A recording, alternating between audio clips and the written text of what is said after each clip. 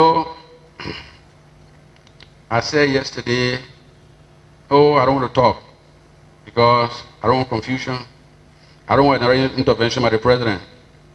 And I have to pass through Nima. All of these things I was saying, I was just avoiding talk. I'm not afraid of passing through Nima. I can pass anywhere. You want to attack me? Welcome. I mean, one day I will die, so I'm not even afraid of death. It's obvious. But what I'm trying to avoid is confrontation with people that are now trying to forget the past. That's all I was trying to say yesterday. The issue of the Kwiwangba issue happened this way. I was in school at the time. And one morning I woke up, I turned on my radio and I began to hear the announcement. Those in hiding and this and that. I was living in Pinsville at the time. And I got concerned. You know, and they begin to repeat this playing, this cassette, pre-recorded cassette, saying the same thing over and over. And I got no military training that if you hear gun sound and you continue to hear Baguza or AK, let me say AK firing, and no counter firing, then I one person doing the shooting. But if you hear another gun sound, there is an exchange of fire. So I begin to hear the one repeating announcement. So I decided to call the president. I called him at the mansion. I said, "Are you well?" He said, "I am." I put the telephone down. Immediately communication cut off in Pinsville. I decided to go to town since he told me that he was there. I decided to go to town. When he told me that he was there, I decided to leave. I got my security. I said, "Let's go to town." When we were coming to town, getting to ERBC, they had a big LC bus or across the road. So there was no way to cross. Then some ladies came from red light. They told me, they said, "Oh, there are a lot of rebels at the red light. How they call it, ERW Junction." And they were strange. And they were speaking things like Creole. So the place was not safe for me to go. I sat at home. Later on in the afternoon, they made the announcement. And I managed to go to town. I went to the mansion. I met him. I told him, well, I was concerned. People say you were on the run and they were capturing people, carrying them to the new head of state, according to the announcement. So I thank God that you are alive. I think we're not having school today. I decided to go home. But I told you I didn't want to join the army. But the way situation going now, I want to join officially. He said, "Oh, you want to join?" I said, "Yeah." I said, "I've been refusing, but this time I want to join. Because look how I was caught with my pants down. It would have killed me." He said, "Okay." Called the defense minister, I think the chief of staff. He came, the chief of staff or one of the authorities. They came and carried my name. We were two, Maya and myself. And then they announced our names as people being enlisted into the army. Immediately I was assigned a few men. And I moved to my house, back in Pinsville. One morning, listen you.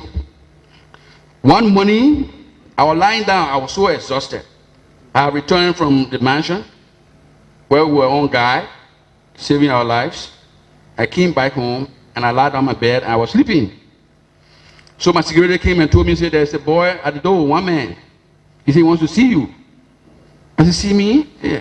He got information, he saw some movement on their side. So he wants to tell you. So this man came and said, "Chief, the people they're looking for, I think like them over there, in one house over there on Tupo Road." I said, "Who they?" I said, "Oh." He said, "But I don't know the identical person, whether that's Kwiwangba or who, me, I don't know." I detailed some soldiers, more than 11 men. I told them, take my jeep and go and investigate and come out. They went, it took so long, I began to hear firing. And they came jubilating with Kwiwangba in the car, dead. They brought him and reported him to me, in my yard, not out of my yard, in my fence. They brought him, threw him down, and explained to me how they did it, how they went to shoot, and how the shooting went, how they put in the jeep, and they arrested him and put in the jeep, and this and that, and they explained. The portion that they explained to me, that I explained on TV, shooting, you know. I said on television, they brought him, when they brought him, They lying down. I went to him. I looked at him. I saw one gold chain on his neck. I told them to take it out. They took it out. They took out his shoes. He had a ring on his toe. They took it out. And they had a wedding band. There were 3 items. I think, and 2 or 3, how do you call it? How do you call it? Credit cards. Okay, compared them, put them together. And people begin to come in. Soldiers. Everybody was pouring into my fence. Because they were already moving to the spot. They were also informed about the presence of people by a group on that side. But whether they met him dead or living, today I'm before the Truth and Reconciliation Commission. I did not physically actually confront the man. I wouldn't lie. But being the commander and took the risk of sending the people, I carry the credit. I announced it. I knew Kiwamba very well. He had seen me, he was going to call me by my name. But the question I asked him, I said, but why you didn't arrest the man and bring him, man? That's between us or among ourselves now. He said, no, Chi, we have brought that man, the president going to free him. That was the excuse, the reason he gave. And when people came, I had my AK, I had my military uniform, and I was in my yard, and the people came, and the body was there. And I said, oh yeah, I opened my fire too. I shot him. And I went, and I would come to one carry credit, and when I tell the people what part I play, so I had to say something that I played this part. And I began the creditor, and I got popular and all.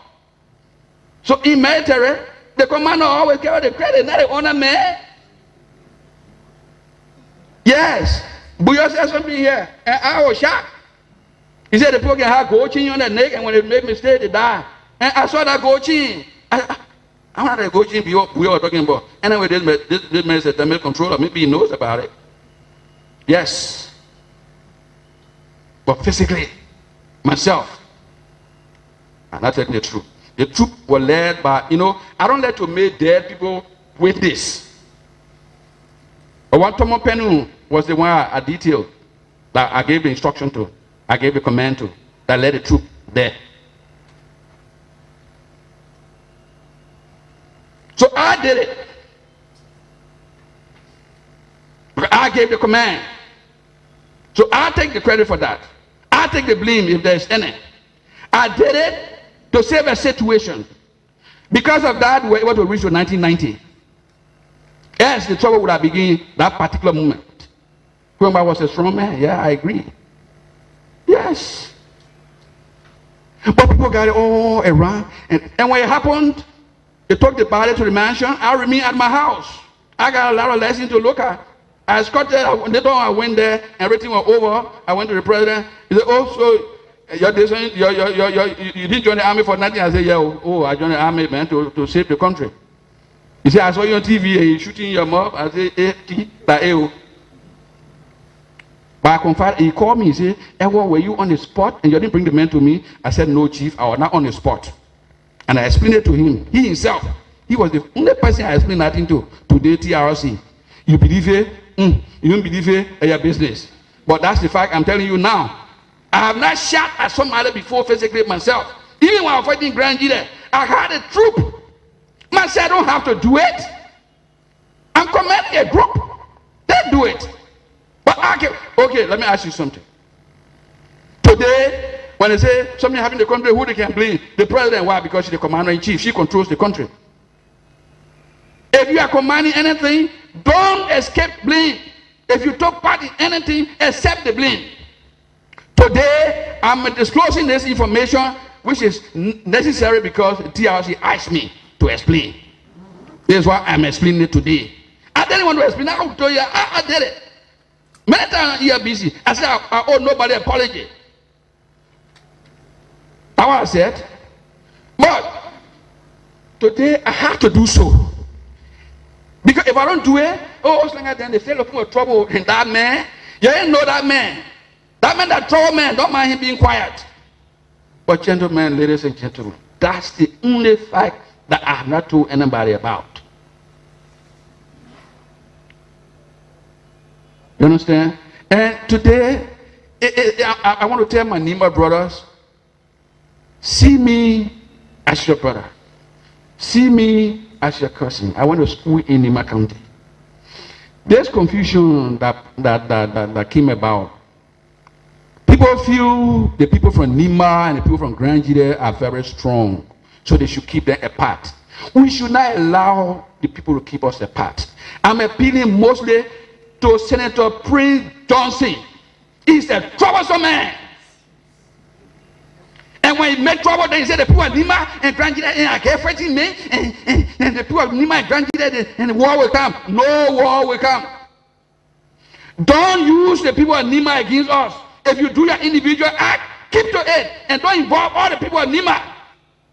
The statement you made the other time, you embarrassed a lot of your people that were in our home doing businesses there. Who can't continue living like that? You come on radio and tell people, oh, we're in the house, and I say, they're bringing the same war in the Senate. Where? Because ambush your uncle. We don't have people like that you calling. I thought Navo and this and that be ambush. How do you know that we're asking our uncle? Please, I am appealing to you. You are our brother. Don't tell us sorry one day and start doing different things on the side. Today, I'm saying to the Nima people, whatever happened, it was unfortunate. I'm sorry that it had to happen. I'm very sorry. If I meet the Kwiwangba family, I will tell them I didn't do it intentionally, but I'm trying to save a situation. I won't look at anybody from Nima without any problem and just shoot at you and kill you. No. But people try to politicize these things here. They lie about it to keep us apart. Please, there is not time for us to keep apart. If we are together, we'll be a strong force. We can even decide who will be president of the country. I can tell you that. We are strong, but the people don't want us to be together. They must remember that. They were using little things to separate us. When election came here, the people lie and say, oh, Charge will be chief of staff, and then and all the Nima people got vexed. They will keep doing that. We have to be careful. I'm appealing to them. What has passed has happened, it has passed. We have forgotten it. The devil, though, we have forgotten. The devil, Kwiwangba, we know all of them were our leaders.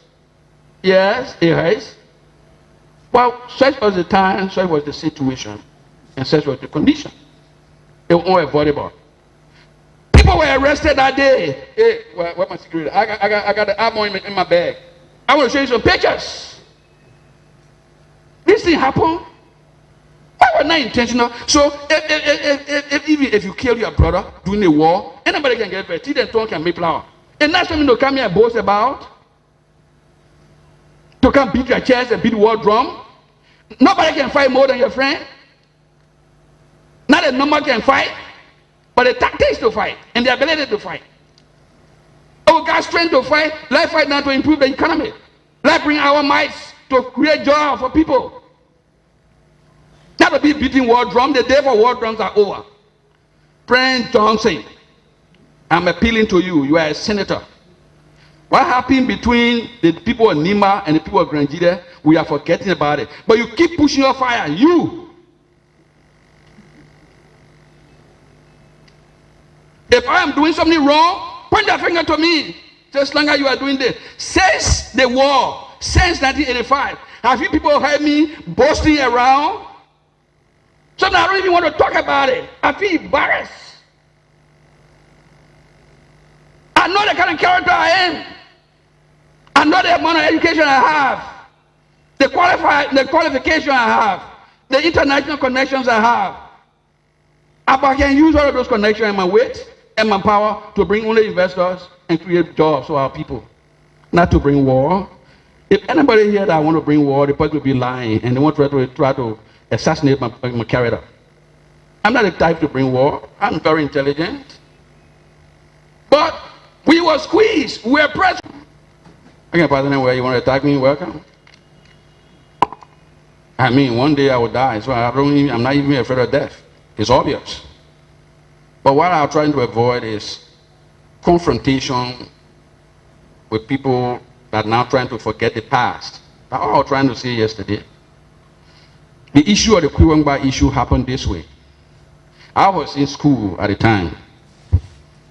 And one morning I woke up, I turned on my radio and I began to hear the announcement. Though he's in hiding and this and that. I was living in Pinsville at the time. And I got concerned. You know, and they begin to repeat this playing, this cassette, pre-recorded cassette, saying the same thing over and over. And I got no military training that if you hear gun sound and you continue to hear baguza or AK, let me say AK firing, and no counter firing, then I one person doing the shooting. But if you hear another gun sound, there is an exchange of fire. So I begin to hear the one repeating announcement.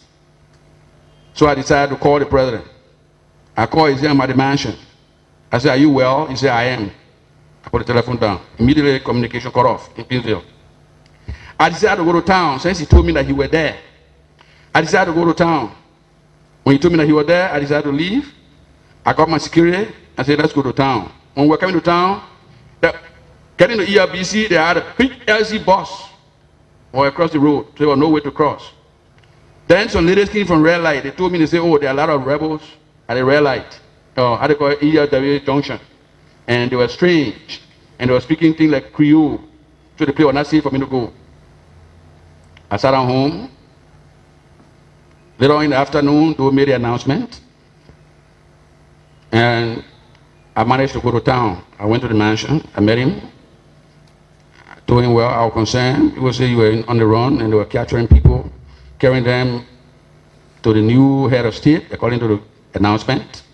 So I thank God that you are alive. I think we're not having school today. I decided to go home. But I told you I didn't want to join the army. But the way situation going now, I want to join officially. He said, "Oh, you want to join?" I said, "Yeah." I said, "I've been refusing, but this time I want to join. Because look how I was caught with my pants down. It would have killed me." He said, "Okay." Called the defense minister, I think the chief of staff. He came. The chief of staff or one of the authorities. They came and carried my name. We were two, Maya and myself. And then they announced our names and people being enlisted into the army. Immediately I was assigned a few men. And I moved to my house, back in Pinsville. One morning, listen you. One morning, I was lying down, I was so exhausted. I returned from the mansion where we were on guard, saving our lives. I came back home and I lied on my bed and I was sleeping. So my security came and told me, said, "There's a boy at the door, one man. He said he wants to see you." I said, "See me?" Yeah. He said, "He got information, he saw some movement on their side. So he wants to tell you." So this man came and said, "Chief, the people they're looking for, I think like them over there, in one house over there on Tupo Road." I said, "Who they?" I said, "Oh." He said, "But I don't know the identical person, whether that Fuwangba or who, me, I don't know." I detailed some soldiers, more than 11 men. I told them, take my jeep and go and investigate and come out. They went, it took so long, I began to hear firing. And they came jubilating with Fuwangba in the car, dead. They brought him and reported him to me in my yard, not out of my yard. In my fence. They brought him, threw him down, and explained to me how they did it, how they went to shoot, and how the shooting went, how they put in the jeep, and they arrested him and put in the jeep, and this and that, and they explained. The portion that they explained to me, that I explained on TV, shooting, you know. I said on television, they brought him, when they brought him, they laid him down, I went to him, I looked at him, I saw one gold chain on his neck, I told them to take it out, they took it out. Took out his shoes, he had a ring on his toe, they took it out, and they had a wedding band. There were 3 items, I think, and 2 or 3, how do you call it? How do you call the card?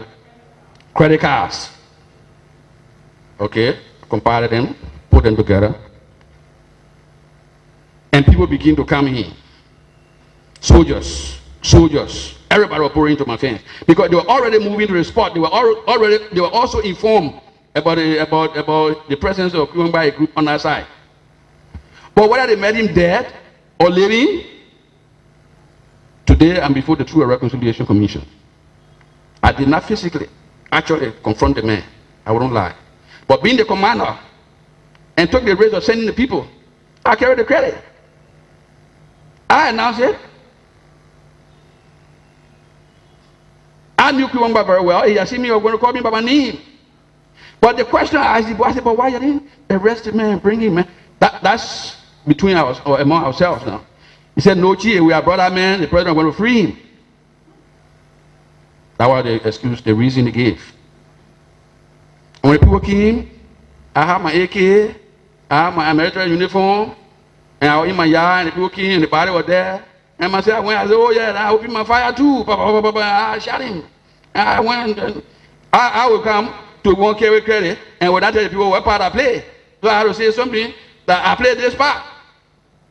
And I began the creditor, and I got popular and all. So in military, the commander always carry the credit, not the owner man. Yes, Buyo said something here, and I was shocked. He said the people can have gold chain on their neck, and when they make mistake, they die. And I saw that gold chain. I want to go to we were talking about. Anyway, this man is a damage controller. Maybe he knows about it. Yes. But physically, myself, I'm not telling the truth. The troop were led by, I don't let to make dead people witness. But one Tomo Penu was the one I detailed, that I gave the instruction to, I gave the command to, that led the troop there.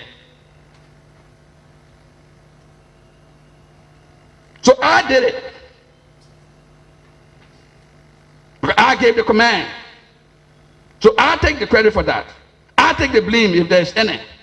I did it to save a situation. Because of that, we were able to reach to 1990.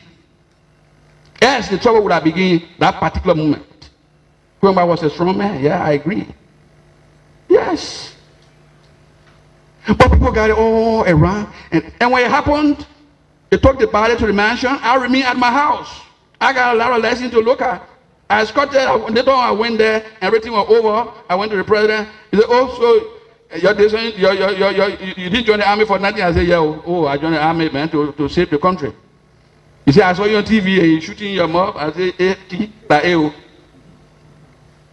I confide, he called me, he said, Ewa, were you on the spot and you didn't bring the man to me? I said, no, chief, I was not on the spot. And I explained it to him. He himself, he was the only person I explained nothing to today, TRC. You believe it? You don't believe it? Your business. But that's the fact I'm telling you now. I have not shot at somebody before physically myself. Even when I was fighting Grand Leader, I had a troop. Man said I don't have to do it. I'm commanding a group. They do it. But okay, let me ask you something. Today, when they say something happened in the country, who they can blame? The president. Why? Because she's the commander-in-chief. She controls the country. If you are commanding anything, don't escape blame. If you take part in anything, accept the blame. Today, I'm disclosing this information, which is necessary because TRC asked me to explain. This is why I'm explaining it today. I didn't want to explain. I will tell you, I did it. Many times you are busy. I said, I owe nobody apology. I said, but today I have to do so. Because if I don't do it, then they say looking for trouble in that man. You ain't know that man. That man, that trouble man, don't mind him being quiet. But gentlemen, ladies and gentlemen, that's the only fact that I have not told anybody about. You understand? And today, I want to tell my Nima brothers, see me as your brother. See me as your cousin. I went to school in Nima County. There's confusion that came about. People feel the people from Nima and the people from Grand Jide are very strong, so they should keep them apart. We should not allow the people to keep us apart. I'm appealing mostly to Senator Prince Johnson. He's a troublesome man. And when he made trouble, then he said the people of Nima and Grand Jide are against fighting me, and the people of Nima and Grand Jide, and the war will come. No war will come. Don't use the people of Nima against us. If you do your individual act, keep to it, and don't involve all the people of Nima. The statement you made the other time, you embarrassed a lot of your people that were in our home doing businesses there. Who can't continue living like that? You come on radio and tell people, oh, we're in the house, and I say, they're bringing the same war in the Senate. Where? Because ambush your uncle. We don't have people like that you calling. I thought Navo and this and that be ambush. How do you know that we're asking our uncle? Please, I am appealing to you. You are our brother. Don't tell sorry one day and start doing different things on the side. Today, I'm saying to the Nima people, whatever happened, it was unfortunate. I'm sorry that it had to happen. I'm very sorry. If I meet the Kwiwangba family, I will tell them I didn't do it intentionally, but I'm trying to save a situation. I won't look at anybody from Nima without any problem and just shoot at you and kill you. No. But people try to politicize these things here. They lie about it to keep us apart. Please, there is not time for us to keep apart. If we are together, we'll be a strong force. We can even decide who will be president of the country. I can tell you that. We are strong, but the people don't want us to be together. They must remember that. They were using little things to separate us. When election came here, the people lie and say, oh, charge you will be chief of staff, and then and all the Niba people got vexed. They will keep doing that. We have to be careful. I'm appealing to them. What has passed has happened, it has passed. We have forgotten it. The devil, though, we have forgotten. The devil, Kuamba, we know all of them were our leaders. Yes, it has. Well, such was the time, such was the situation, and such was the condition. It was unavoidable. People were arrested that day. Hey, where's my security? I got the ammo in my bag. I want to show you some pictures. This thing happened. Why was not intentional? So, even if you kill your brother during a war, anybody can get it. Teeth and tongue can make flour. And that's something to come here and boast about. To come beat your chest and beat the war drum. Nobody can fight more than your friend. Not a number can fight, but the tactics to fight and the ability to fight. Oh, God's strength to fight. Let's fight now to improve the economy. Let's bring our mites to create joy for people. Not to be beating war drum. The day for war drums are over. Friend Johnson, I'm appealing to you. You are a senator.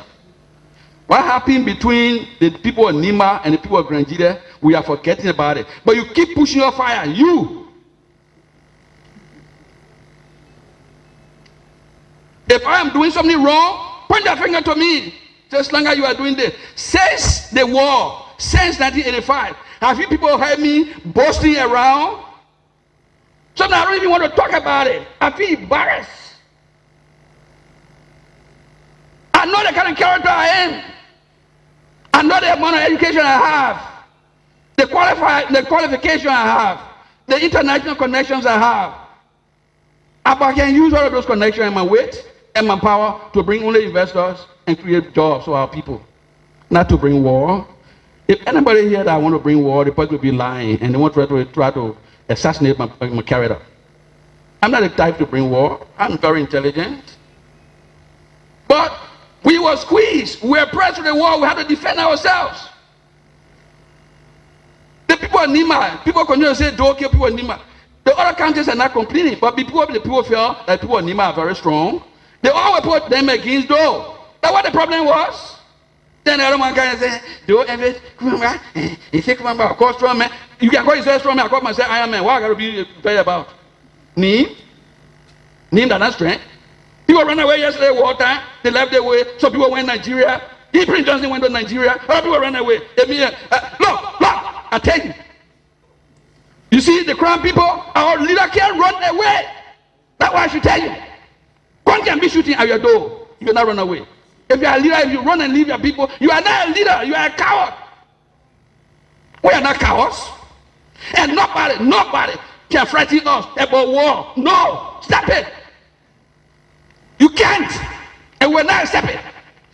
Two things we're not accept. Threatening us and to marginalize us, we're not accept. No other try we accept it. Even if you are chasing a chicken, when it gets to the war, it will bounce back. That was the situation we're placing. When that was a united world that was fighting against us. The Burkina Faso. Look, I'm recommending today We should sue Blaise Compaoré and Gaddafi for war reparation.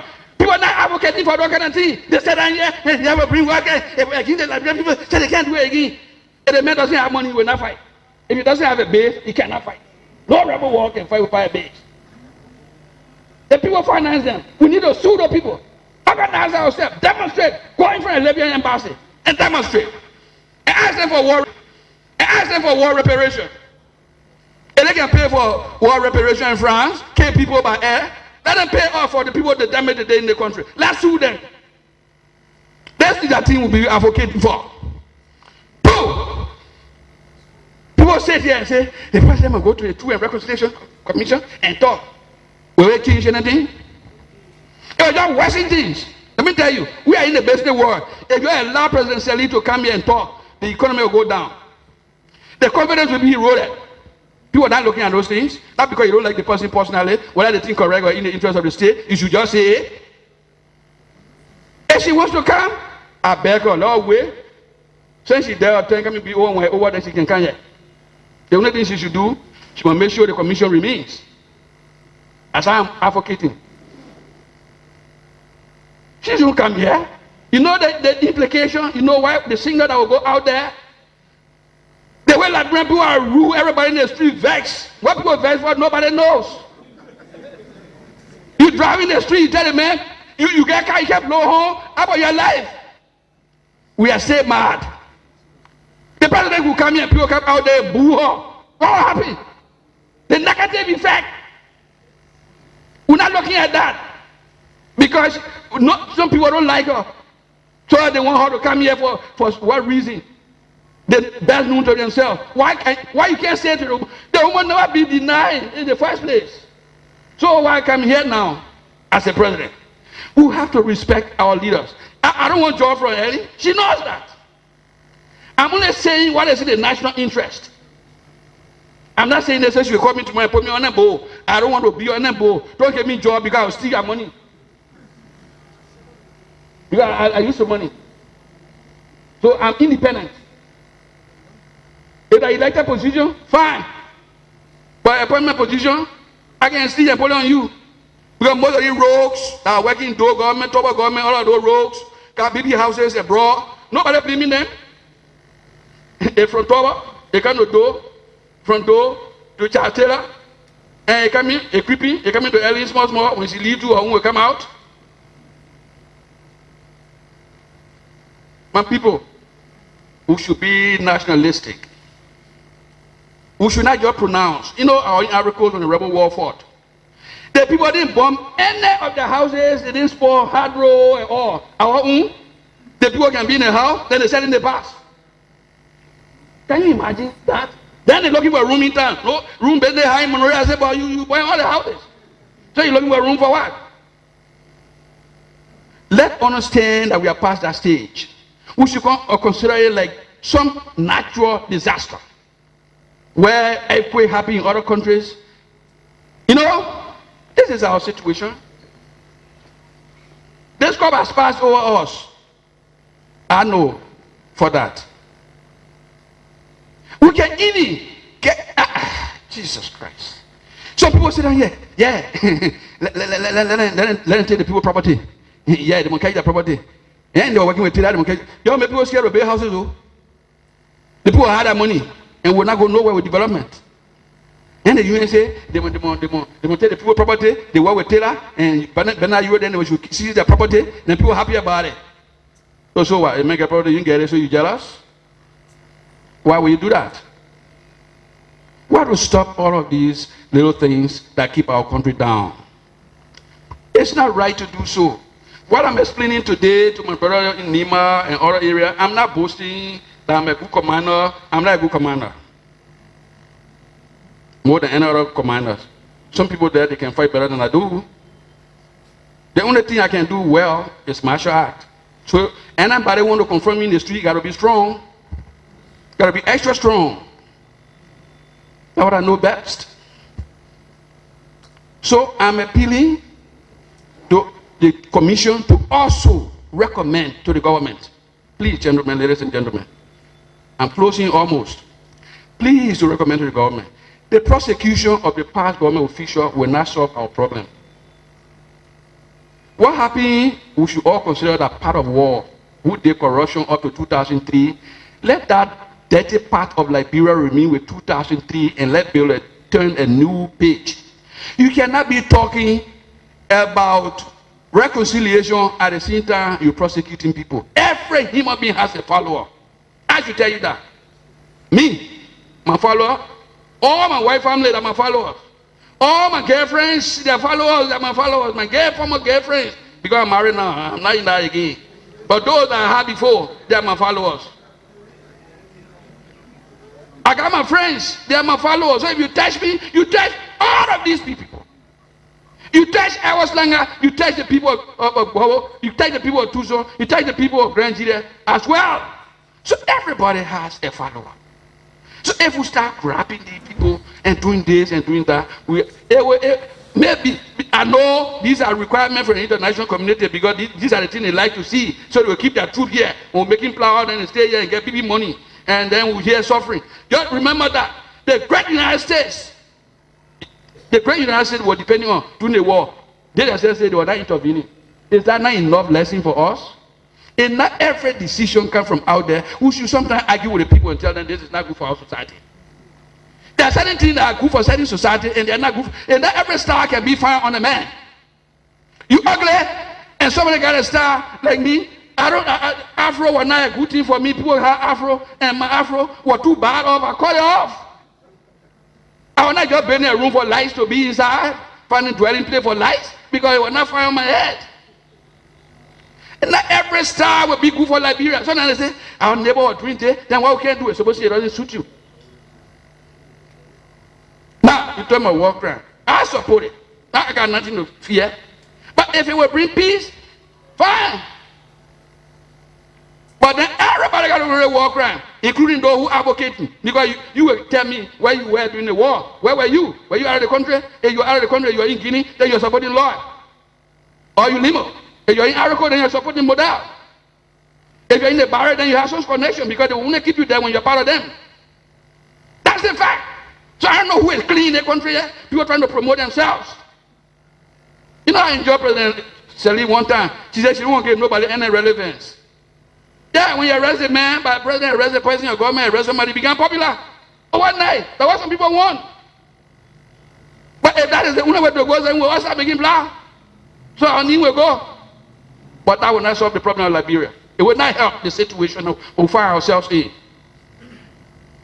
Any other truth you want from me, ask me. If you're not satisfied by what I'm saying, about the incident that happened in 85, if you got other information that I forgot about, bring it out, we'll still explain. But this is the living truth that I'm telling you today. My drawer, my security, they left me in the house, they did the thing, and I took the credit and became popular. Negatively, positively, that man, that you know, to be great, and not only good things can make you great. Bad thing, all makes and make you great. And roads are popular. That's their greatness. Even though it's not good. So if you talk about me, one time I saw in one book I read, it said, oh, kind of negative. I said, hey, I never knew I'm so important like this. A white man will be sitting down, he thinking about how he will survive, and he will take and be writing book and putting my name inside. I'm so popular and I'm so good. Even if he abused me. The time he took to write about the abuse, writing about me, abusing me, he would have taken it to build on his life. Then he took it to do research on me. I thank God, money in book. Other people need not there. So he promoted me in a sense.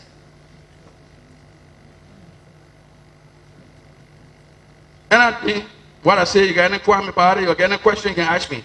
But I want to repeat, I'm not doing it as a form of boast or beating my chest as a warrior. I'm doing it because it's necessary to do so at this time. Such is the time, such is the situation, such is the condition and the action. I have to explain to clear the air. Any question? Thank you, Mr. Witness, for your clarification and your explanation. We'll now go to sorry. I said I'll show you an album. I keep in history. You say you won't have history. And yesterday, I have to say again, Commissioner Boo, I felt bad the way you addressed me yesterday. Let me tell you today. You are on the Truth and Reconciliation Commission. Every word from you there can hurt. We consider you people as fathers, as small as you may be, as much as I'm older than all of you. Yet the respect is there and before you. So if you say something, now say, but their mother trying to be biased. Why would you say you did it that time you're not scared, but that now you're scared? You scared the fact that now you're scared, or because you are in power? The power business I can't tell you. After you called me to explain, so I felt bad about it. I had to express it. I don't have my feeling. Okay, now I'll bring the album to you. There's a reason why I brought the album. Yeah. Go ahead.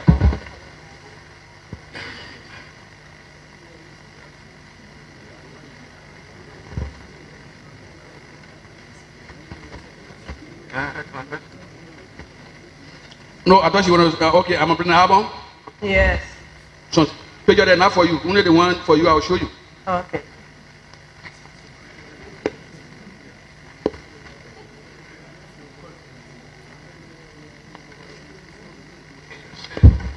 I come there. Before you do, since you see some pictures will be restricted, can you just see a little The bit? pages are for you. That one will show you. I will show you. The untouchable one will be shown to you. I just few pages I want to show you. And not all the pages. I can't empty my album here. Yeah, for the benefit of all of us, what sort of pictures are they? Are they 1979 Red Riot pictures? No, 1985. Any album 1985? Why do we Red Riot? The power people so can't talk about Red Riot. I don't. If Brian, we don't talk about food. We don't fight for food. Like you saw, because some of you be talking about rice. You go produce our own rice. Or may I respond to feed? Okay, when you find those photos, the hearing officer will assist you, so you don't have to. The other pictures here I want to show you. Okay. Bring it over. Let the hearing officer assist you. These are the two pages I want to show them. You can just say one or two comments. Here's my yard. Here, at my yard. You see all the army people? You see the body lying down here? Lying down here? You see the soldiers around? Are you seeing me among them? No. The only little place you see me is where I have my little AK hanging on me at the time. But I want to show you the arrest of government officials and what will happen that day. And we're not because we want to use power. No, not power, but we're trying to save the situation. And the situation still came. And today we are facing it. And we are all on the same level. You see here? Okay, let me extract the pictures and send them to you. Yeah, that would be And not my whole album. Now I'll wait here until you get my picture back. Okay. Even better, you could submit them to the commission after Take out the photocopying or scanning them subsequently. The rest of the people. This portion, this portion, this portion, this portion, this portion. Mr. Witness, Yeah. in order for us to continue, Yeah. could you please hold on yet until after? No, I give it to him now. I can't do it Yeah. again. I finished Okay. giving the instruction. Okay. Go ahead. Okay. So now we go to John Stewart. Resume his questioning on this last presentation.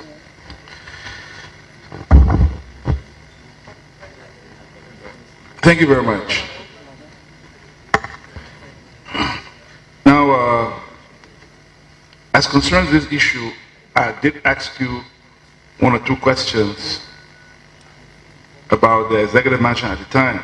And just as you explained, you said you were on guard at the executive mansion and you are going home and you are tired and you are resting.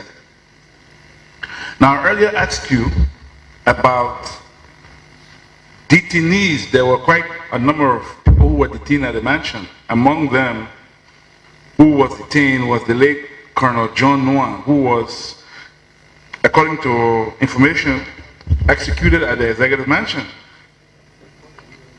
I did ask you whether you were aware that any such executions were going on and whether there were detainees at the executive mansion. You said no. So let me ask, where on guard were you at the executive mansion?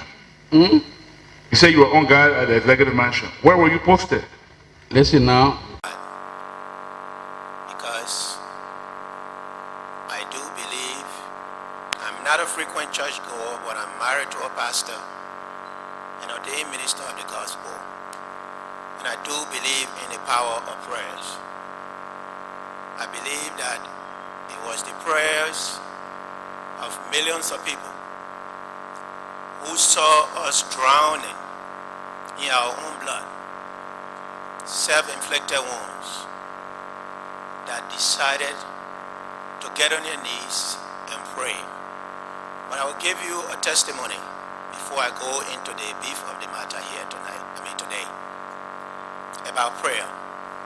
First, my 9-year-old daughter, who now lives in Houston, Texas, with her mother, called Totima Wiley, asked my wife in February of 2003, and said, "Mommy, when will Daddy ever come home?" And my wife said, "Daughter, your daddy can only come home if Charles Taylor leaves Liberia or if he's dead." So my daughter did not say anything else. The next Sunday, she went to a huge church in Houston, which was filled with a multiracial congregation of more than 3,000 people, and asked the pastor to pray for her daddy to come home. She also added that, "I want you to pray for Taylor to leave Liberia this year, 2003, or to die." So the pastors were concerned for a 9-year-old kid to come up to a huge church like that and pray, and ask for that kind of prayer. They went up to my daughter and told her that we will not pray for Charles Taylor to die. What we would do is to pray, get on our knees now, for Charles Taylor to leave Liberia in 2003. And the more than 3,000 people got on their knees. I believe God answered their prayer 6 months later, when Taylor had to leave Liberia. And God has answered the prayers of so many other prayer warriors in this country. So this victory that brought us here to this juncture is not just the victory of the politicians and the armed factions that held arms. It was the victory of ordinary people who wanted to see Liberia become free and green again. My daughter, on the other hand, when she watched CNN and Taylor was getting on the plane, and she called me, I was in Accra at a peace conference, and she said, "Daddy, I see Charles Taylor getting on the plane to leave Liberia. Will you quit the war and come home?" And I said, "Yes, I will do that." And I promised my daughter there and then that never again would I be involved with any armed conflict. Having said that, let me talk a little bit today about Accra and Ghana and the sub-region. I want to express my thanks to the many brothers and sisters, the children of Nigeria, Ghana, Guinea, Mali, and the rest of the West African sub-region that came here to give their blood so that Liberia can be peaceful again.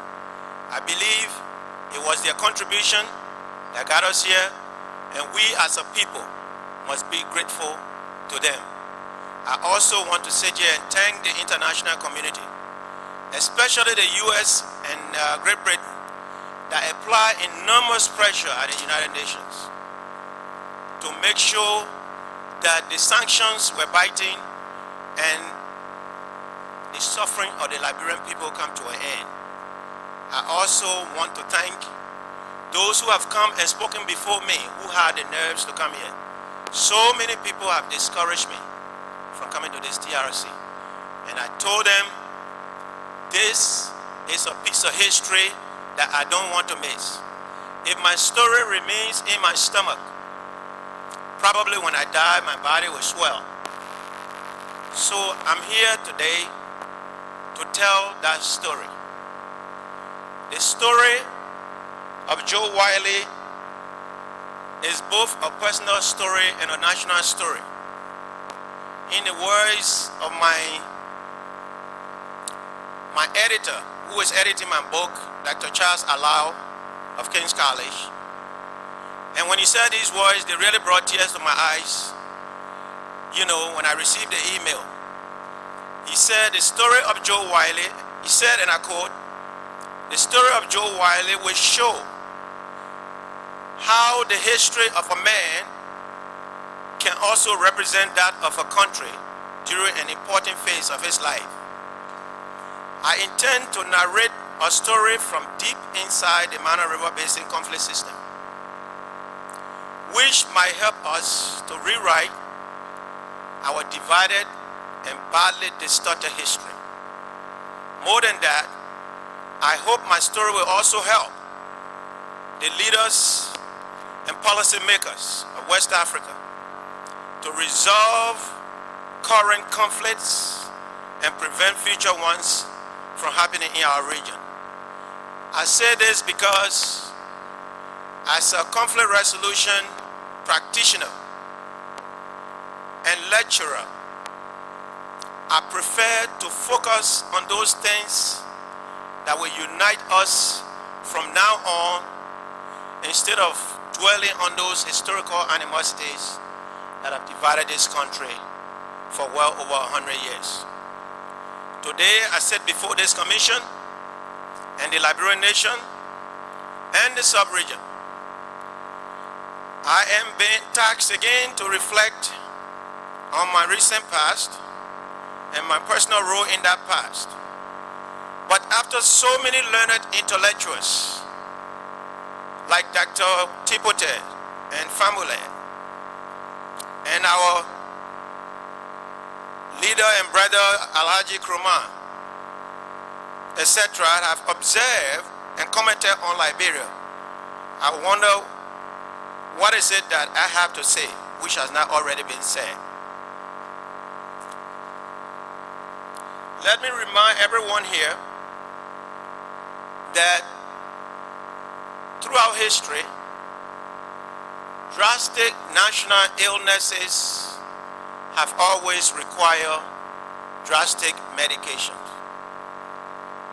Our country, Liberia, in 1989 was afflicted. The country contracted what I prefer to call a militia virus, a virus which soon spread throughout the Mana River Basin.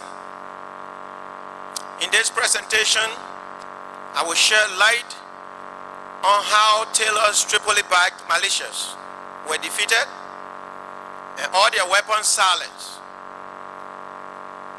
When the armed struggle was going on, too many people called. They said, Joe, you're not that type to engage in armed struggle. I told them, you know, Antelo used to live in town. There was a vegetation that sent Antelo in the forest. 5 years later, after the war ended, I think many Liberians now understand and appreciate the fact that men of Taylor's mindset leave good men like me with no other choice but to use decisive force to compel him to leave our country and people alone. As a result of my action and participation in the last 3 years of the struggle, the guns are now silent. And we are all sitting here today thinking and talking about rewriting our history. Many politicians and political experts always cite arbitrary rule and dictatorial tendencies, foreign interference, poverty, and the scramble for natural resources as being immediately responsible for many of the wars in West Africa.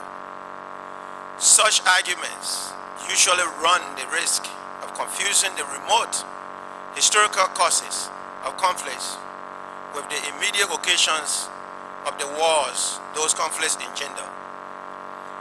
A topology of conflicts in the sub-region will show that conflicts in West Africa are varied and their causes are complex and multifaceted, but they have one thing in common. They are generated, fueled by a combination of local, regional, and international, if you like, external actors and forces. Many questions come to mind when I make that statement. Why did France go to bed, for example? I am trying to establish the regional dimension of our war here.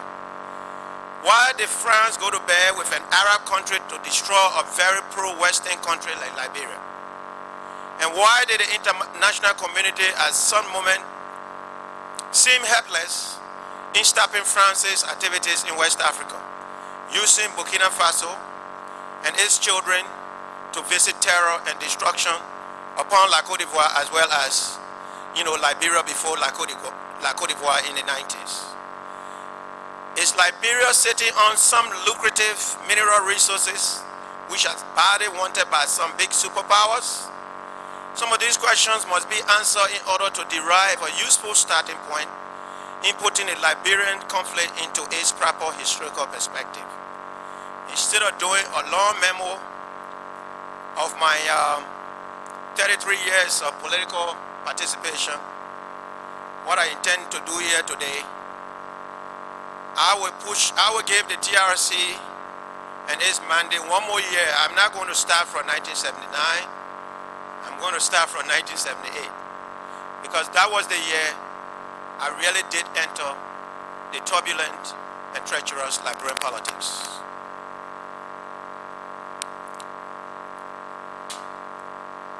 In that year, many things happened, and as they happened, they were difficult to be interpreted. Before I get into my early political life, let me beg for the indulgence of the Commission for me to redefine some words and terms that are widely associated with this TRC hearing.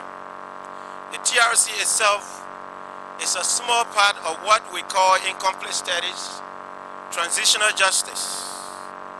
And transitional justice is one of those words terms I want to define right here. It is usually applied to nations or failed states emerging out of dictatorship or conflict and finding their way towards peace and democracy. It has two main objectives. The first is to address the structural roots of many years of injustice which lie at the bottom of our conflict. Secondly, transitional justice must seek to restore the dignity of those who were victimized. Transitional justice, if it is guided properly, can lead to genuine reconciliation. Then what is reconciliation? For our brothers and sisters in the Atai shops and listening to me presently, I want to just give a very short definition of reconciliation. It is a process. It is not a one-strike deal. It's not a one-day event. Reconciliation is both a process and an objective of this TRC.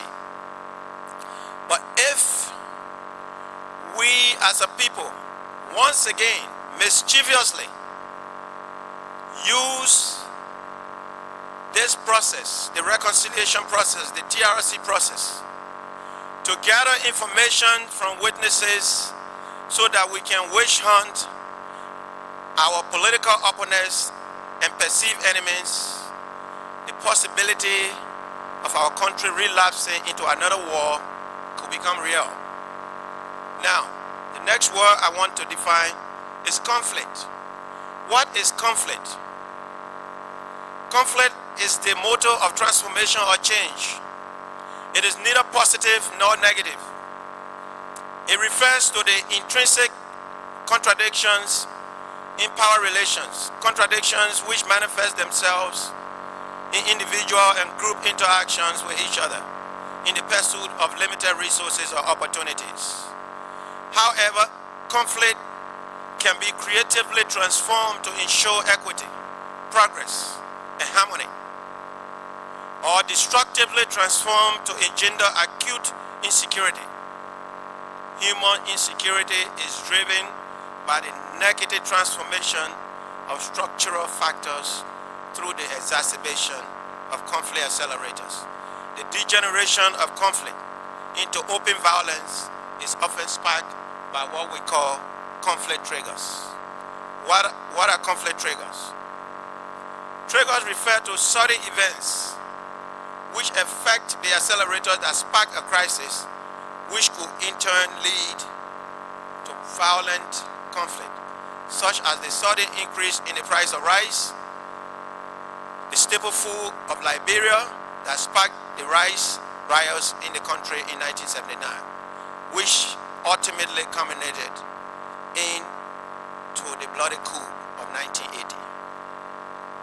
Today, Mr. Chairman, there are two events in my life that shaped my young life into a high political direction. All two events happened in 1978. The first one was the murder of a young Liberian man, 23 years old, of the Pele tribe by the Hajj brothers at a supermarket on Center Street. When Edward Berry was killed for candy, that killing outraged the entire Liberian nation. And those of us who were on the political side took exception to the fact that a young man like us could get choked for just a candy in a supermarket. To add to my trauma about Edward Berry, the Chief Justice of Liberia at the time, peace be unto his soul, I have respect for dead people, Honorable Jimmy Pierce Sr., was kind of concerned, and he had interest in the Hajj brothers, manifested by the fact that his son, Jimmy Pierce Jr., who is my friend, was the lawyer of the Lebanese that choked Edward Berry to death. Now, let me remind you that in 1976, I joined the movement for justice in Africa. I could not have understood the death of Edward Berry from a proper perspective if I did not associate with Moja to have had the kind of political awareness that I had that drove me. And here I want to give thanks to Mr. Marcus Bwebe, James Yasia, and Robert Wiatu for recruiting me and making me part of the movement for justice in Africa, or liberation support movement, which was in the business of sensitizing the Liberian public opinion against the evils that apartheid and colonialism represented on the African continent. The second event that traumatized me was when I was in the 11th grade in 1978 in Charlotte Tower Memorial Academy. As a student,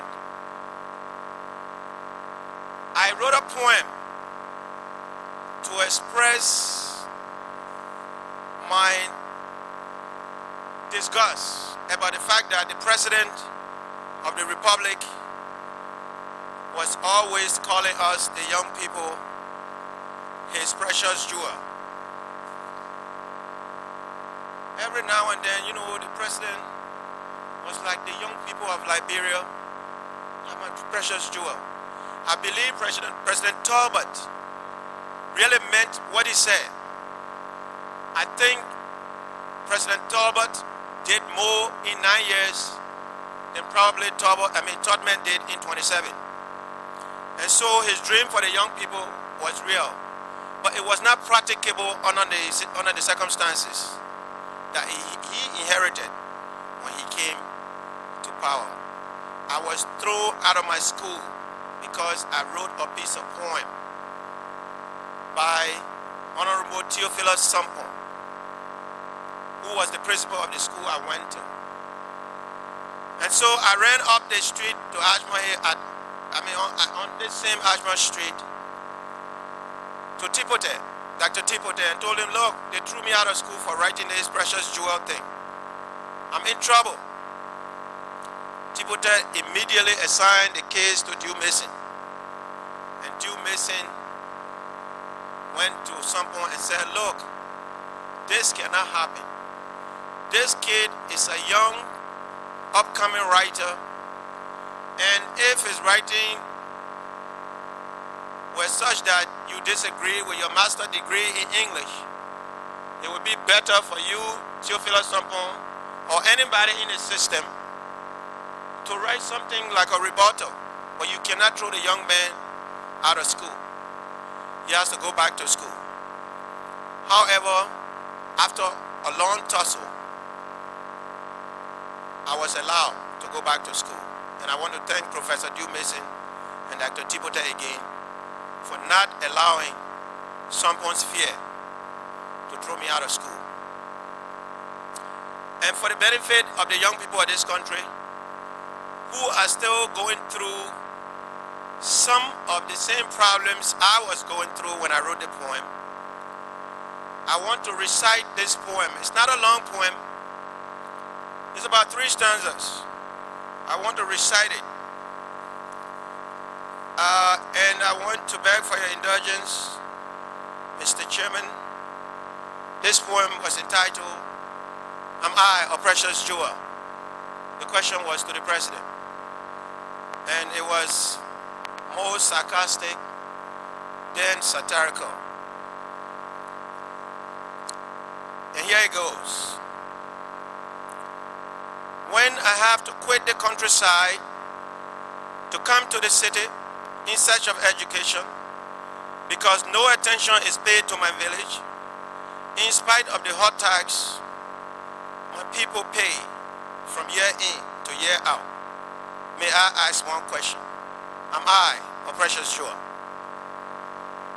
When education is not free and books, uniforms, and school fees are more than I can afford, and I live in New Crew Town or Old Road, and there is no bus to get me into school on time, may I ask you again, sir, is there anything precious about me? When I have to starve daily because I, a self-supporting student, cannot afford a bag of rice, when some of my starving brothers get jailed and killed because they have to steal to escape death from starvation, with you big shots saying or doing nothing about it, just building huge palaces and riding big cars while millions of bellies go empty. May I ask you a question, sir? Am I a precious jewel? This poem reflected the sentiment of many of the young people of my time, and because we were engaged in a non-violent struggle, I believe I took advantage of my calling as a young writer to give beef and meat to the plight and condition of the young people of my day.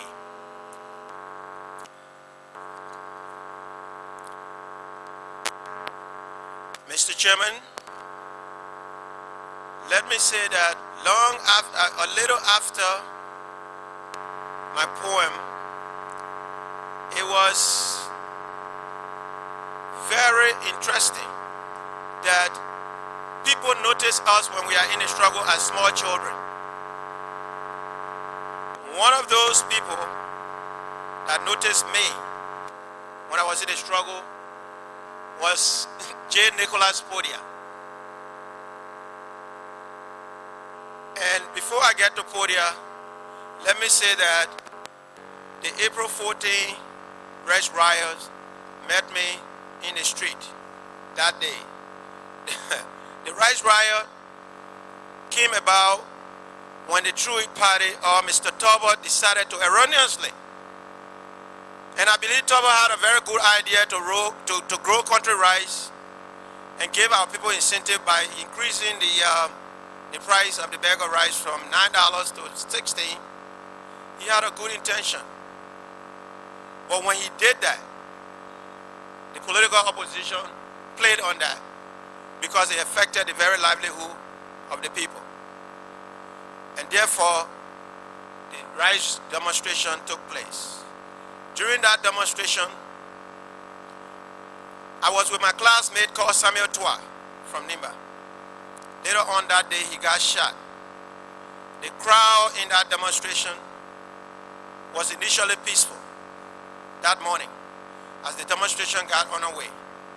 People were singing and dancing, and the whole thing appeared like a festival. But not for long. The government jumped security checkpoint and command was based at the Ministry of Defense, the present Ministry of Defense on Benson Street. And police in riot gears were over there. I believe if Talbot had control over the police forces, probably they would not have gone.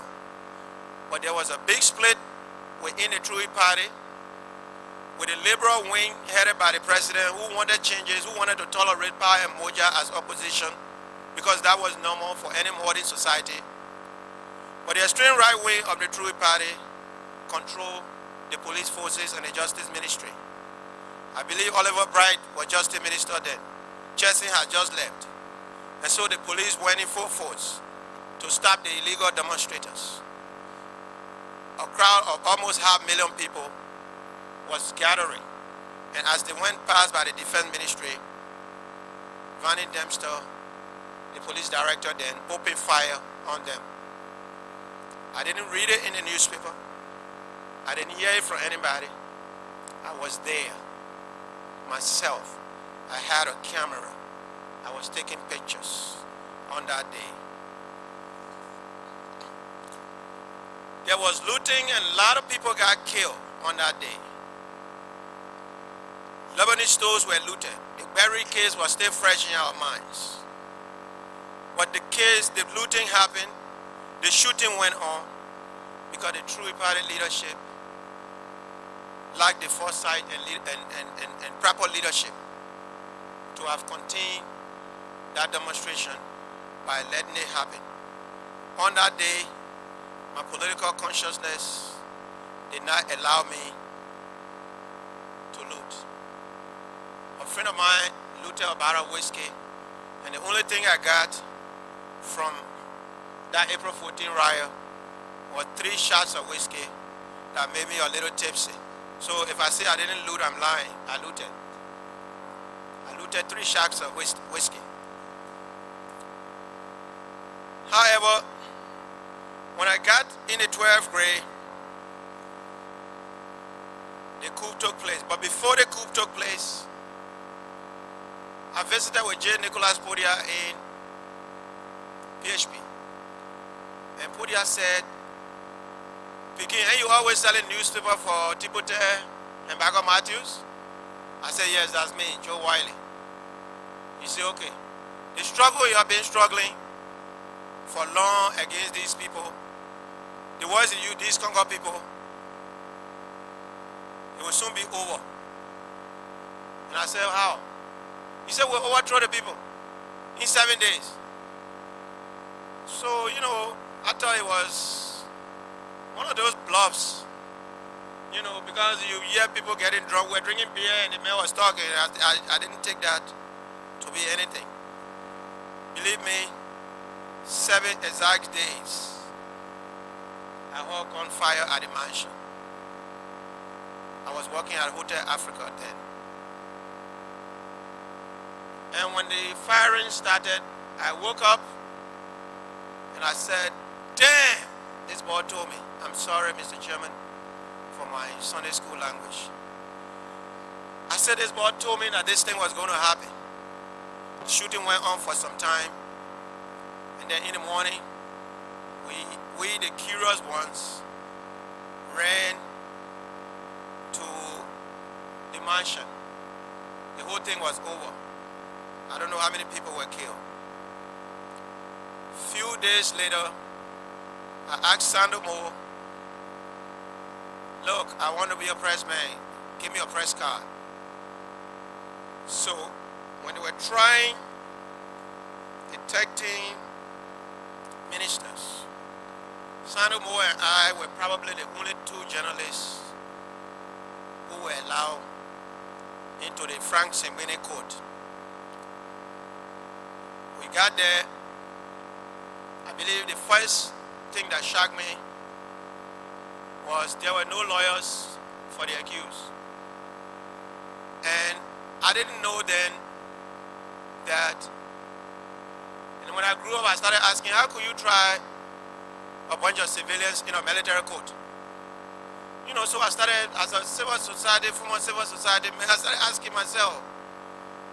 However, when I look at the struggle in our country and some of the teachings that went on, that, you know, all the social theories, I said, but then the True Party was bound to be overthrown.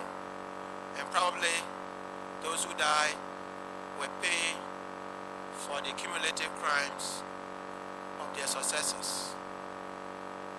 Of course, April 14 had just happened and more than 400 people were dead. This changed the history of our country. 13 million old men were killed. TRC got in power. Later on, the PRC got in power. Later on, the PRC itself started to disintegrate. And as it disintegrated, one of the men who predicted that the PRC was going to disintegrate on the first day of the coup was Dr. Zangba Liberty. He was a professor of history. He said the history of the lumpen proletariat. The lumpen proletariat in our left-wing studies are those people who owe no loyalty to any class. They are only after their own pocket, their alcohol, and their women. So wherever they come near power, they will first go after, when they consolidate, they will go after the so-called educated people in the country. They see them as enemies. So gentlemen, all this euphoria about native woman, born soldier, you guys will be surprised tomorrow. You are going to be victim of the same native woman's son who is a soldier. Dr. Liberty was dismissed. We thought that it was mere intellectual pessimism. So we continue with our celebration, and before we knew it, a few years later, the event that Councillor Verdier just referred to on the university campus took place. Dr. Amos Sawyer, Dr. George Clegg here were arrested and charged with attempting to overthrow the PRC. The students rose up, the faculty members rose up, and Dr. Mary Antoinette Brown Sherman rose up with them. She was summoned to the mansion, and we all were in that struggle with Dr. Sawyer. Alari Tugba, myself, we were members of what we used to call the Young Militant Brigade. We were stamping all these nomenclatures on ourselves without any basis, because in our frustration with our leadership, we wanted action, we wanted change, we wanted things to happen. So we went in the auditorium and started making speeches. The students were singing, and the president crossed the street into the Capitol building and gave that his famous move or be removed order to Grady Allison. I had just finished speaking, and Alaric Toba was climbing the podium to speak when I heard gunshots within the compound of the university campus. I ran out, and then the glass up there on the TH building started breaking, coming down on me.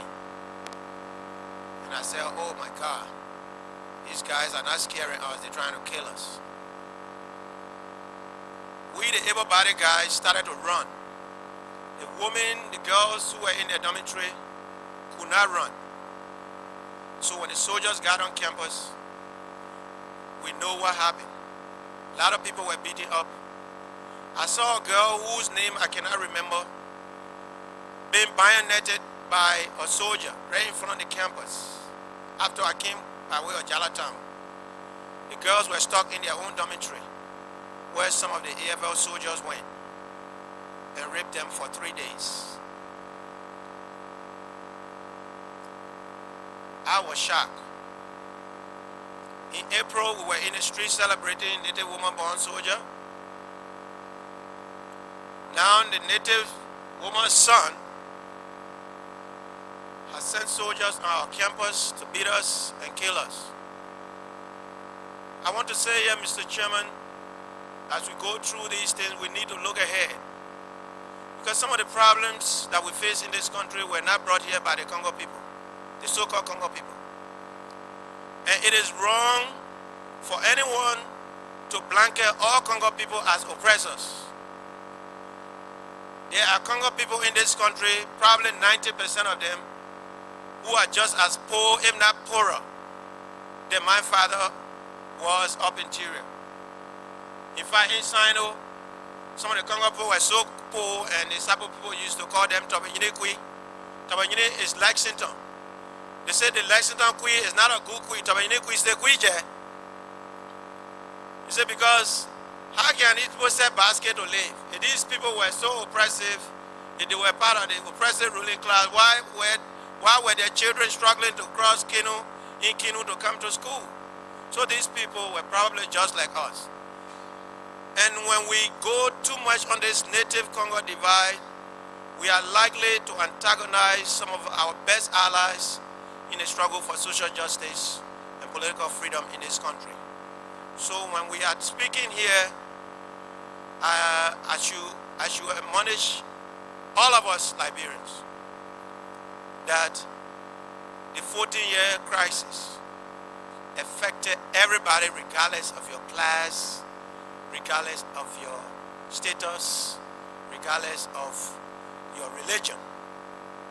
I met CDB King Jr. in Abidjan after the war started. I will get to the war later. And CDB King Jr., he went on the street one day, he didn't press his shirt. I mean, the man's shirt was so rumpled, he was confused, he ran out of hotel bill. You know, and Tony King and I were together, we saw the man. I said, but what's wrong with King? The man is like a crazy man. So I went up to King. We talked. He said he wanted to go to Banga and tell Taylor, stop this nonsense. So we'll go home. I'm running out of hotel bill and everything is hard for me. Later on, I wrote something in which, an historical piece, in which I talk about his father, the late President CDB King, who sold Liberians to Spanish cocoa farmers in Funanipo for $5 a piece. The League of Nations, now United Nations, forced both King and his vice president to resign. So King asked me, Joe, you wrote that thing about my father? I said, yes, I did. He said, you know what? The way I'm broke now, if I had a chance, I would sell some of you native Liberians again to make some more money like my father did. I said, you gotta be joking. Thank God you don't have the chance. to put us in a ship and send us to a far-off country. Sooner or later, we found ourselves in the same boat. The regime started chasing us. Both Congo, both former ruling class people, both former Moja and power people, we found ourselves being chased together. Then we came together. Something had to be done. Of course, when I decided finally to leave the country, and I was getting upset with the government because of several things that happened. Later on, I met one of my family. Dr. Family sent me a letter from Freetown and said, Joe, you have to come to Freetown. A few of my friends said, why is Family calling you to Freetown? I said, well, I'm not a magician. If Family wants to see me in Freetown, he's one of those people that I have admired. He's a real, true militant. He's a firebrand. And I have to go, and when I come back, I will tell you why he's calling me. He sent a plane ticket. I arrived in Freetown, took the helicopter ride from Lungi, and he met me and took me to his house on Sack Street. The next thing I know, there was Kuangwa sitting down. So I was already in the zoo bush. I saw Kuangwa. Kuangwa was, after the Nimba raid in 1993, he fled, went to the States, and probably through Mama Family's contact in Freetown, Kuangwa came. So I knew something was in the making. Of course, there was another event that took place before I met Kuangwa. I had been arrested in Monrovia before. And then Kuangwa said, look, Joe, we have to move this guy. If he will allow the elections to go on, probably we don't need to do this. But I believe, though we not allow this election to be free and fair. I said, well, Chief, I have no choice. So, but he said, but you are not staying here, you are going back to Monrovia. I said, what? He said, you are going back. I said, yes, sir. Because Kuangwa, the press had created this big image of the man. And so there was no way I could look in his eyes and say, Chief, I'm not going back to Monrovia. I said, okay, I'm going. What do you want me to do? He said, go to Monrovia, find out how are the people positioned in Monrovia in terms of, where they keep car at night, how things look. I said, but I don't have a military eye. How would I know which areas are sensitive, people are guiding? And so he said, well, ask some people. So I came in, and I had a friend with the last name, Verdia. I still don't remember his first name. So I put Verdia on a mission to find out what was going on.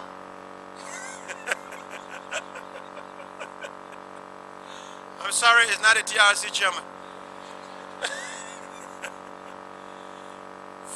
Verdia collected the information. It was a one-page information.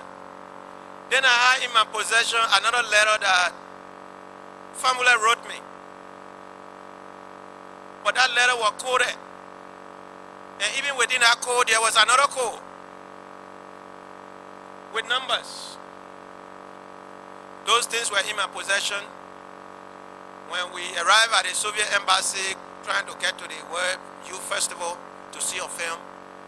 Sylvester Moses, Shlomo Washington, the NSA chiefs at the time arrested me with Disomo Piwu and my friend S. Bangbayesi Dwako.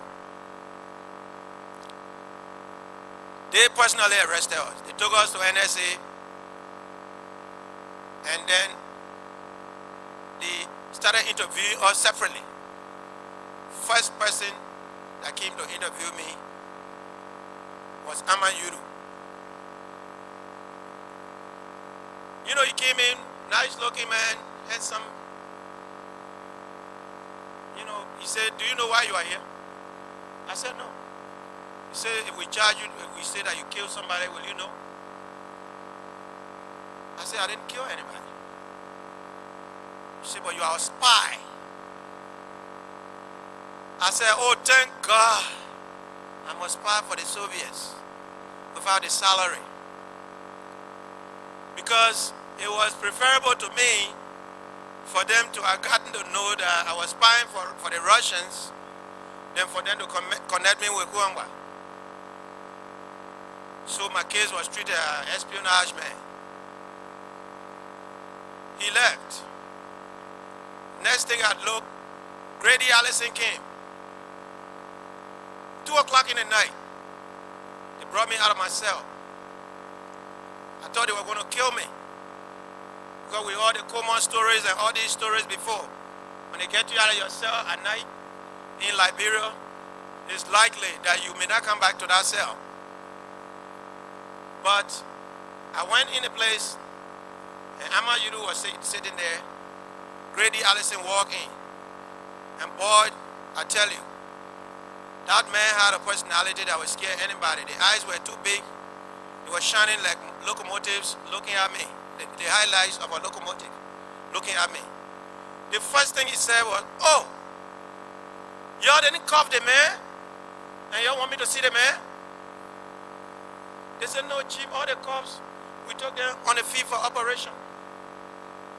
He said, "No, but I can talk to the boy if you don't cuff him." The security people, Sylvester Moses, told me, "This boy is dangerous. He's working for the Russians." So I'm leaving. He got upset and left. He didn't say a word to me. He got upset, angry. But probably the security forces did not have sufficient money or hangers at the time to cuff me. So he left. The next day, they took us to Postaki. And man, the place was stink. I mean, I developed constipation straight. Because the stench was hanging in the air perpetually. You know, if you went in a stink place, you would smell it and go outside and catch some fresh air. But the air you had was the stench. And there was no room to escape. The walls were so high. And I saw in the other cell, I heard Ezekiel Pajibo. I said, "Oh my God, they got all of us. Ezekiel Pajibo in jail, we are dead." So, the next day, a group of NSA guys came to my cell. They said, "You'll get Piwu, Dwako, and Joe Wale out." For what? I don't know. It was around 11 o'clock in the day, I think 10, 11. That was July of '85. And the guys said we should go barefooted. I told them, "Look, let me wear my sneakers, man. I'm not running away." The other guys were so scared. I insisted to wear my sneakers. I told them I wasn't moving anywhere if I didn't wear my shoes. So I had a friend and a classmate in that group of NSA agents, and I will not call his name here. Please permit me to hide his name. But his last name is Harris. And probably he was an American Liberian friend. He said, "Gentlemen, if the man say he wants to wear his sneakers, what's the big deal? They told us to bring this man. They didn't say bring him without shoes or clothes." I said, "Oh, thank God for Harris." I put on my sneakers and we went. They put me in one room. They put Piwu in one room. They put Dwako in another room. one soldier, one NSA agent were assigned to my door on the second floor of the NSA building. So when I got in the room, the first thing I did as a real militant was to inspect the room for possibility of escape. And then when I inspected the room, I found out that there were no window bars. So I went and removed two of the glasses that were hanging to make room for my body to pass. But after I removed them, I closed the curtains back and came and opened the door. Popped my head outside, and the NSA guy said, "Go back inside, they're not ready for you yet." Probably they were coming to try me on TV like they did Flans Hamilton. When I went in the room, I said, "Joe, in any case, you are dead." Because before we went to the NSA, they are taking us to the mansion. And when Sylvester Moses told the president, Joe, that Joe Wiley is not a small boy, he's posing as a student. This man has in his possession the same code Hitler and Goebbels were using in the World War II theater of war in Europe. And those eyes almost popped out of their socket. What? The man was limited. So if you make that kind of comparison, he will think that I'm some kind of big trouble. So he called Duba, he said, "Duba, set up a tribunal for us to try this man." Some kind of court they wanted to try me in. And then the rest of the students, when they put make noise, we free them. The meeting was over. So I went back in the room. I looked out the window, jumped on the little balcony of the NSC on the second floor, and I jumped down straight in the Romanian embassy here. I got caught by the glass battle that was. I first came on the glass battle fence, and then I went down. 1 cent was not in my pocket. Right in front of the NSA building, the first taxi I saw coming, I jumped inside. I said, "The taxi driver and myself will fight. But I'm not staying here because I don't have money." Jumped in the taxi, I told him, "Look, my sister selling Kobo right on Randall Street, carry me there." When I got there, my sister had not come to sell, it was not lunchtime. So the man who was selling gas, because Grady Allison had detained my sister for 7 days, she had just delivered a week before with a baby, but she was released after civil society people started crying out. And the gas seller said, "Your sister told me you were in deep trouble. What are you doing here?" I said, "My brother, they just freed me, but I don't have money to reach my sister." So he put his hand in your pocket and gave me $1. I jumped back in a taxi. I told the man, "Look, I'm not coming here. I'm going to Nuclear Town." He said, "But you told me Randall Street." I said, "Yeah, but I changed my mind. The same mod I told you Randall Street, the same mod saying Nuclear Town." So he said, "Okay, let's go." When we got on the bridge, the traffic, that was like 20 minutes after my escape. The traffic was like, I look at the whole thing, I said, "Look," I said to myself, if I escaped 20 minutes ago, the NSA people are on a run for me. I mean, I'm on a run, they are chasing me. I'm not going to sit in the traffic. I gave the taxi driver the whole $1 and jump out of the traffic. He said, "But come for your change, you're not going again." I said, "I'm not going." Straight into the People's Republic of West Point. I had a classroom teacher, friend there, went straight into his place. When he saw me, he was glad. He said, "Cuba?" He used to call me Cuba. He said, "Cuba?" I said, "Yes." He said, "You can stay here for 1 whole month. Nobody will see you. This is West Point." I said, "Thank you." I sent for my cousin who was in the army. And he came.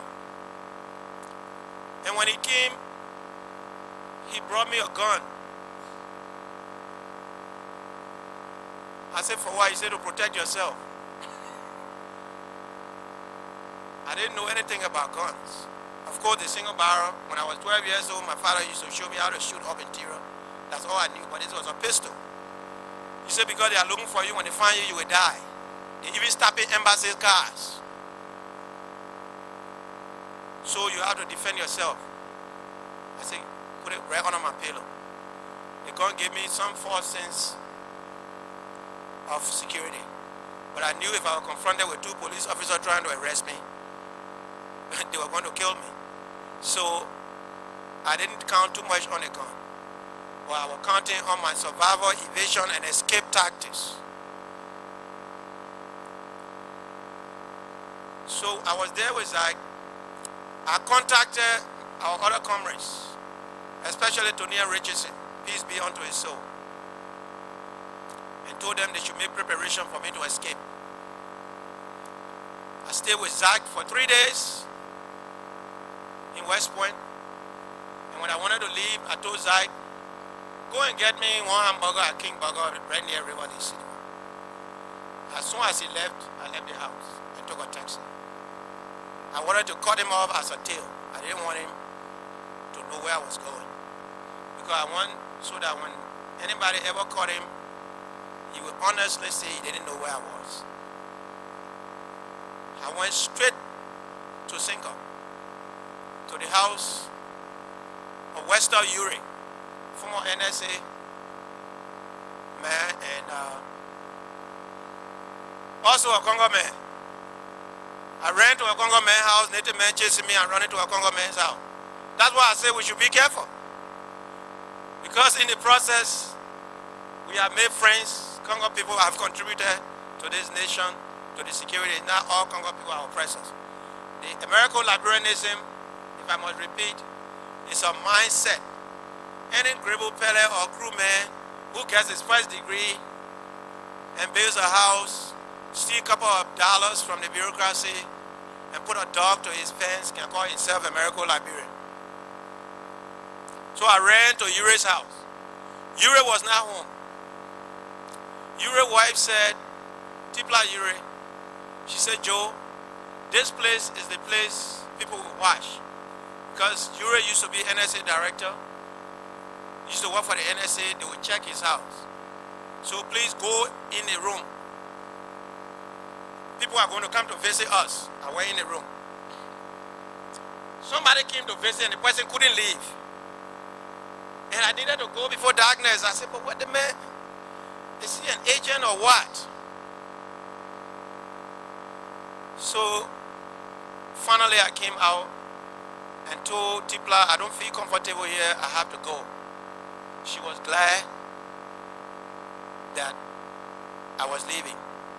Well, at least I thank her today for not slamming her door in my face. I went out and I headed straight for Dr. Anthony Brown Sherman's house. Peace be unto her soul.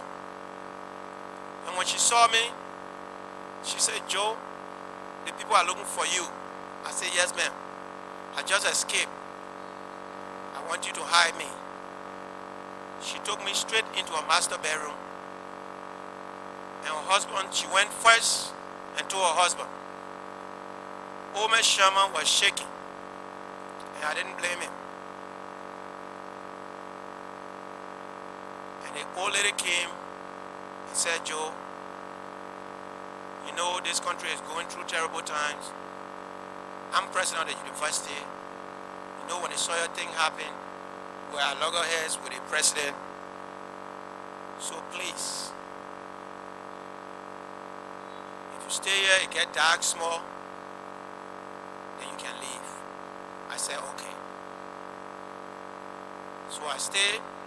Lunchtime, I remember she cooked beans. So she went into the living room. She didn't want the children to know that she was harboring me.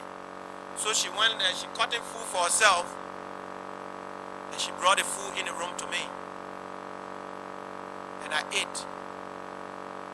First time I ate a decent meal in so many days.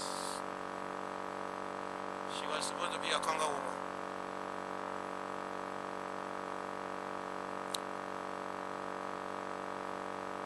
That evening, when it got dark, I left her house. But before I left, she and her husband went on their knees and told me to get on my knees. And probably for the first time in 20 years, I decided to pray with the old lady and the old man. You know when you are in trouble, that when you know God. The old man prayed, the old lady prayed, and she gave me some money to help me. And she said, God be with you, my son. I headed straight for Capital Bypass. Went to one of my uncle's place, lay down there and slept. By 10 o'clock, I got on the bypass, took a taxi, straight to New Town, to near Richardson's house. By 4 that evening, Tonia was ready with a taxi. He took me to Firestone, to the house of Mulba Barney, another comrade in the struggle. Mulba Barney kept me in his little cubicle that Firestone provided for him for 14 days. You know, I started wondering how Firestone could build such a house for a man with that kind of family. That was my first time coming into contact with Firestone reality. And I thought it was not good. And as a poet, I did 2 lines on Firestone. The great Republic of Firestone will continue to milk Liberia to the bone. But as I was falling asleep, I was fighting to leave the whole idea of Firestone and all that and worry about my own escape. I said, because Firestone will be here for a long time to come. I gotta go. So I tried to get myself from thinking about Firestone. I lay down there. 14 days later, Mulba Barney got a very beautiful girl, mulatto girl, who was in the front seat of the taxi, put me in the bike. And every gate we reached to, all the security people and the soldiers were looking at a beautiful girl in the front seat. They didn't care to know who was sitting in the bike.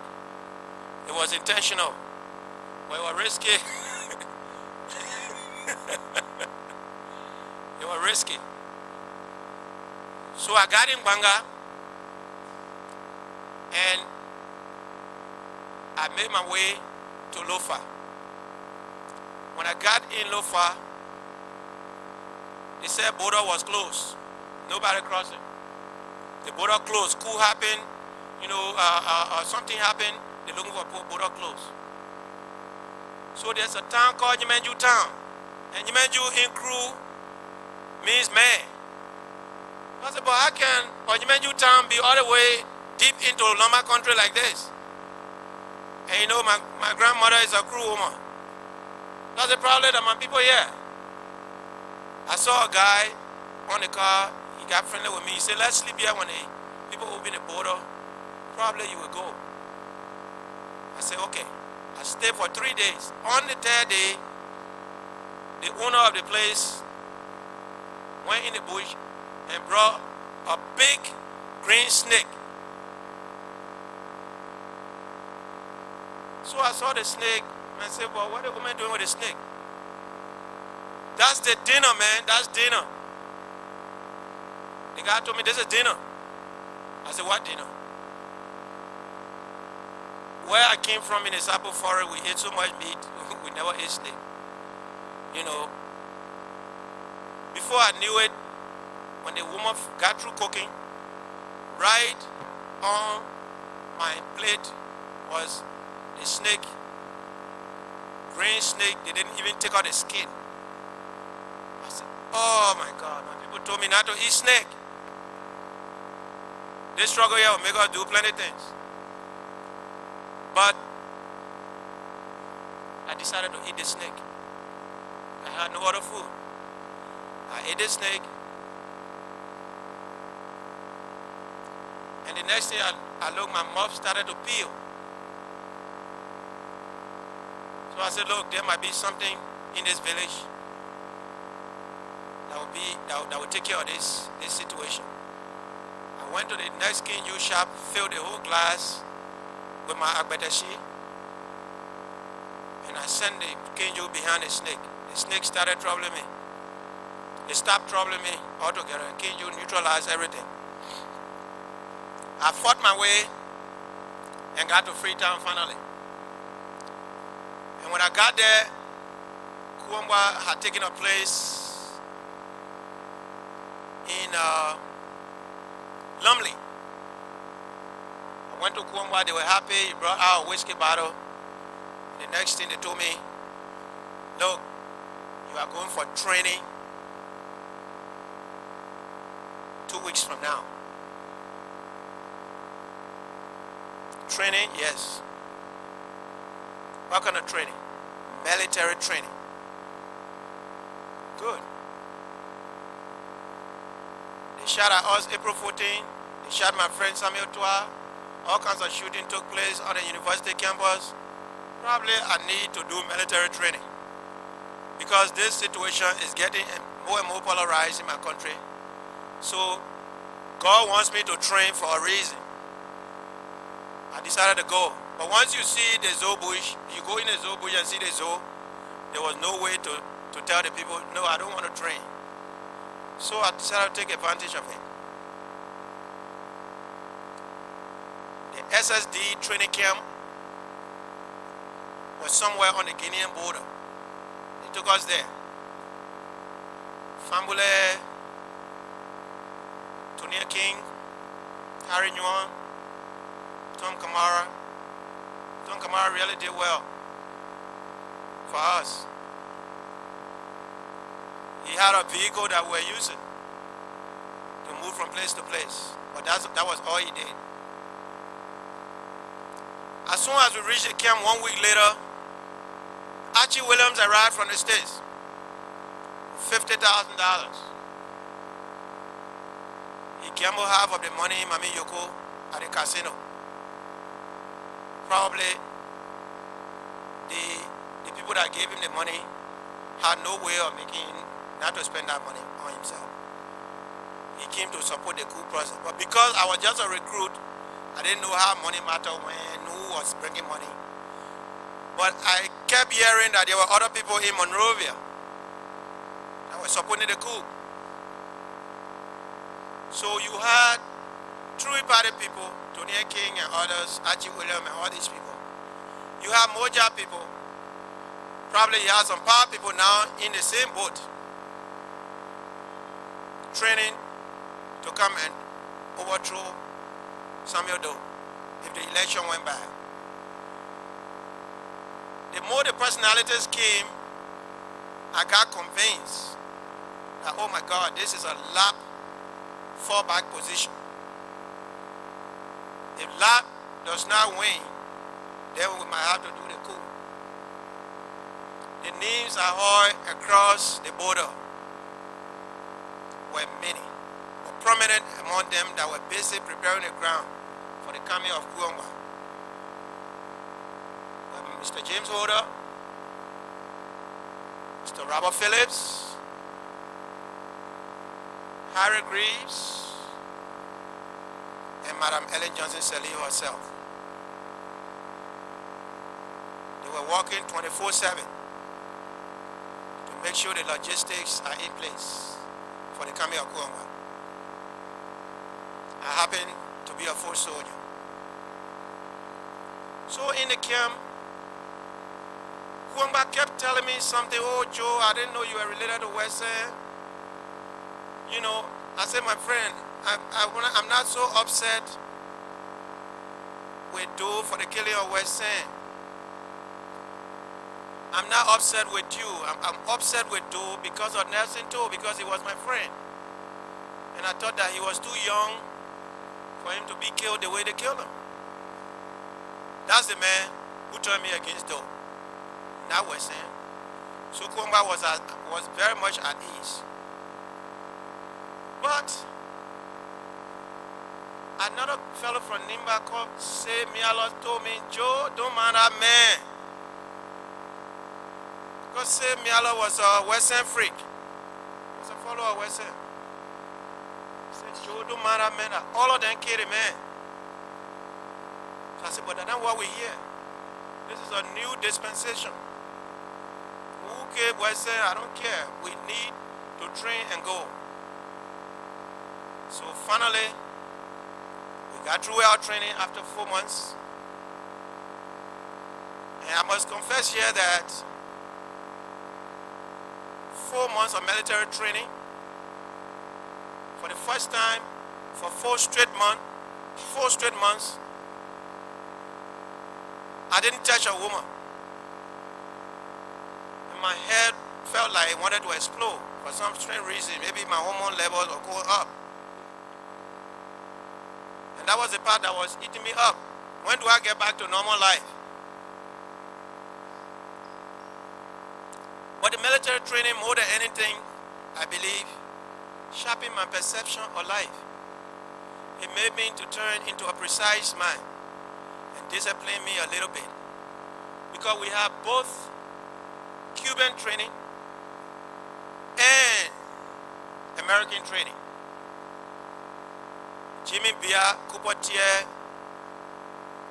and a few AFL officers, Major Emmanuel Dennis, who we call in Grebo Jurujabahimiemo, that's his name, he always call himself. They train me in courtesy and discipline, Bennett drill, and anything that had to do with the American side of the training. The Cuban side of the training was done by the SSD people, and they trained me to be a sharpshooter. And I was a machine gun operator. I could disassemble, when the training ended, I could disassemble and assemble the AK-47 with my eyes closed. So I had a sense of security. And so after the training, I was like, when will we see action? You know, usually when soldier people train, after the training, they want to see action. So where's the real deal?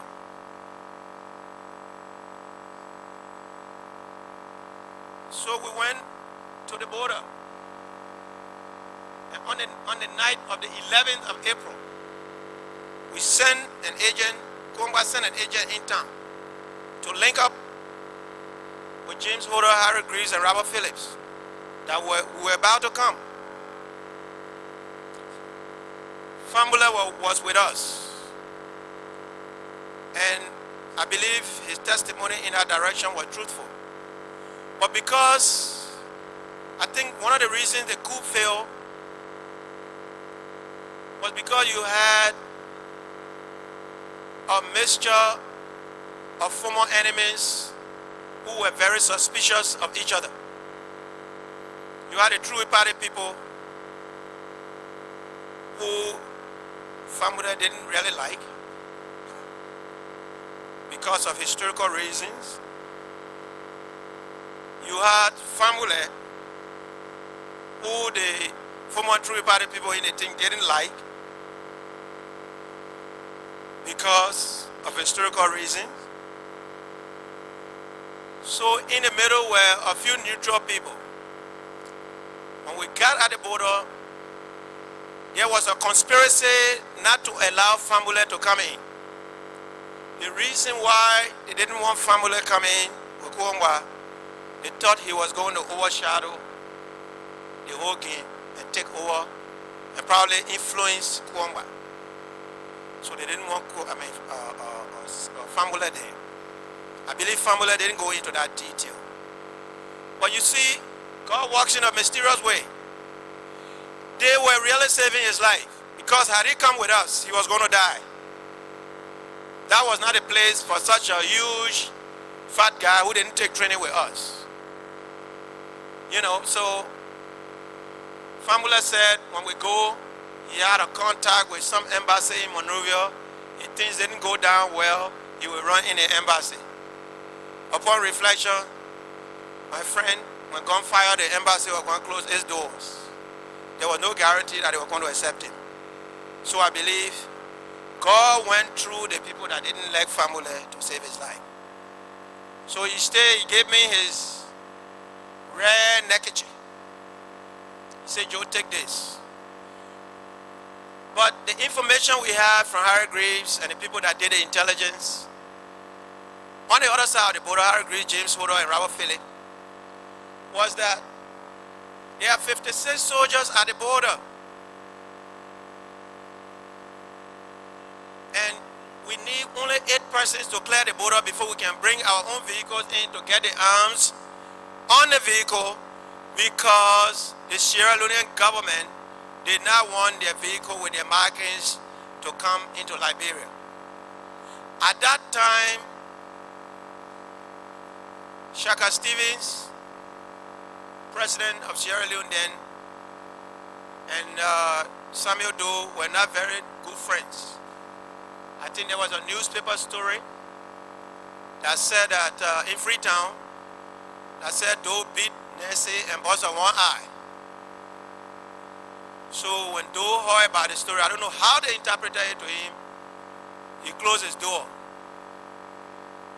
But then, on the other hand, somebody else told me something which I thought was a joke. He said also there was some social problem between Doe and Shaka Stevens. You know, Shaka Stevens was an old man, but he had some very young girlfriends. And you know, Sierra Leone is also famous, like Liberia, for having a lot of beautiful girls, you know, out there. There was that I don't know, Binta or Bintu, who came to Monrovia and she had an affair with Doe. And Shaka Stevens didn't like the fact that another president would play with his young wife. And I can also understand from that example the attitude of Reverend Buya's father, who removed his 7 wives from among the Crowns and the Grabos, and went to live with the Mandingo people. Because woman trouble in our tradition can become a big trouble. Women are not simple people. For one woman in the Sapo tribe, sometimes 1,000 men will die. Way back. So women are very important. And I grew up to know that. So that might have been the reason why Shaka Stevens, even though there were treaties of non-aggression, but he allowed a rebel group to train, he armed them to come and attack another ECOWAS state. That night, as we dressed to come to the bridge, to clear the bridge, it was black, dark. It was dark, it wasn't funny. The guy, my friend from Nima, Say Miala, told me, Joe, we are 8 and the people are 56 at the border. Probably you and I got less than 24 hours to live. But the kind of training I had just done, I didn't let Say's joke to frighten me. Then I had my little bottle of some Sierra Leone rum they call Sasma. I said, Say, the thing you're talking could be true. Let me drink a little bit of Sasma. So probably when a bullet touched me, at least, you know, it will reduce the pain. So I took my Sasma and we started maneuvering towards the bridge. 8 of us. When we got on the bridge, there was a guy, an AFL soldier. We didn't see him. Well, immediately on the bridge, we passed by him, almost 8 of us. But Lawrence Wales of the AFL orchestra spotted a man behind us. We are all taking prone position. We had drawn our plan. The plan was drawn by Jimmy Bia himself. How to position ourselves, and divided our firing sectors into different sectors. Jimmy Bia, Kupotier was going to destroy the communication set at the immigration place. Go on the Monrovia Highway, take defensive position there, and make sure nobody comes to the bridge while we're trying to bust the lock to open the gate. Say Miala, Anthony Makui, and myself were placed right on the bridge with Emmanuel Dennis. Charles Kamara. And there were a few Sierra Leonean guys that were recruited from Freetown.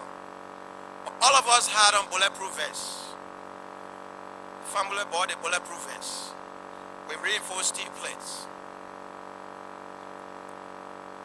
So, Lawrence Wills spotted the AFL guy on the bridge.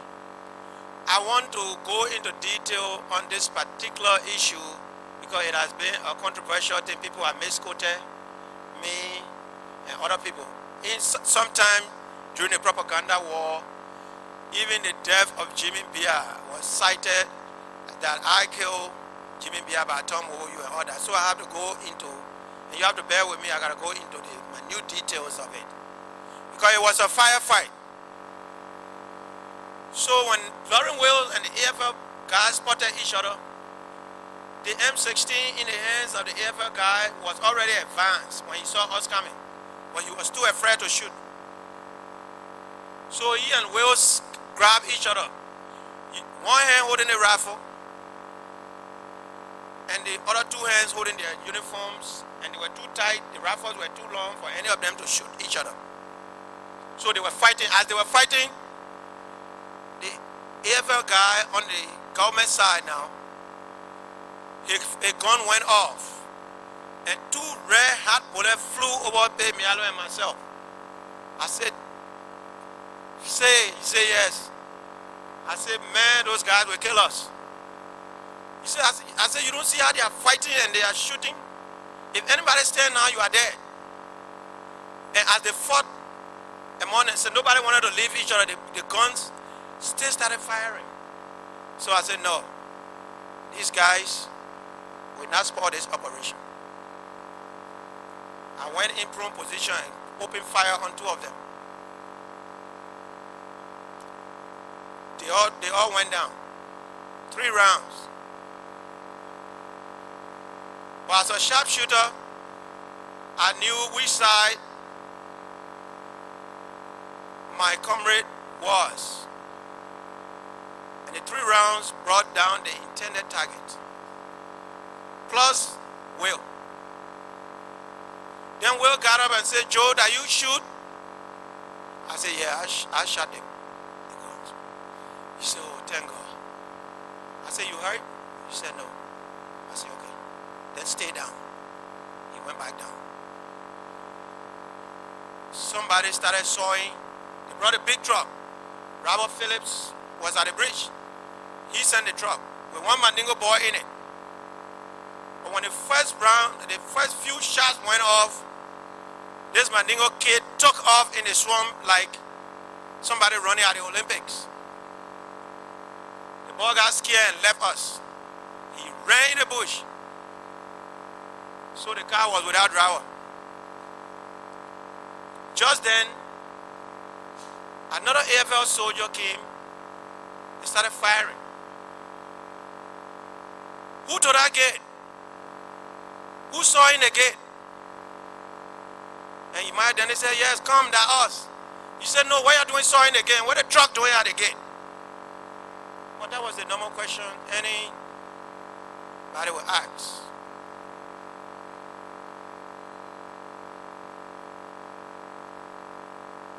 The soldier kept coming and making his threats. And for some strange reason, I just can't believe why he didn't fire the one tire on the car. He just needed 1 round to wreck the entire operation because that was our only car. But for some strange reason, he was firing in the air. Not knowing why the soldiers were firing in the air, Jimmy Bia, being a sound military man, thought that his area leaked. You know, in military structure, when you're on a battlefront leak, you got problems, you need help.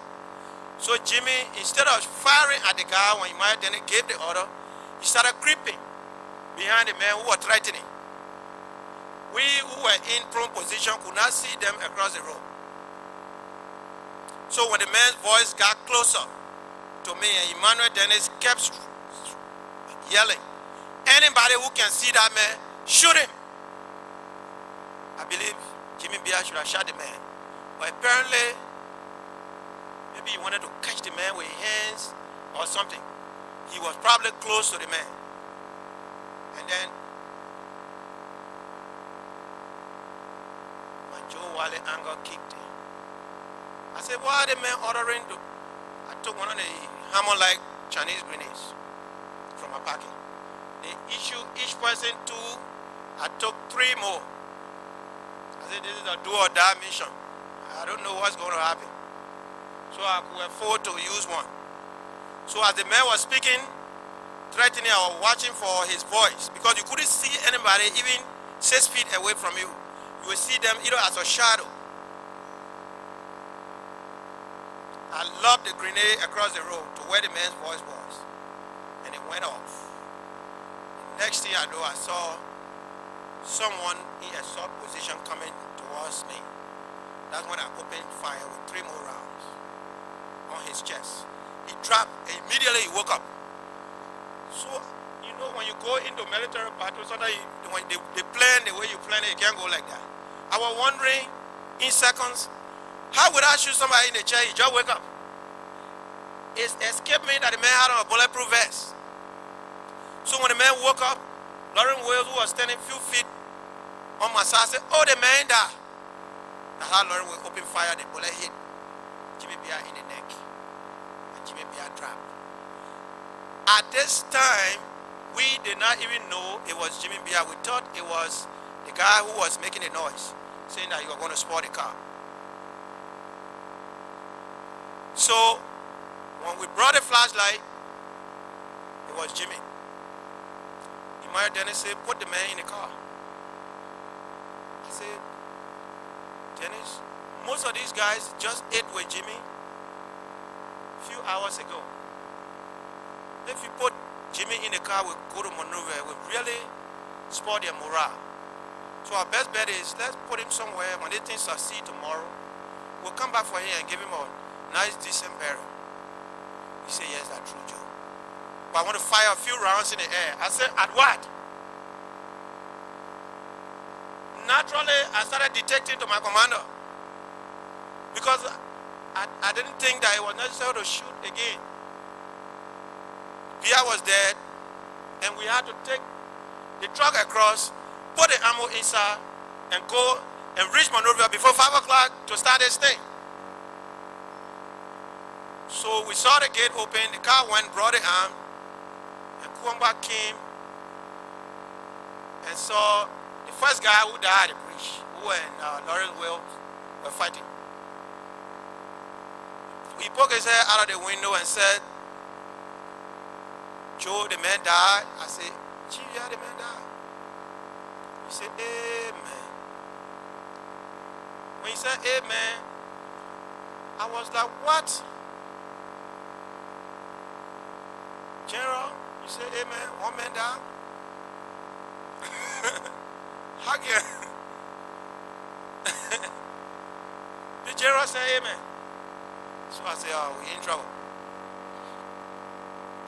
So we packed our things and started going. When we got at Medina, I mean, all the gates were opening. I think James Holder and Harry Grease did a great job. Whether they bribed the people not to come or to open the gates were open. Nobody, any gate we reached was open. Probably the grenade sound drove everybody. When we got at Medina, Harry Greaves, Charles Kamara, a few officers went into the offices of Daewoo, the people that were building the road. Mr. Commissioner, I'm sorry, I'm talking from my memory. I'm not talking by this text anymore. So if I escape anything, you know that in the question and answer period, please let me know. I'm not trying to. And the man, all their cars were filled with gas and everything. The jeeps were ready. Because they were company cars. Before they parked the cars, they fueled them. Somebody gave us that information. And the Korean man wanted to be hesitant. I think one of the Sierra Leonean guys put a gun butt in his mouth. I think he was probably glad to give the keys. After that, we took more than 15 cars. We developed ourselves into groups. Cooper Tier headed a group to the mansion. Charles Kamara, Harry Greaves was his driver. They were in a group to take over the radio station. James Hoder was driving Kuambwa. And as we approached the AU gate, we saw a bunch of security people and soldiers, and probably they thought, excuse me, we were coming from Bombay Hills, from the headquarters of the 1st Battalion, because we were neatly dressed in camouflage that Famule bought from the States when he brought the bulletproof jackets. So they thought we were regular Liberian soldiers. So they allowed us to pass. But even if they had not allowed us to pass, we had enough firepower at that time to bulldoze our way through. But they allowed us to pass. We separated the groups. Charles Kamara went to the radio station through by way of Freeport to go to ERBC. Kupatia and myself went towards Jalatan. We climbed the LU steps. I said, this is the same LU that the people fired me on. Now I'm going to stay LU here and open the first fire. I launched, from right on campus, I launched the first RPG bomb at the mansion.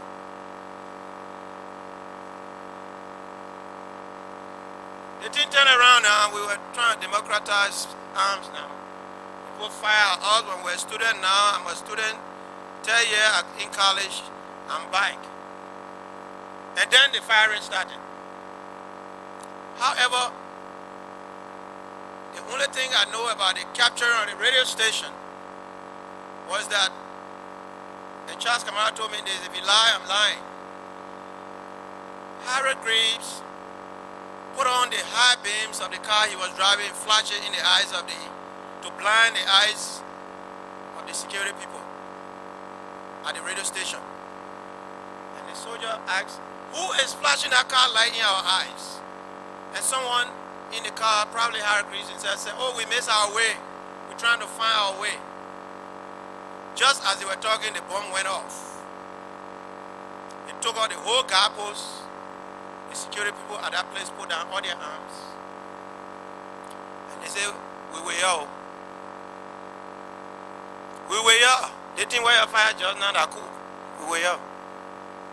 That's how they took over the radio station. Kupatia and I continue advancing.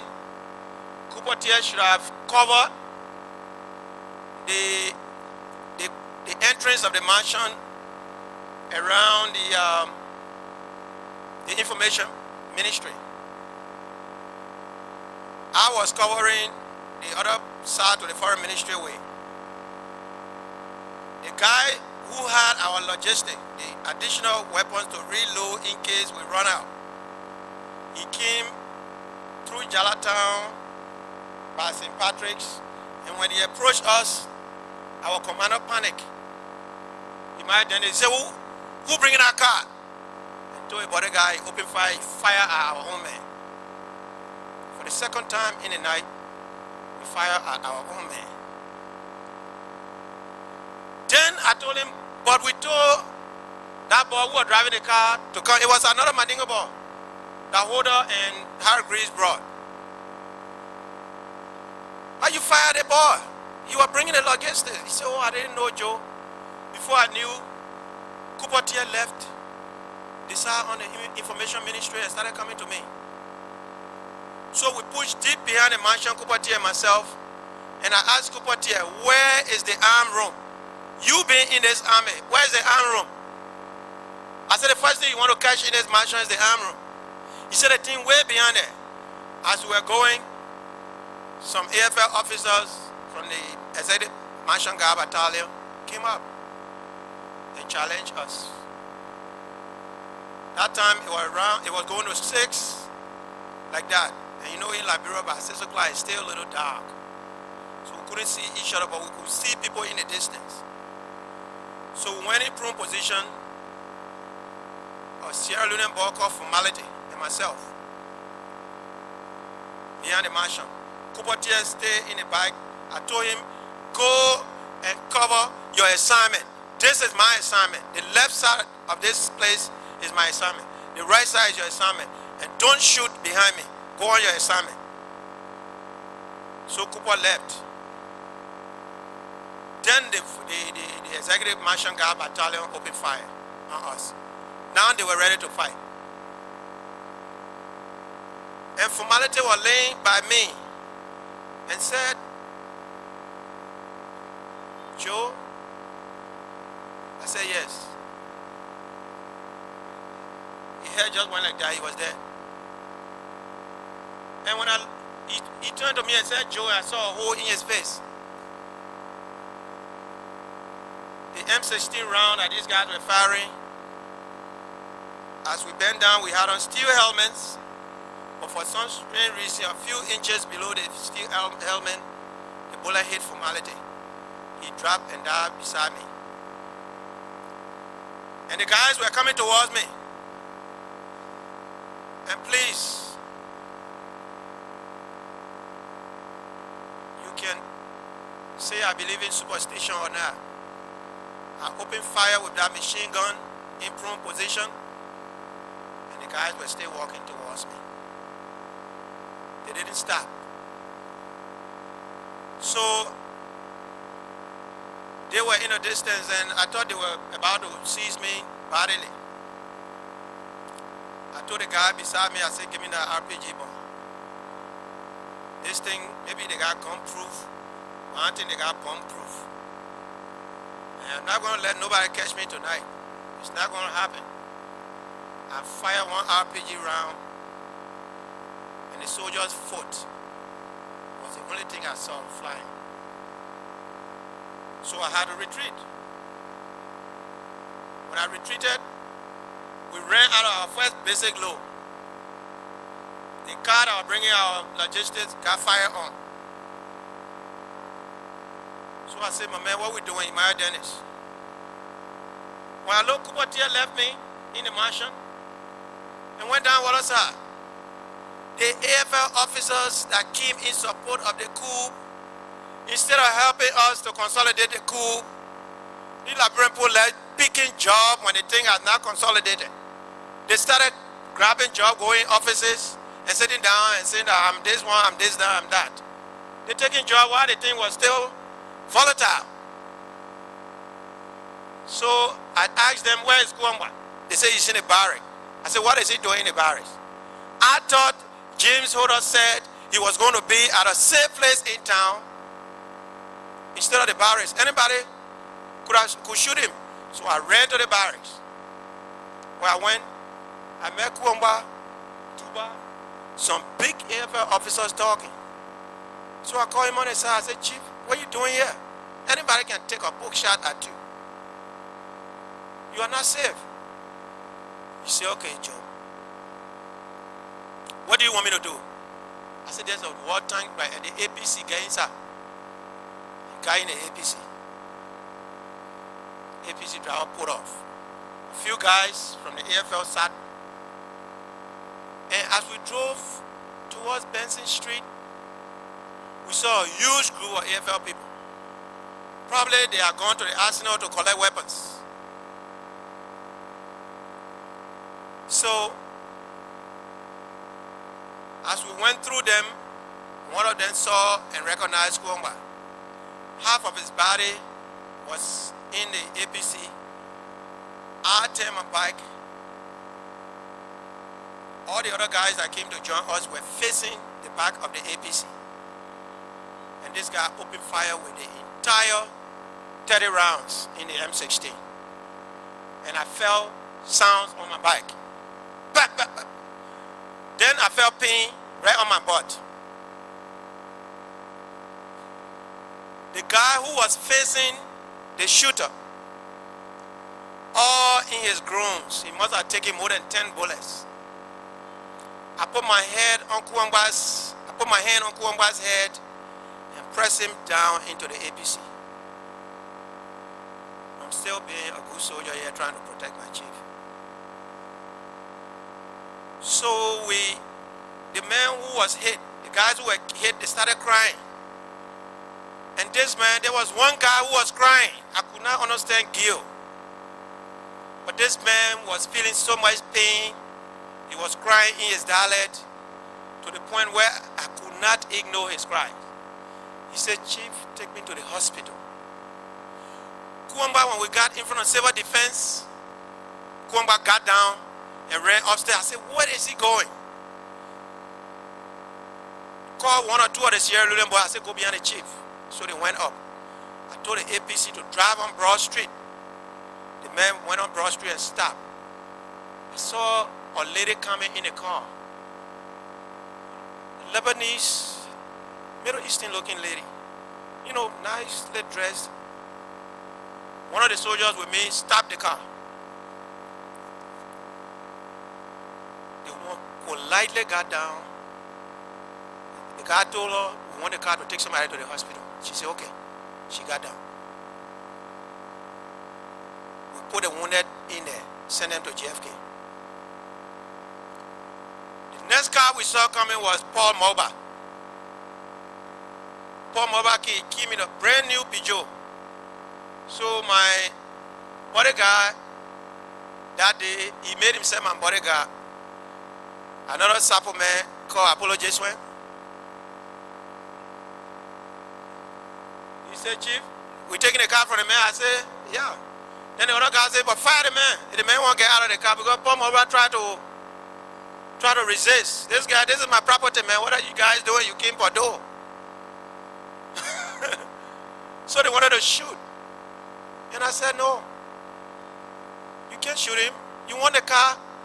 Take the car. But this man is a civilian. You can't shoot him.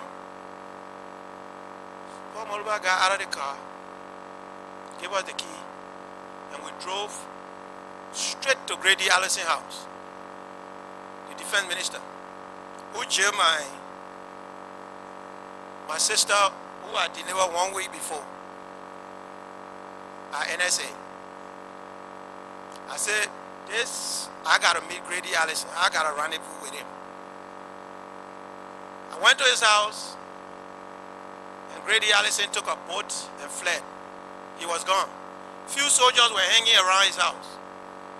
His wife and yet I think 2 or 3 beautiful daughters were standing there. So I said, where is this Pajero key? The defense minister car. Because for some strange reason, I didn't feel good riding Paul Moba car. Number 1, it was not big. Number 2, it was looted. But this one, the government car, the Pajero, the government car, we take it legitimate.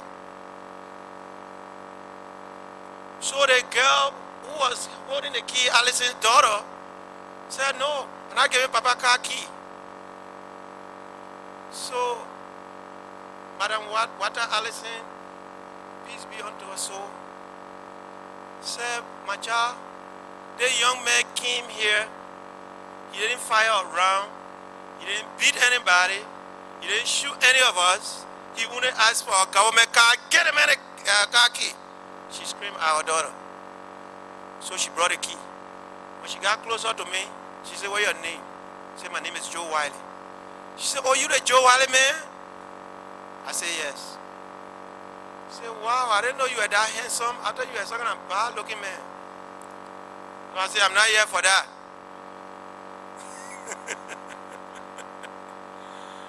I mean, I was probably like 26, 27 years old, and I was looking better than I'm looking now. You know, after toting the problem of your country for more than 20 years, I got gray over time, and probably I'm now suffering from premature old age. So she told me, I didn't know you were that handsome. We got the car. Apollo Jeswen ran into Allison's room and got a brown grape. I think some money was in the grape. It wasn't much. Bust the grape open. He said, Chief, I'm keeping the grape for you. Allah, you were not keeping the grape. I never saw that grape again.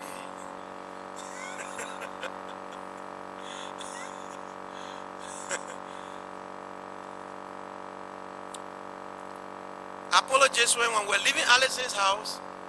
No, first, when leaving Allison's house, then I stopped at Dr. Sawyer's house. You know, naively, thinking that he will embrace me. Sawyer was not there, according to the security, but I knew he was there. You know? So Kofa came out and said, the chief not here. I said, yeah, Kofa, get in the car. I asked for a glass of water and I drank. I said, my friend, let me go see my daughter. My daughter was 1 month old, Tina. When I left, I went to Popo Beach. Just as I was holding my daughter, somebody came to me and said, Chief, Joe back in power. There was an announcement just now in the radio, on the radio in the car. So, leader, baby, let's go. So I kissed my daughter and gave her back to my brother and left. When I got in town, I thought Kuomba had gone back to the barracks. But I should have been killed during the coup if I were riding a different car. It's the minister's car that saved my life. As I enter the gate, I think around 2 or 3, going to 4, BBC gate, I saw all the soldiers, though was speaking on the air, and I was still looking for Kuomba. I'm this guy. I came from a political background where I have to be thorough and committed. I couldn't leave the street if I didn't see the chief. I went all the way to brigade, and everybody kept saluting me, thinking that it was Grady Allison that was coming in a jeep because they knew the jeep was the defense minister's jeep. But when I passed and they see my red neckerchief that family gave me, and the uniform I had on, they knew it was not Grady Allison, but it was late. I went straight through Motopool. I caught my own sin. I said, I saw enemies. I saw enemies looking at me. The only thing that saved me in the minister's car. I drove straight on the bypass. And I told Apollo Jesuen,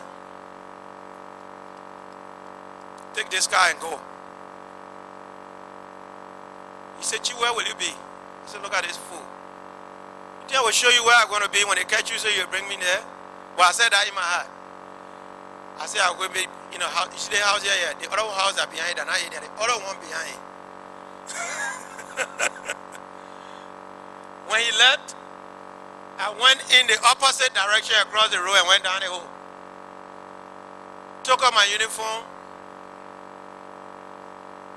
The cabinet list. And most of the people in the cabinet had to tell me thank you. They didn't die because I had a list. Because the list of the military appointee was with Kuomba and his boys. But the cabinet list, I insisted that I'm the only civilian in Moyo. I came from the university. When it comes to civilian cabinet, let me hold the list here. On that list, I don't remember who all names were on that list now, but I know that the finance minister designate, if the coup had succeeded, was Madame Saliv, our sitting president today. Not President Saliv, Madame Saliv at that time. I tore the list up and threw it in the Do River, took my AK-47, put it on my pillow because I said, why ain't Hardy? When they come, the court room will be right in this room. I ain't going nowhere. I slept good. The very next day, my friend and myself walked politely across the bridge. They were searching cars, we were sucking oranges going, and we passed by all the checkpoints. And I went to a lady's house. They called the lady Mama. She was related to the Comans. Because if I went to my sister's house, I know that would be the first place the security would look. So I went to this lady's house. She said, don't go to your sister's house. Stay here. I stayed with her. The next day, I made my way straight towards Ghanansville. The chief electrician at the executive mansion, I was dating his daughter. I went to his house. The old man saw me, he panicked. He said, my son, they're killing people, don't be in my house, my son, I beg you, they're killing people. So his wife said, so you want to tell me we have been knowing this boy forever? He come to our house, you want to put him outside because they're killing, let them kill all of us. But he ain't going nowhere. The woman put her foot down. The woman said this, Joe not living there, if we put him on the street, they will kill him. I can't live with that. Preferably let them come and kill all of us. After 2 days, I left. I went to Barnum Village, I think LPRC fence somewhere there. And I slept in an outside bathroom because it was dark when I got there. I saw people coming, patrol cars. I was in an outside bathroom. The rain was beating me, but I wanted to survive. When day broke, I went straight to Ray Line. Took a taxi straight to Wadiplenny, Anga. But when I got at the Salala gate, a friend of mine who and I went to Charlotte Tubber Memorial Academy was in the immigration. He spotted me. Because the man asked me, y'all get down. They were putting people down online. I got on the line. And when I reached this guy, he looked at me for long. Security officer. He said, what's your name, my friend? I said, my name is Steven. Steven who? Steven Sapi. He said, where are you from? You which tribe? I said, I Crew.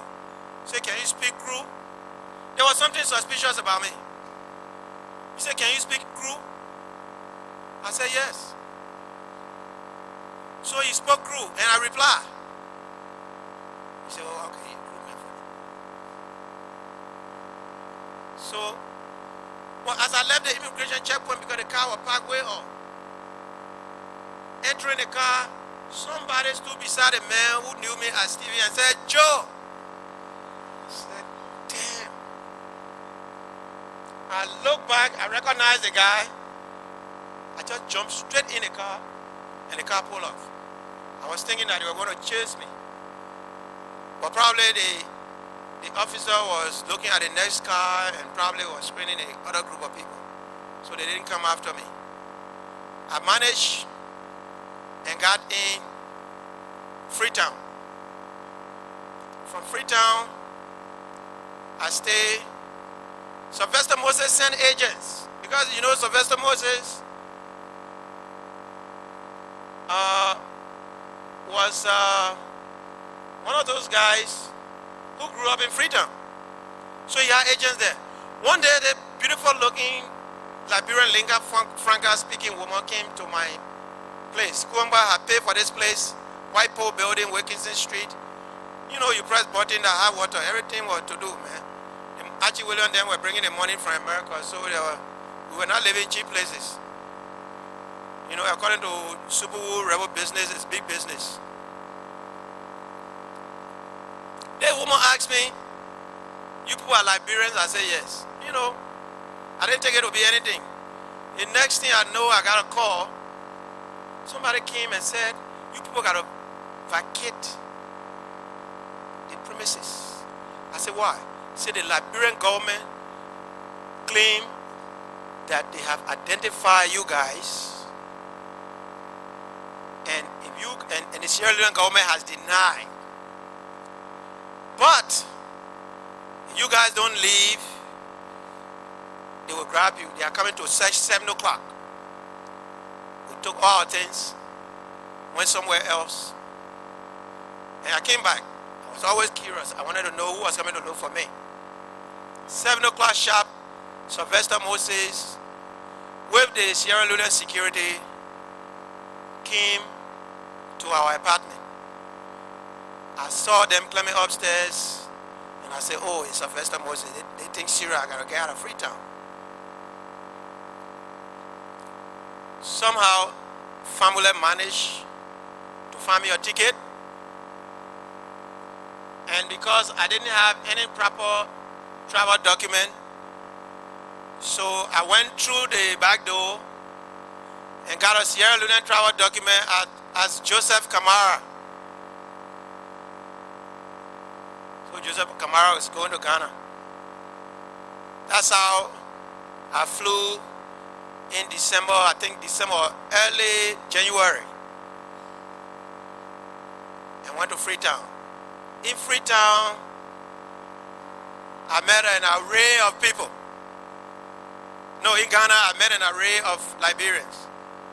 Charles Taylor had just arrived. According to Agnes, he went through Mexico using a Cuban passport when he escaped jail. You know, Agnes Taylor and I went to LU together, so she tried to explain the story to me. And then, from Mexico, he flew to Paris. From Paris, he called Famule and said he wanted to come see Famule in Freetown. Famule told him, meet me in Accra. He went to Accra. So when I got in Accra, Charles Taylor, Jimmy Fromoya, Tom Kamara, no, Harry Nguyen wasn't there. Famule, they were at Star Hotel. Agnes called me. First time I'm meeting Charles Taylor, Agnes called me to come and eat because we were friends at LU. I went to eat and there was Charles Taylor. You know, normal guy. He said, but Joe, I was trying to find you and blah, blah, blah. But because I was from the progressive camp and the man was accused of stealing 900,000, I dismissed him. I said, the man is a thief. So, I mean, why you wanted to jump us anyway to steal another 900,000? You know, but I didn't take him to be anything serious. The man was hustling the Lebanese to eat. One day, while we were in Ghana, Agnes came to visit us. Probably she was hungry and probably she was pregnant or something, but she fainted. I took her to a restaurant, she ate, got in the car, carried her back to where she was. Soon after my arrival,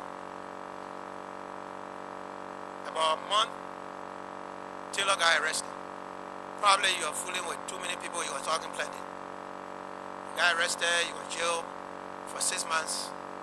And finally, through the instrumentality of the Turbo family in Abidjan, and probably A.B. Turbo's wife, Desiree, Blaise Campari, who was then vice president to Sankara, came to Ghana to intercede on behalf of Taylor for the Ghanaians to release him and deport him to Cote d'Ivoire. We stayed in Ghana. Family left. Jimmy Fromonia, everybody left. I was in Ghana struggling. I had a daughter when we had the oof initially took place. I went to Ethiopia, you know, and I had a daughter over there by a beautiful Ethiopian girl that I was teaching English.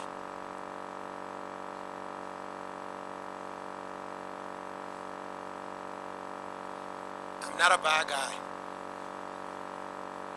No, this is true. This is a Truth and Reconciliation Commission. It is not a good thing for us to come here and put stuff on the rock.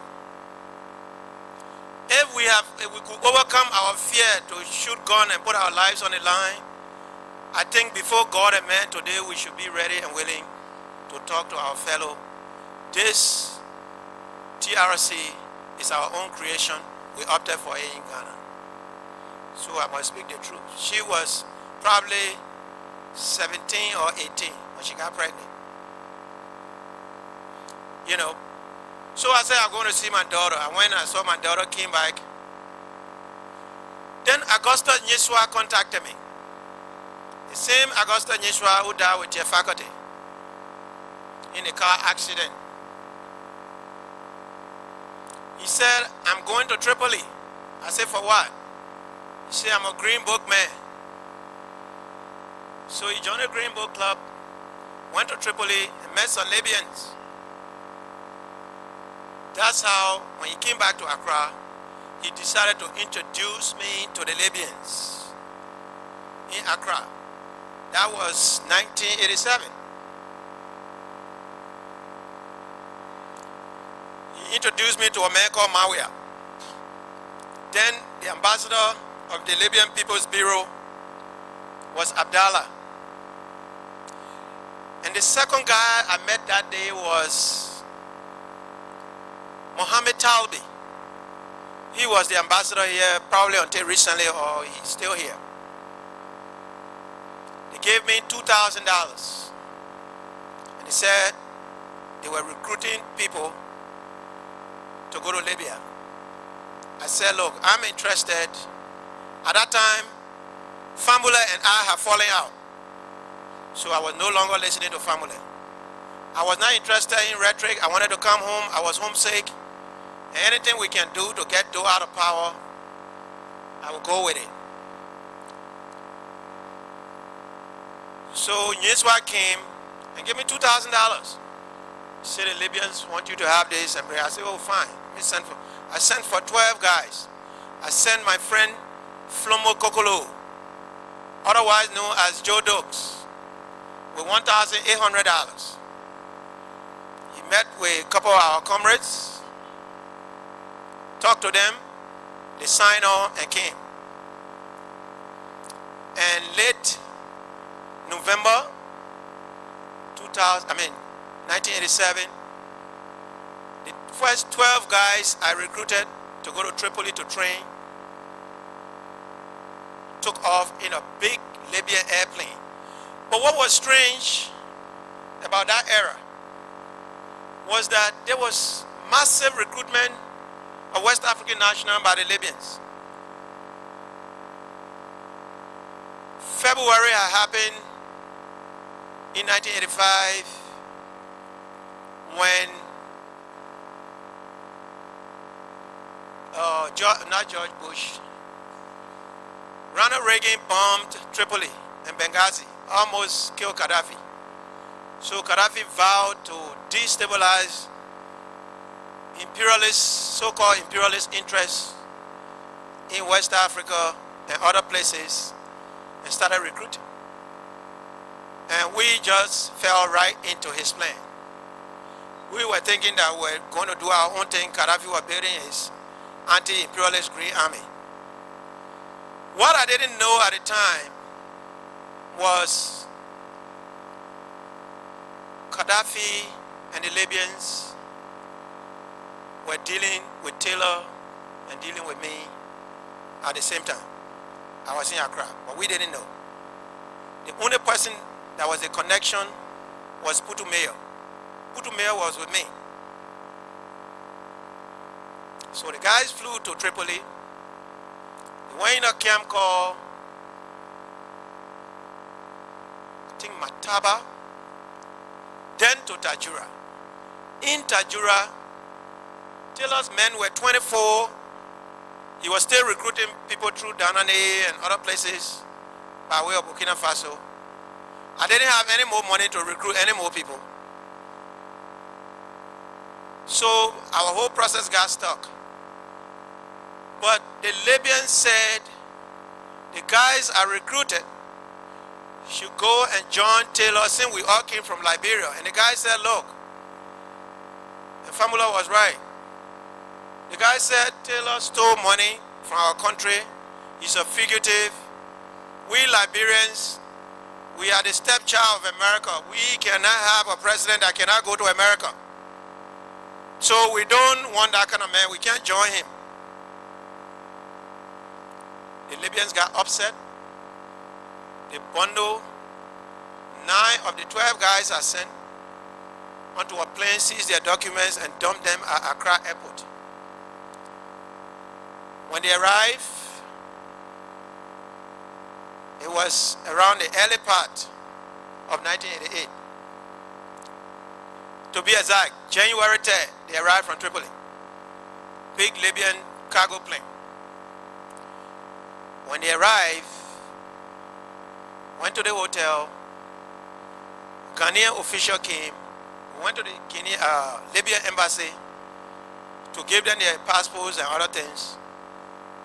A Ghanaian official came by the name of Asasi Jima from the Rawlings government. Told us to meet with him, and when we met with him, put us in a bus, arrested all of us, and sent us to a police station close by. We were at the police station, I think, for 5 days. From there,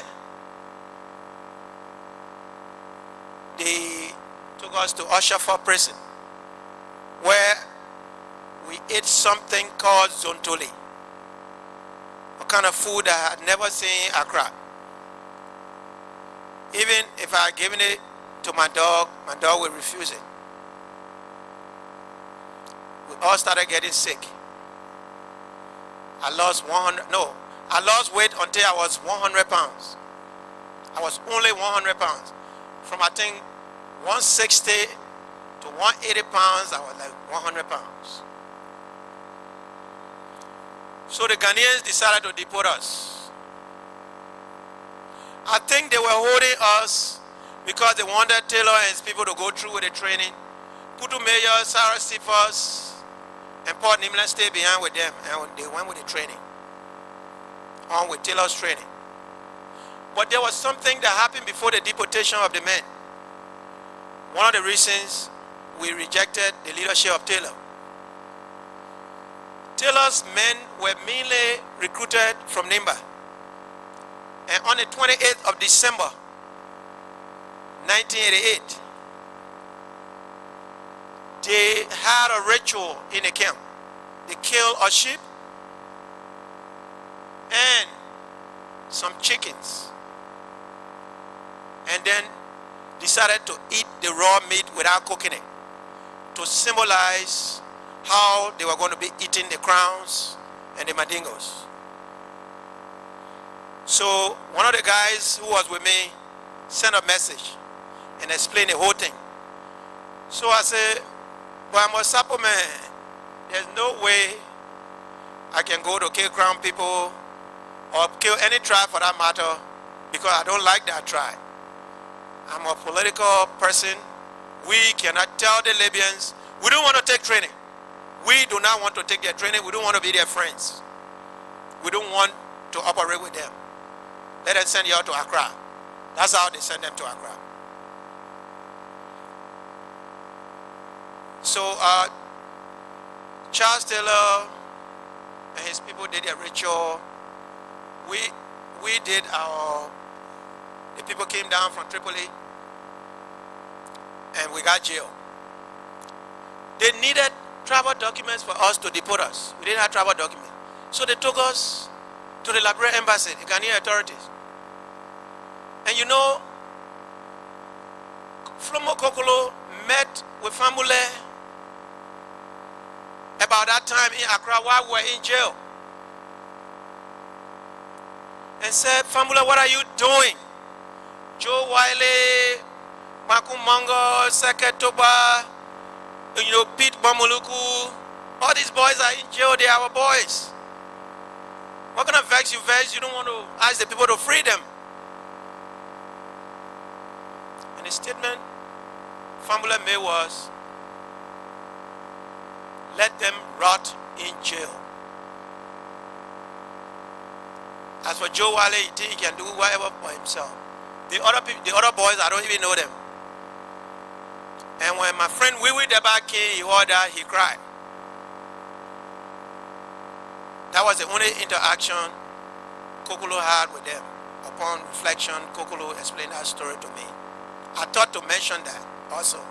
It's very important. That you recruited me from college to go into a coup. And we raged in exile. The coup failed. Famula will make that kind of statement. From that moment on, I distanced myself from Famula. And we never had a very good relationship then. But he is the guy I still have a lot of respect for. He's my senior comrade. When they took us to the embassy, T. Boyd Nelson was the ambassador. They said they wanted travel document for 9 Liberians. T. Boyd Nelson said, well, we have to see them. We don't know whether they are citizens of Liberia or not. That's how they took us to the embassy. They were trying to lobby with the Ghanaians to give us to them to send us to Monrovia. The Ghanaians knew if they had sent us to Monrovia, we were going to get killed. So they decided to deport us. And the interesting thing about the deportation from Ghana was that they freed me on the 4th of July, America's Independence Day, and deported me on that same day to Abidjan, to Cote d'Ivoire, with the rest of the boys. So I started thinking, I said, maybe these people think we are imperialist agents. That's why on the anniversary of America, they would deport me on July 4th. So July 4th holds some significance for me. When we got in Abidjan, the first person I met with was Elizabeth Blunt of the BBC. We found a place in the Liberian community. I found my way and started teaching at an international language school. I became a BBC stringer. A stringer is the person who works per work done. The VOA guy came in, he was pretty new. He came from China, Max Ruston. Elizabeth Blunt introduced me.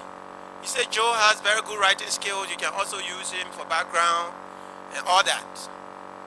So I'm working with both institutions and getting some money and making my living in Abidjan. In exile, I could not go home because I was wanted, I think for $25,000 or $30,000 by dough. Famula didn't care about me anymore. I was on my own. So we were there, we went in the Liberian community, and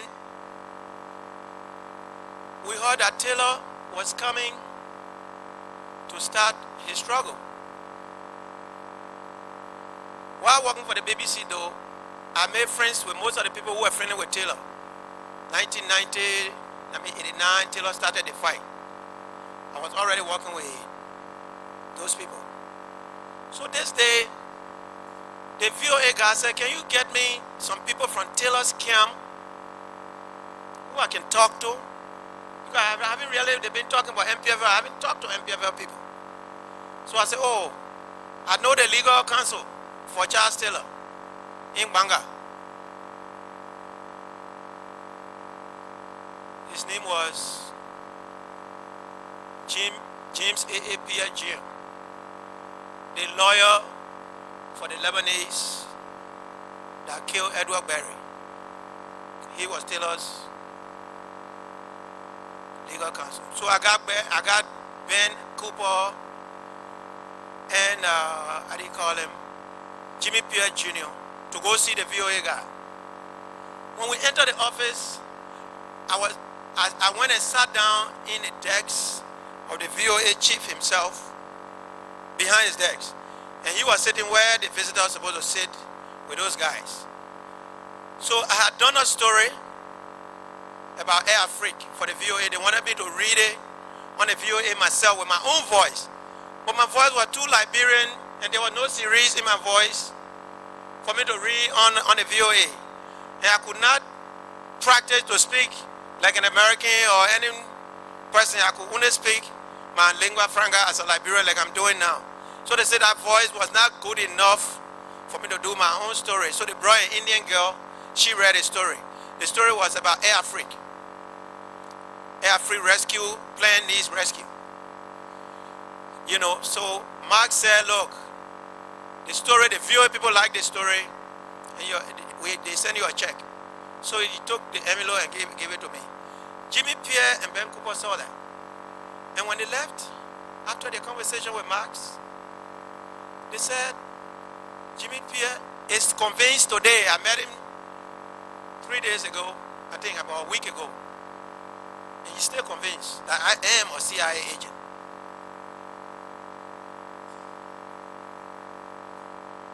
Sylvester Moses called me a KGB agent. Now Jimmy Pierre was calling me a CIA agent.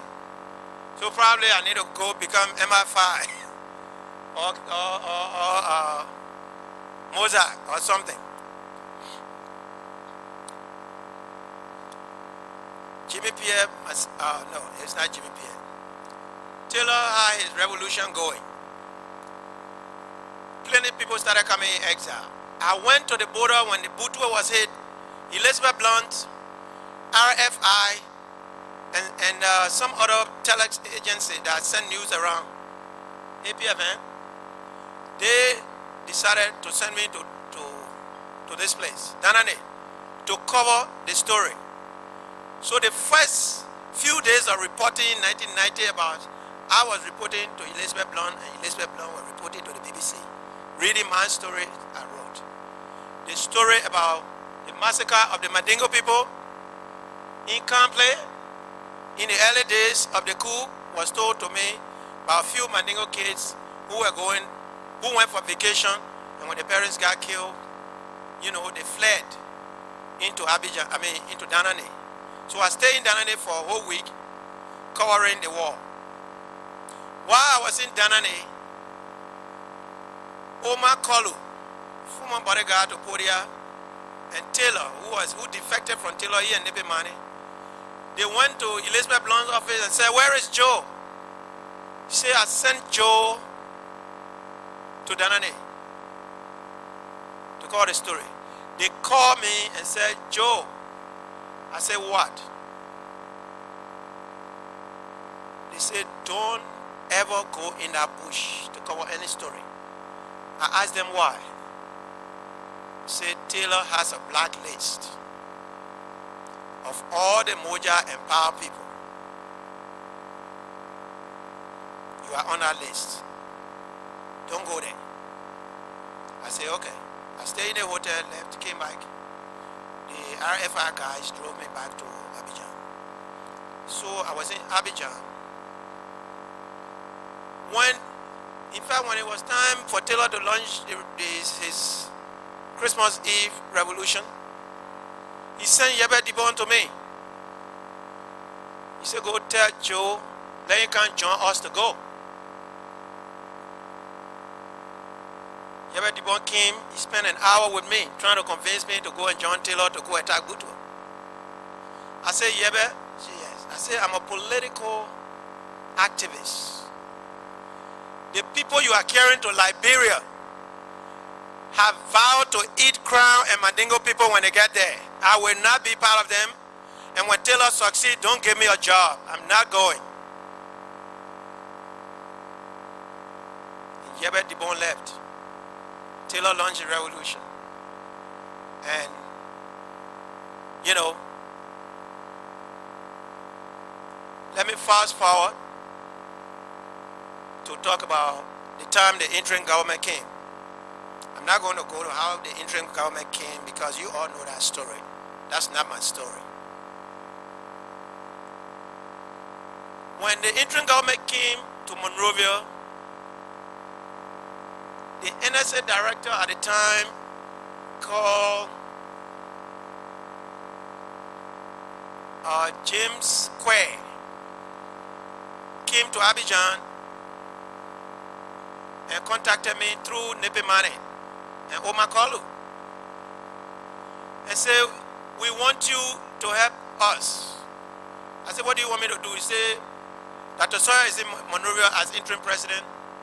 We want you to come to Monrovia." I said, "Okay." But I advised him and Lamini Warite that, look, Joe made a blunder with Hufwe. The interim government should not make a blunder with Hufwe. This man is a big mafia old man. Go tell Sawyer and the interim government, let them bring the Liberian Peace Conference to Cote d'Ivoire and put the whole thing in Houphouet's hand. Probably this war will not last long because Houphouet might be able to prevail until or to stop the war. So after rejecting Yabet Dibon to come, I decided then I was going to come and beef up the interim government. I didn't want to fight a protracted war. James Square came back to Monrovia, told Sawyer and Omen Peter Johnson. Omen Peter Johnson came, Lamini Warity and I started preparing for the Yamsoglo conference. That's how the conference went to Yamsoglo. The interim government sent me some money to come and help with security. I was not given any official assignment because when I got in town, somebody said, let's assign Joe at the Ministry of Defense. Kesali was the Minister of Defense. Samukai, the Present Minister, was the Deputy for Operation. The Black Beret was being trained, but people in the inner circle of the Sawyer government did not want me to be part of the Black Beret for some strange reason. The next thing I know, when the Black Beret were trained, Sawyer received information from Samukai, which was a lie, that most of the Black Berets were Sapo people from my tribe, and they were loyal to me. And if Sawyer brought them to Monrovia, they would be giving me a fashion. So they didn't want me at the Defense Ministry. I waited for Sawyer to call me when he heard the information. He did not call me. So this morning he invited me for lunch. I was doing some work with the NSA, helping Lemuel Sherman to vet and train some of the new recruits into the NSA. I was not so freaked up about positions anyway, and I told Sawyer, I'm not interested in position, I just want to help. Do something that will stop all this that is going on. When I went to Sawyer to have, breakfast, and I asked him, I said, Chief, he said, yes. I said, you and I have come a long way. When I was going to LU and I had no school fees, you defer my tuition with deferred payment to cut my tuition from your salary. If you heard anything like that from the Ministry of Defense or from Samukai, which is a lie, why didn't you call me? I mean, if I'm even politically naive and stupid, how can I overthrow an interim government in the face of 12,000 ECOMOD troops that were living in the building with you? I was on the first floor, you were on it. So because of that, I told Dr. Sawyer, I'm no longer interested. I'm leaving. I had a girlfriend in California who called me and said, Joe, I said, yes. She said, your life has been very turbulent. Death has missed you so many times. You don't think you need to come to the States and rest? I said, that makes sense. Send me your ticket, I don't have money. She said, okay. 4 days into Octopus, I was expecting the president of the IGNU to call me to say, look, war has entered Monrovia. What can you do? How can you help? He didn't. So I I said no. Because if I stay in town, BlackBerry become a fashion for me. According to Samukai, it was composed of a bunch of Sapo people and all that, and Southeasterners who were loyal to Joe Wiley.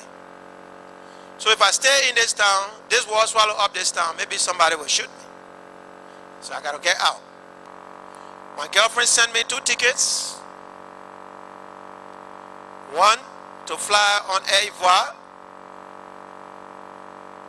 to go to Abidjan, and the other on British Airways to go to London, and another ticket to Los Angeles.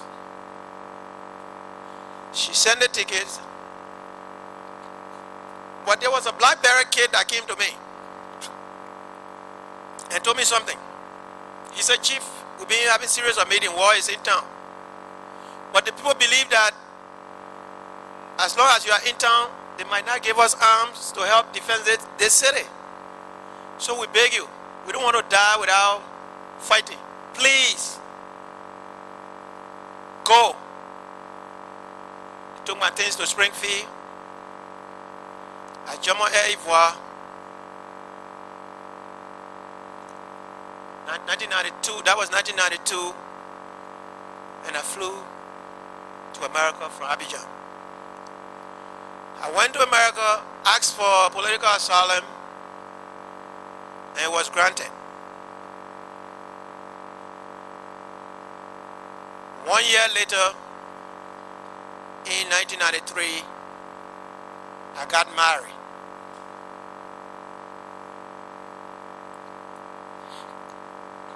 One of the things that happened in 1990 that I don't want to skip was that in 1990, on August 1st,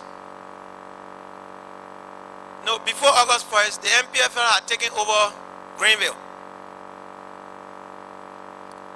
And they went to a nearby town called Taniwea Town.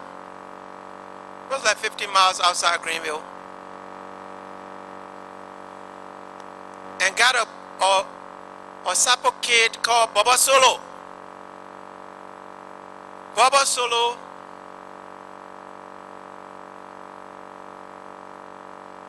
was told by one General Noriega, his real name is Moses K. Guan, that go in the villages, in the bushes, and tell the people of Joe Wiley that their son is with us. And they should not be afraid, they should come to town. When they come to town, nothing will happen to them. So Baba Solo went. Because when they got in the village, Pratt Farm, they didn't meet anybody there. So they decided now to go from, small villages in the bushes where the people were hiding, say Joe Wiley, everybody carried the word around. So all of the old folks, everybody started coming to town. Oh, they were somewhat happy. They said, well, if our son is with these people, they're not going to hurt us. Let's go to town. When they got in town, there was one guy who was suspicious. He said, I know Joe.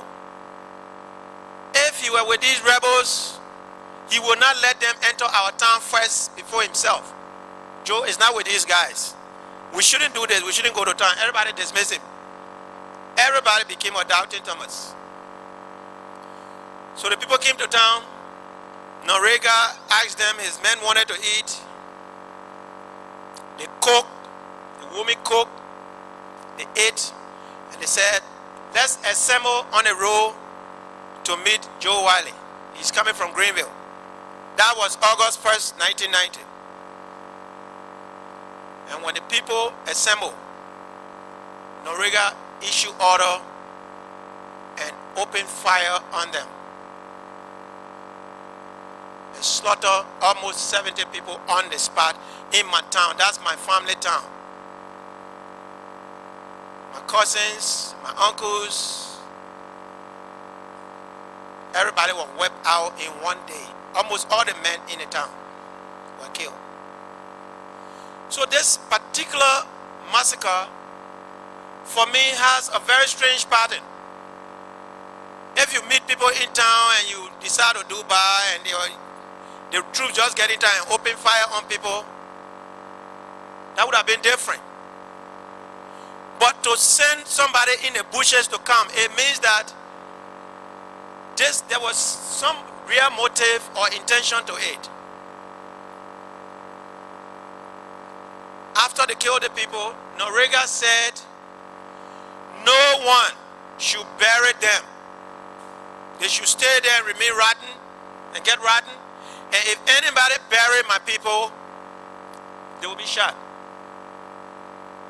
According to one of the survivors, Frances Wiley, my first cousin, was 8 months pregnant. I think 8 or 9 months pregnant. She was shot. She died. The baby in her womb fought for almost 3 hours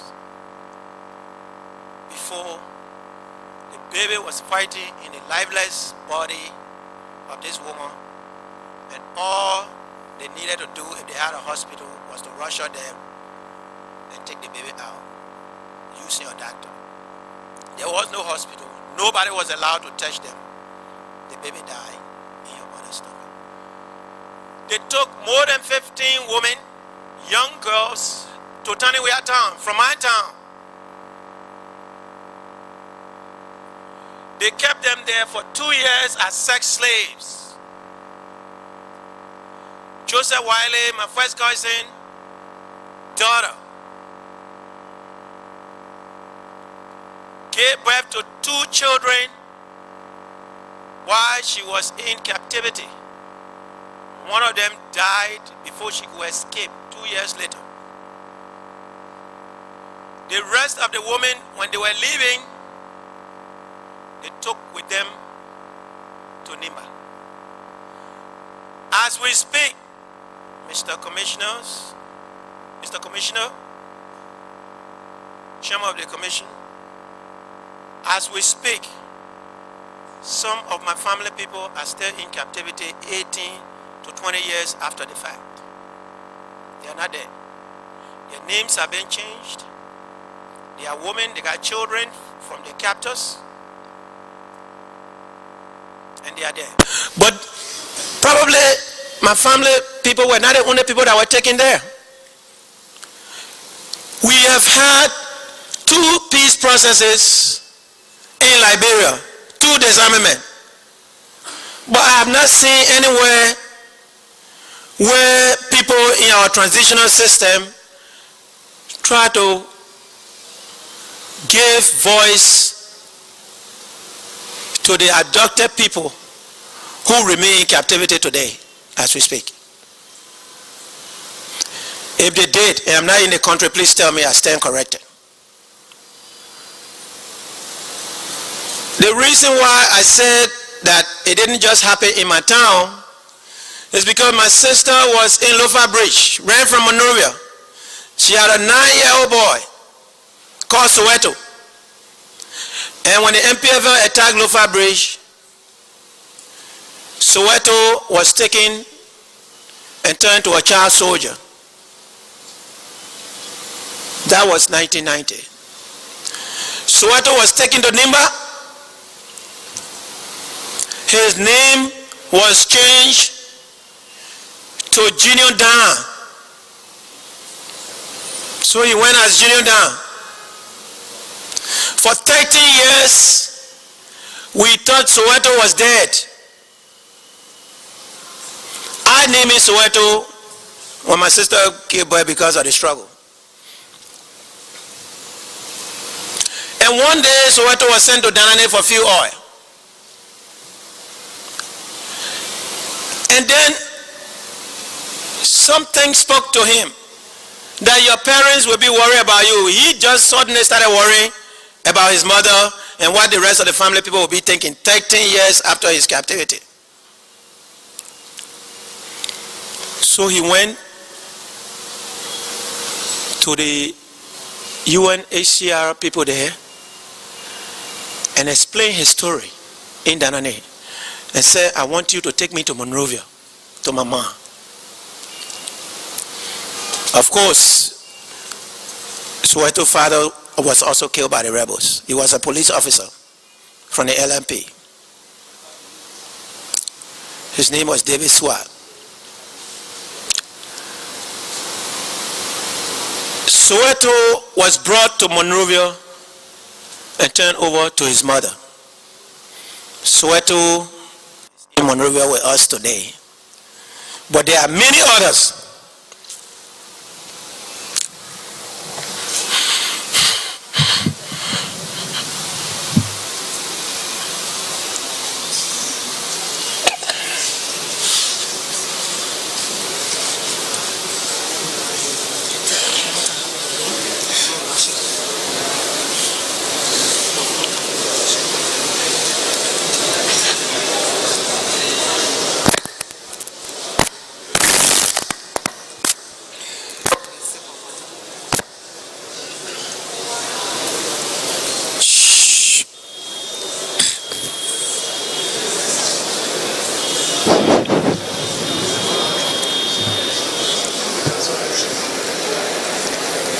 Thank you.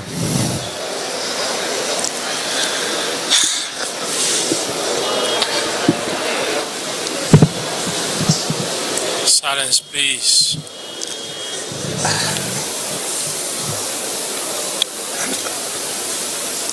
Mr. Chairman, I'm very sorry.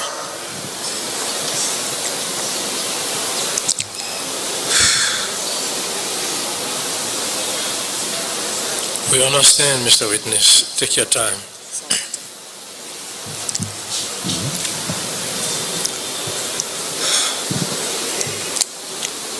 Comrades,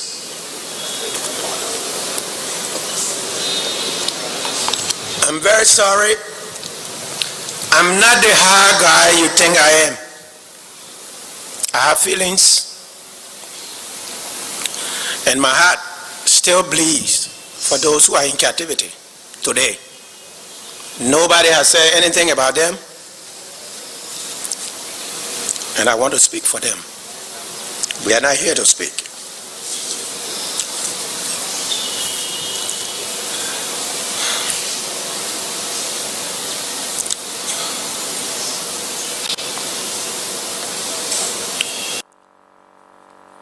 Big boys are not supposed to cry. I can't help it. I'm sorry. And please, you newspaper people, don't put in your newspaper tomorrow that I will cry crocodile tears. I beg you.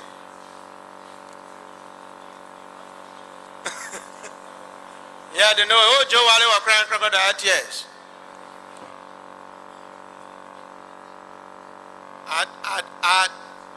I know somebody who cried for 2 weeks before they came to the TRC. Yeah.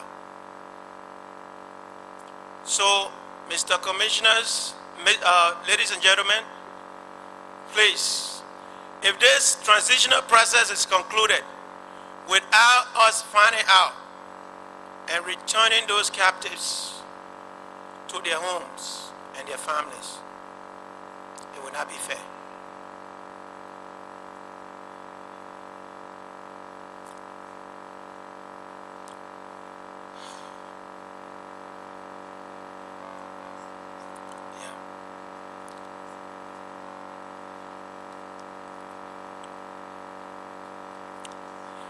In 1993, General Noriega, who performed the same massacre, sent people to Pine Town. Before he did that, let me say this. He shot and killed Father Desmond Kwashi, a Ghanaian-born Catholic priest who was in the business of educating our young children. Then his troops went to Pine Town and shot my mother. My mother was half blind, and when the shooting started, everybody went in disarray she ran towards the rebel who was shooting anything that shook. Killed my mother. Titikai. In that same year, my father, who had been hiding in the Sapo forest, Mr. Robert Wiley, decided to come to town to see what had happened. It was difficult for them to trace him and my family in the forest. When he got in town, all our houses were burned. His brother's house, Harry Wiley's house, was burned. So the first thought that came to him was he would go to the rebels and demand to live in his town free or they should kill him. But then again, he caught himself. He didn't want his wife and family to be looking for him. So he went back in the forest to let them know.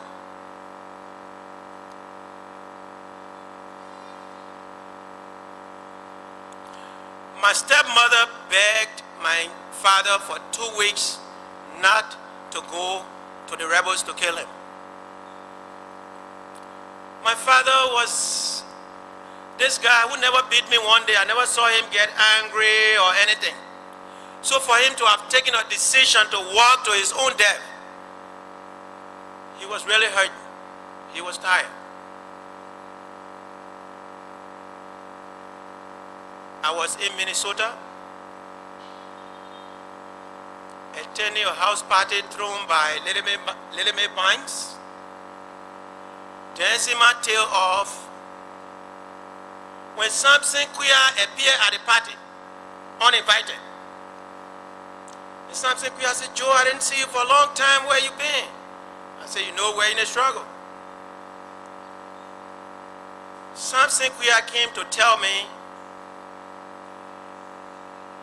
about my father and my mother's death that day. I did not know that they had died.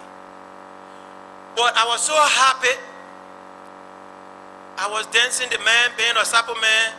You don't tell people death news when they are happy. And you don't tell people death news in the evening. You do it in the morning. So he sat there until 5 o'clock. And I said, "Something? You're not dancing. You're not trying to catch any of these girls. What are you doing here?" It was a whole bunch of girls. It was a girls' party that the girls invited me to. So he said, "No, I don't see you for a long time, so I just want to be with you." So I said, "Okay." We went home and he gave me the news that my father and my mother had been killed. I received their death news the same day. I don't think there are many people in this hall who have done that, who have had the experience that I'd have had to have your father and mother died and you get your death news the same day. There may be a few people. During Octopus, my younger brother, Henry Wiley, who was, I think he was a senior student at the university, trying to graduate to go to law school. My other brother, Maga, and City Boy were also killed by the IMPFL in Douala.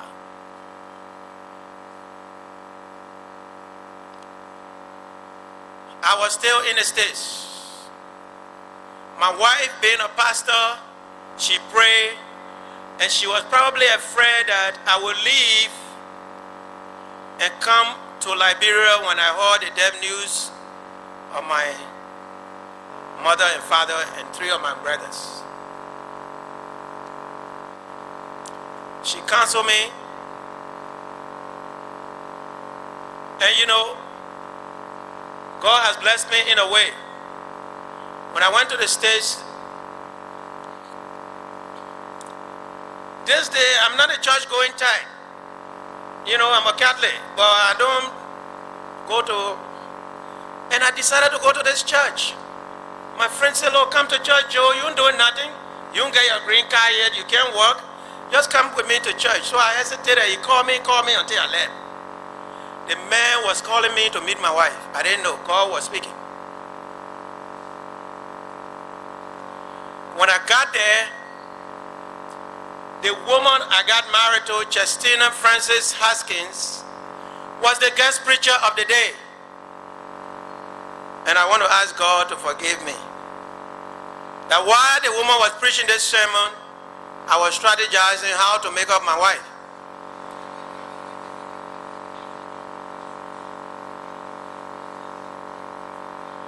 Because there was something that impressed me about her.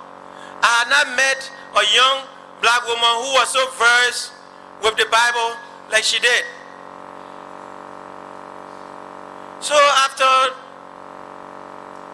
the church service, we exchanged numbers, we sat opposite each other, and I think she too was looking at me as some kind of spring chicken. So we struck a friendship. That's how I got married to her. But because she was a pastor, she helped me in my healing process. And she told me something. She said, Joe, you people can take guns and bombs and go to Liberia to fight Taylor. If God said Taylor will be there, you will remain there. But guess what? The day God gets ready for Taylor, you will be shocked how you will leave your country. So revenge belongs to God. You don't have to go to Liberia to join anything. I agree.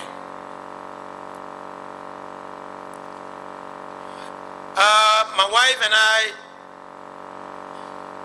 had 2 daughters. At about that time, General Roosevelt Johnson got sick in 1998 and came to the States.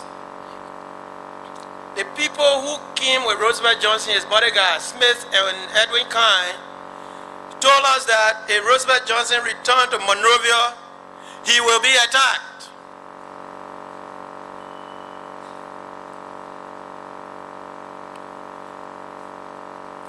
Roosevelt Johnson just had a stroke.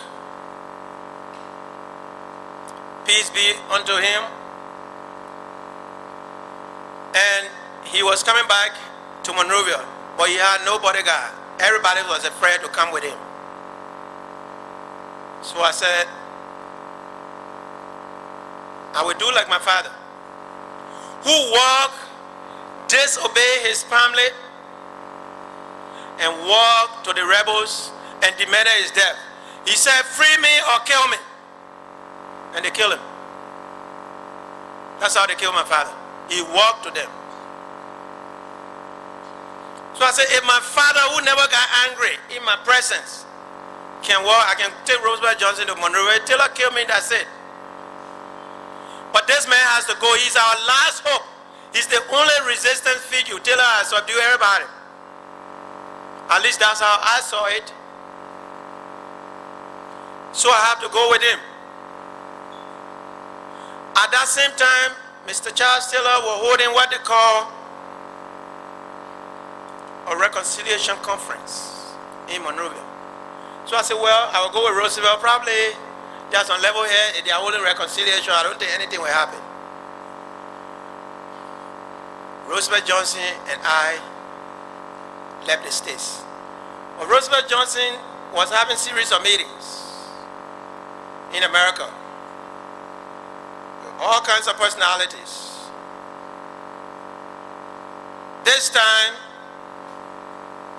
Madam Ellen Johnson Sirleaf was careful.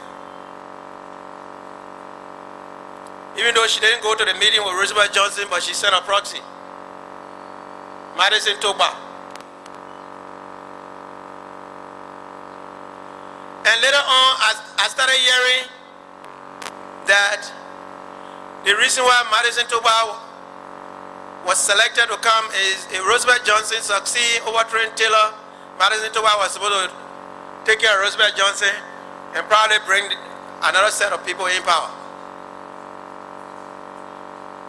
So he was embedded. And somebody in the meeting said, look, the forces in our town, we don't see how Madison can fit. let Joe go. I was not in the meeting, but Supu was in our meeting. Labla Supu, the very lawyer for Charles Taylor, the man who was vice chairman for operation, who became vice chairman for operation for Laird later, and drove Taylor out, is now the lawyer for Taylor. Politics create strange bedfellows.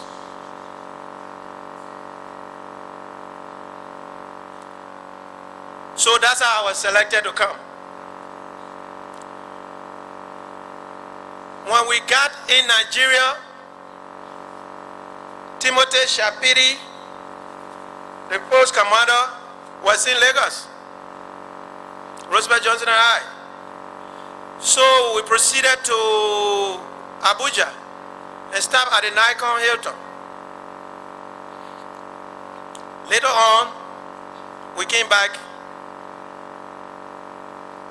to a presidential lodge at Bar Beach in Lagos. Many of you who are refugees, you know Bar Beach.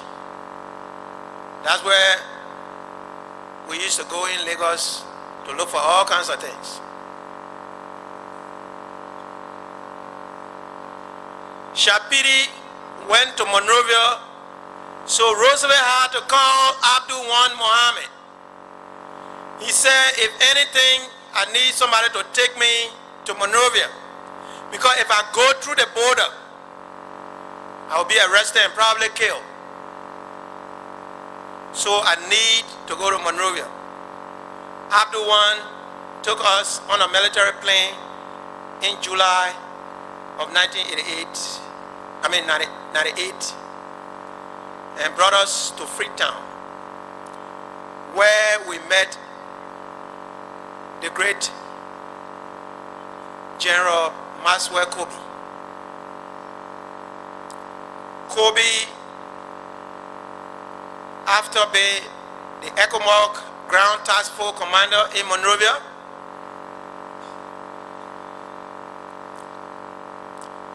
for more than a year was transferred to Freetown by Abacha. By 1998, I want this commission to know the situation that was prevailing in Sierra Leone. Kobe was struggling with the RUF because it was on the rise. The guns were silent in Liberia, but the RUF started going after territory it never attempted to capture in Sierra Leone. So the troops that were in Monrovia were transferred to Freetown. The RUF was experiencing what we call resurgence. Taylor threw money, arms, everything behind the RUF.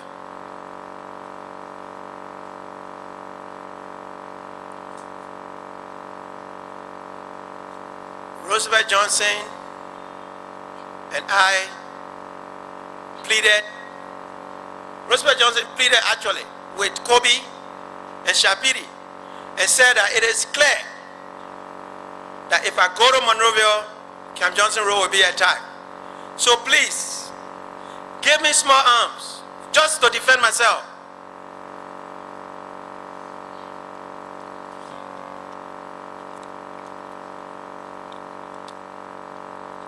Sorry. Shapiri said you have to come to Monrovia first. When you are in Monrovia, I'll provide the arms for you to defend yourself. Because our historians, our politicians have not succeeded in putting September 18 into its proper perspective. September 18 was prepared by the failure of the 1996, April 6 fracas in Monrovia. The militants of Roosevelt Johnson, the Ulimo J and LPC people that are occupying bomb mines and Kakata, they had nowhere to go after they were told to leave the barracks as a condition to end the conflict. So all of them trooped themselves alone in Camp Johnson. That is why we say in a peace process, even the failure of the DD can cause the failure of the entire process. Because you told these people to leave their camps in Kakata and other places. They were in a barrage, you told them to leave. Thousands of people, where did you expect them to go? Roosevelt Johnson was a hostage for them. So when we got on Camp Johnson Road, no, we didn't get on Camp Johnson Road. We were staying in Freetown. Roosevelt Johnson tried to ask for some arms. I just sat in a meeting quietly, and Abdul asked, but who is this fellow? He said, oh, he's one of our brothers.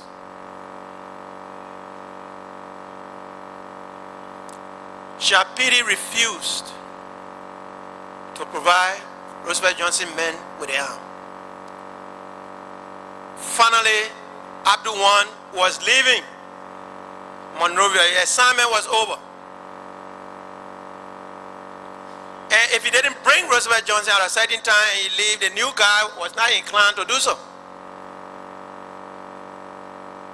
So what Abdul did was to arrange for the Force Commander's plane. The Echo Mark Force Commander, Shapiri's own plane, came to Freetown to pick up Roosevelt Johnson. The morning we were supposed to leave, General Kobe brought 3 uniforms to us. Roosevelt Johnson, Super Wu, and I. Super Wu started shaking. He said, I'm not going, boy. So Roosevelt was upset. But I came a long way with Super Wu. I said, no, Roosevelt, don't get upset. Super Wu did not take military training. Now, it's not everybody that got in mind that you and myself got. So leave Super Wu alone. If we even go and launch or a charter attack us and anything happens, Super Wu is supposed to be out to do political work. So leave him. So the one uniform remained in the room. General Johnson and I dressed, and we came to Monrovia as if we were some ECOMOG big delegation that was coming. And you want to know how I got in the country?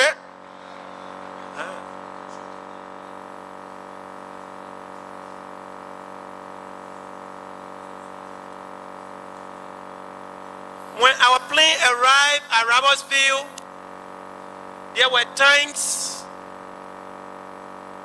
there were GPMGs. I mean, the convoy was like, I said, whoa. We went straight across the Simple Bridge to Abdul's house. He told the cook to take a vacation. So he wanted cook to come snitch. 3 days later, we surfaced on Camp Johnson Road. Taylor panic.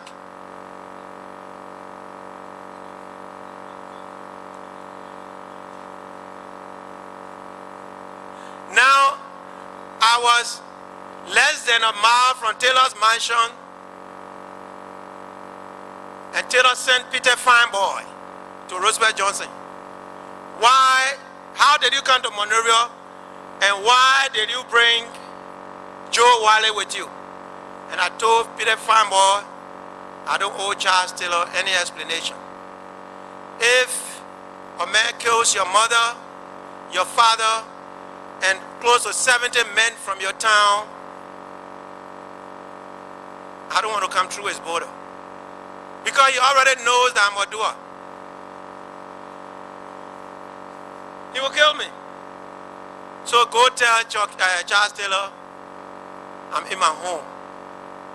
I'm a blow you. We own this land. Nobody asked me, what am I doing here? So I just blasted Peter Fineboy. One day before September 18, I got a call from the executive mansion from Blamo Nelson, now Senator Nelson, and said he wanted to meet with me. I said, where? He said, any place of your choice. I said, well, then let it be at the Catholic Secretariat.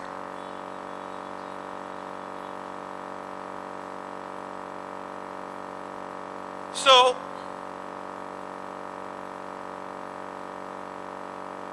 the Catholic secretary sent 4 cars because I said I was taking with me some body guys in case they wanted to do stupidness, so we can spot a thing right in the street.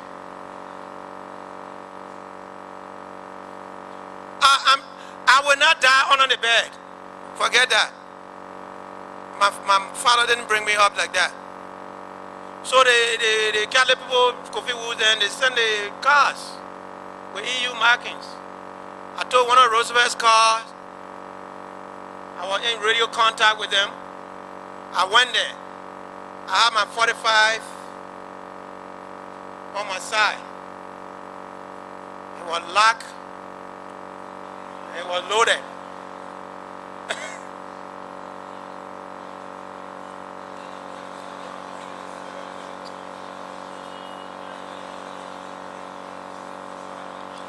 This to me was war. It was just a slow motion war. So Blamo Nelson walked into Kofi Woods' office. The first thing he told me was, Joe, Taylor will arrest you. So I asked him where. Here in Monrovia? He said yes. I said, what else you got to tell me? Ramon Nelson said, how did you come to Monrovia? I said, I don't owe Taylor any explanation. I told Fanboy that. Is that what you call this meeting for? He said yes. I walked out of the room. Got in my car, we have a convoy, straight back Camp Johnson Road.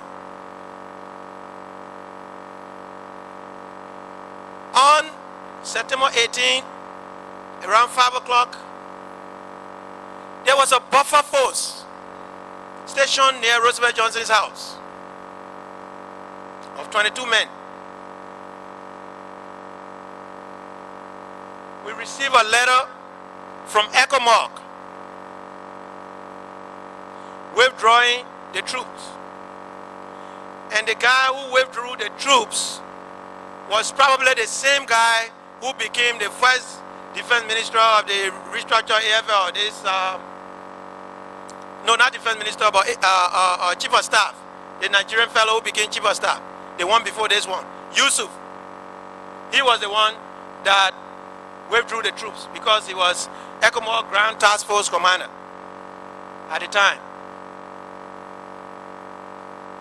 When Roosevelt Johnson saw the letter, he panicked. Few days before that, Bishop Francis and others are gone there to make Roosevelt Johnson go to a meeting in a mansion with Taylor, but you can't force people to have meeting. And we knew that he had set his men up at Telecom. Shafat Norman and others were waiting. The moment Roosevelt Johnson entered that mansion, they were going to attack Camp Johnson Road. And then what was supposed to happen was going to happen. So during that time, I told Bishop Francis, this man will not leave. Because if Taylor takes him to the mansion, he kills him, I'm dead. So Roosevelt Johnson himself became a hostage between the government and the Ulimo J forces. I told Prince Yo, don't allow Roosevelt Johnson to cross that gate. One of the Ulimo J boys dragged Roosevelt Johnson upstairs literally and knocked him before me. I said, where you going, nigga? Sorry.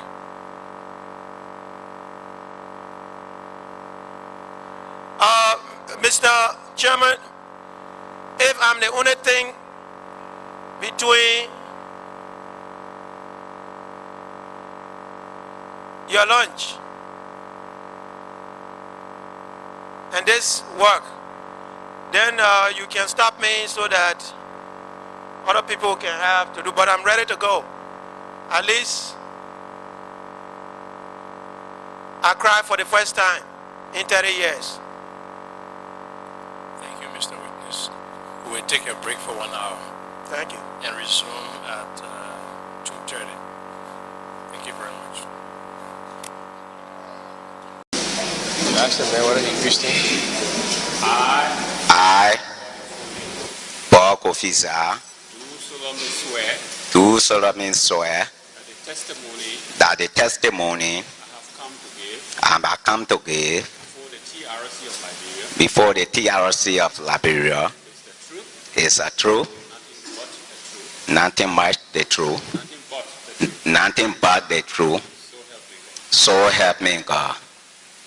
Please be seated.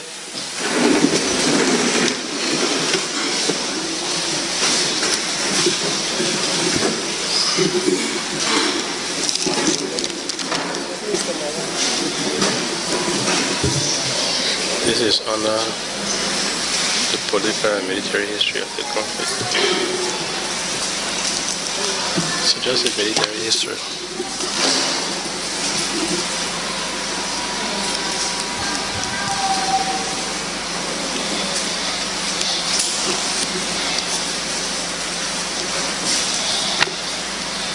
So you're ready for me now? Yes, sir. Good afternoon and welcome to the public hearings of the TRC. We have invited you to come and address the Commission on its thematic consideration and review of the military and political history of the conflict. And the fact that since the Commission got here, even during its assessment, your name was mentioned prominently as somebody who could assist the Commission in doing its work. And so that's why we thought it fit to invite you to come and join us and address yourself to your experience during the conflict from 1980 or 1979 up to 2003, what you saw, what all you went through, what all you did, and everything, just to assist the Commission in doing its work. The TRC was established as a forum for all Liberians to come and talk the truth of what transpired, so that the history of our country can be written by ourselves, based upon what we know, based upon what we did, based upon what we saw, so that at the end we can have a book and say this is the history of the conflict in Liberia. And by getting all parties involved, we understand the conflict. And once we understand, then we know how to advance recommendations as to how to move our country forward. We are all Liberians, commissioners here. We are all citizens of this country. There is no fear. There is no threat. As a matter of fact, everything that a citizen utters before the Commission is protected. Nobody can ask that person questions about it except they want to. Nobody can use it against them. Even us, the commissioners here, we enjoy protection. Whatever we say, what we do is protected. It cannot be used against us. It was intended so that we can have a free forum where we will interact and discuss. So that is why we have invited you, and we are so happy that you agreed, you took off your busy time away from your farm and your family to come all the way to Cestus to share your experience with your fellow citizens and the Commission, and to contribute your quota to the peace and reconciliation and unity of our country. So we say thanks for coming and welcome. Okay. Can you kindly give your full name for the records? I'm Bob Kofisa. Bob Kofisa. Can you tell us what you're doing currently? Repeat again. What are you doing at the moment, presently? What you do for a living and all of that? Oh, I'm a farmer. I'm doing farming now. What do you grow on your farm? I'm trying to grow rice and rubber. Rice and rubber. Okay. Where do you live? Satan. Satan. Yeah. Which district? Central C. The tank got your knee inside, so that your tongue? You say Zah, the time you got Zah instead of I ask whether. No. That's the time. Oh. That my father didn't have the time. Okay, that's why I asked. Yes, I know. If you don't mind, can you tell us your date of birth? Born 1957, August the 3rd.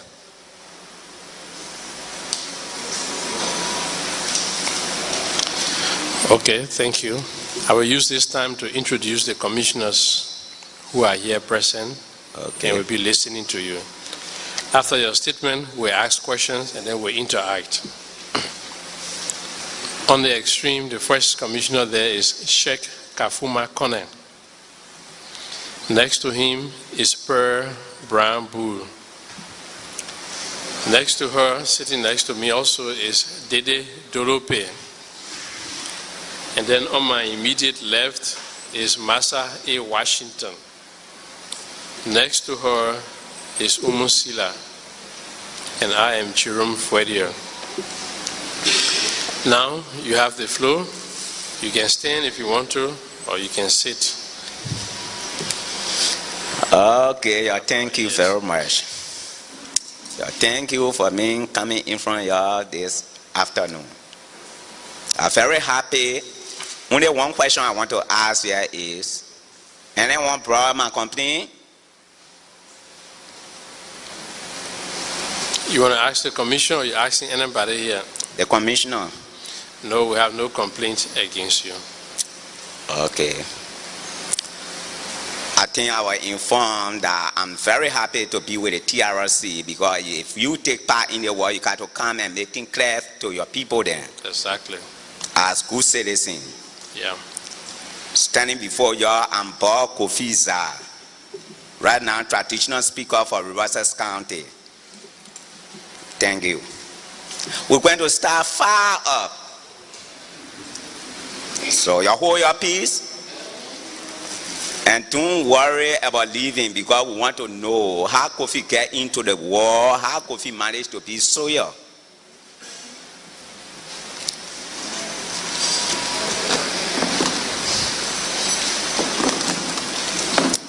It was before 1990, I was having my friends. Kofi was not soldier man in the whole thing. Before 1990 war could come, I was an elephant hunter in this country. I hunt for so many years. I catch elephant baby in different countries. I hunt all over this country in Liberia.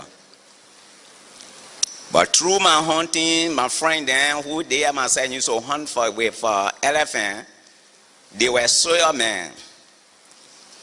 So these soil guys then, when they myself go in the bush, in the hunting, they part out of play, they encourage them, and they carried me when the war was coming. They went to and told that there was a man that in Riverside can really help to fight some of the war.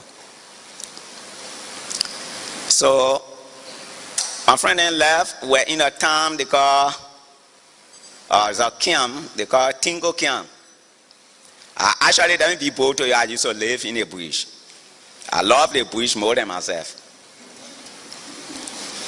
So while we were in the bush hunting, after the car had left, they say war entered Liberia. Most of them gone to the war front. I was with my friend then hunting in the bush. So one afternoon when I go low, I saw a tactical jeep with a full soldier in the jeep. They came, we were playing car. The jeep landed in the camp. They start asking about me. So when I go low, my friend who they call Rafi Raleigh, he said, Kofi, I've been looking for you. We went all the way to your town, but they say you in a bush, and that's what I came here for. But we want for you to go and join the army. The president wants to see you.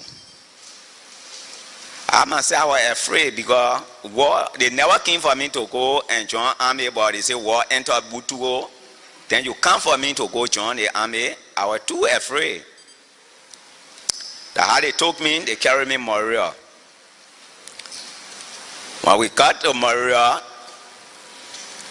they carried me to the mansion. After they carried me to the mansion, from there, I met with the president too. He asked me some questions and whatsoever. And I answered it. He said, okay, right now you are not going to the front, but you were assigned here on the mansion ground. That's how they assigned me to the mansion ground. We were there. When we go low, they say the rebel have crossed the river. They are in Butuo, but they are advancing into Campley. So I say, the people ask me, the one to settle the truth. If any one of y'all can remember, there was a special squad that we have in Moria.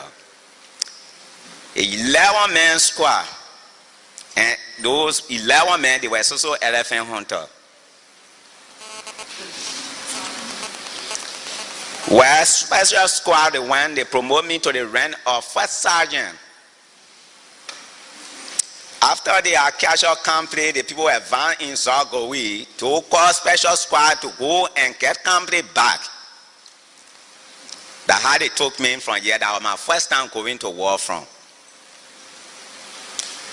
But before you get in Kanta, they have one junction they call Queen Junction. When we got there, when you look all in the rubber preacher, you will just see the common flag laying down. Everybody died. You will just see the common flag with a puffer human being there. So I say, what? But are there anything we can do? So we passed, we reached Kanta. From Kanta, we moved up. Before we go back to a town they call Zogowi, before you get to Campley. We brought up with the rebel there, we were fighting. That fighting lasted for 2 days. We took Zogowi back from the rebel. They retreated back in Campley. We crossed Zogowi, but before getting to Campley, we were not easy. We fought in Campley for 1 week. We took Campley back. When you hear they say the rebel run away, none of you do guys never run away. They went in some kind of mountain, up the mountain, that where they were in that town. But before we get there, the rebel had killed all the Mandingo people then that were in that place, that were having businesses, those who were having store, everything, they have killed them. So anywhere you go, the horses point. I never knew Prince Johnson, but they found one picture, they say, you're the man who brought the rebel. That time they didn't call him Prince Johnson, they call him Prince Turning Water. So we start looking at the picture. From there, there was Tomongoa, Mayor Tomongoa. There was Mayor Freeman, John Wakreku, Philip Kamer, David Nimler, no Thomas Nimler or David Nimler. That were these guys and were leader for us. But special squad, they have somebody different from the soil then. We are 11 men. And these 11 men there, we can come to any mission. So we went. After we are taking company back, those sent for special squad to come back on ground. That's how we came. When we got back to Moria, they promoted me to the rank of first sergeant and first lieutenant. My friend and myself go, the Bevo, Thomas Bevo was captain. They promoted him to the rank of captain. So from there, we're there. They say, well, the rebel had come back again. But they are already advancing the Nampa and Kanta, they are coming to Pelala. That's why I saw 106 we're having at the mansion to give John Wakreku the 106. If any of y'all can recover that, if Charge Lu get over there and he say he and the rebel were going to meet in Pelala and it was going to be the last meeting, they will not meet again no more. That's why we carry the 106. Where 20 some more rounds were used in Nima County. From there, they left a special squad to Pelala and they took the gun back in Moria. We're in Pelala for 2 days. They tell us special squad should come to Palala. From Perada, you come Parada. We come Parada, some soil remain Perada. Before in the evening when we go low, those soil are left in Perada, they start running, coming in Parada. They say, but the rebel then not cross. But they around here. So special squad, you should get ready. Well, we take it to be fun. For me, really, I take it to be fun. Before soon in the morning, my friend and myself was some need to say, I said, my man, I won't go in the toilet, man. Well, we went to the rob, we not knew the garden were in the rob. We are looking in the rob, we learned and said, no, man, it play too dark. They go, them go in that toilet house. So I came back from the rob, we went in the toilet house. Before I got through toilet, the only thing I heard I launching sound. They were fighting open. We fought for 2 hours, they want to make it 3, the garden drove off from Perala. Now you all the chapter general then that John Wakriku, he was corner, he was not a general, Philip Cameron then was corner, Tomo Quaden was mayor. They all were in Banga. So we decided to come back Banga. We walked from Perala to Banga. When we came and told John Wakriku that the people are taking Perala, he got vexed. He said, why do you set down for the people to take Perala? None knew when we left, they carry issue for us. The common flag, the arm, then the new arm. When the garden attacker, there was no way for us to retreat the thing, then we left them in the house. So the garden, quickly when they carry they dressed, they said, oh, we so common flag. All the N16 were in their hand, new arm then. So when we tell Kriku, you hear John Wakriku ta, that how he ta. Kriku got first straight. He he and Fede come here, they pick out their tactical G, they lead the whole troop bar. They were the 4 person. So the army, that time the army truck was using when a year. When you way on the mission, you now hear the sound. So we start going. We were forced to go back to catch up Parada back. But before we go get there, the old guy then take over Parada, they not deploy their men on all the road. But we went somewhere, we put out with the 3 corner there, they say you can't pass in front. When we passed the truck in front there, we saw one woman with her 3 children there coming, doing their hand there, they stopping the truck. So the driver stopped. He said the people they are in the town. Railway John Kriku then came straight they passed by all. When we go load, Kriku enter Perala straight. The only thing we hear is launching sound. Boom. They launched for the camera, they launched Kriku. Kriku, he came from the car, the pocket him quarry say, and say, Chief, we are here. He said, where the rebel? He said, we just not catch all the play back again. And from them, but they run that way. None knew that, so what the boss and we're talking with him. He said, okay, you can't get supply. So then he turned it back to come and pick up the ammunition. They wasted straight on a path. Before Philip come back, get in the town, they a trouble, the boss say he straight, the car turn around. Philip come there, he jumped in a bush. We couldn't make it again. Before the truck would come there, no, they not put the jeep on fire. The old car, then we had to start changing fire. From there, we couldn't make it. Everybody, all the ranking officers then around their way where we were to. I said, but 10 gentlemen, the commander that carry on, they call him U.S. Capet. Capet said, but 10 let's go back. We came back. We got there, that time we were special squad. We were assigned, we charge you, say, but then we went back more real. Charge you pour in the car, we came. When we got to the mansion, the president said, but charge you could not leave Kriku body over there. You forced to go bring Kriku body. That had it sent up by again to come for Kriku body. But before we could come, nobody couldn't reach Imperator again to say they come for John Wild Kriku. So what we did is we pick up one man on the road where they kill and dress him fine, tell John Wild Kriku with a common flower, we brought him.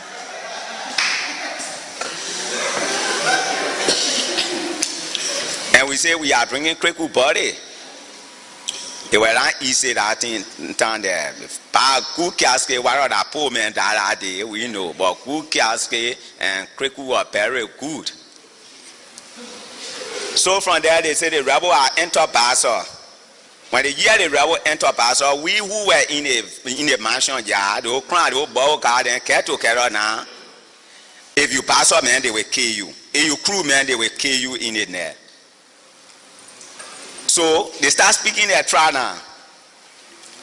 So from there, when we go low, they say, well, the pastor boss and I hear the car to go to pastor to go and fall in pastor.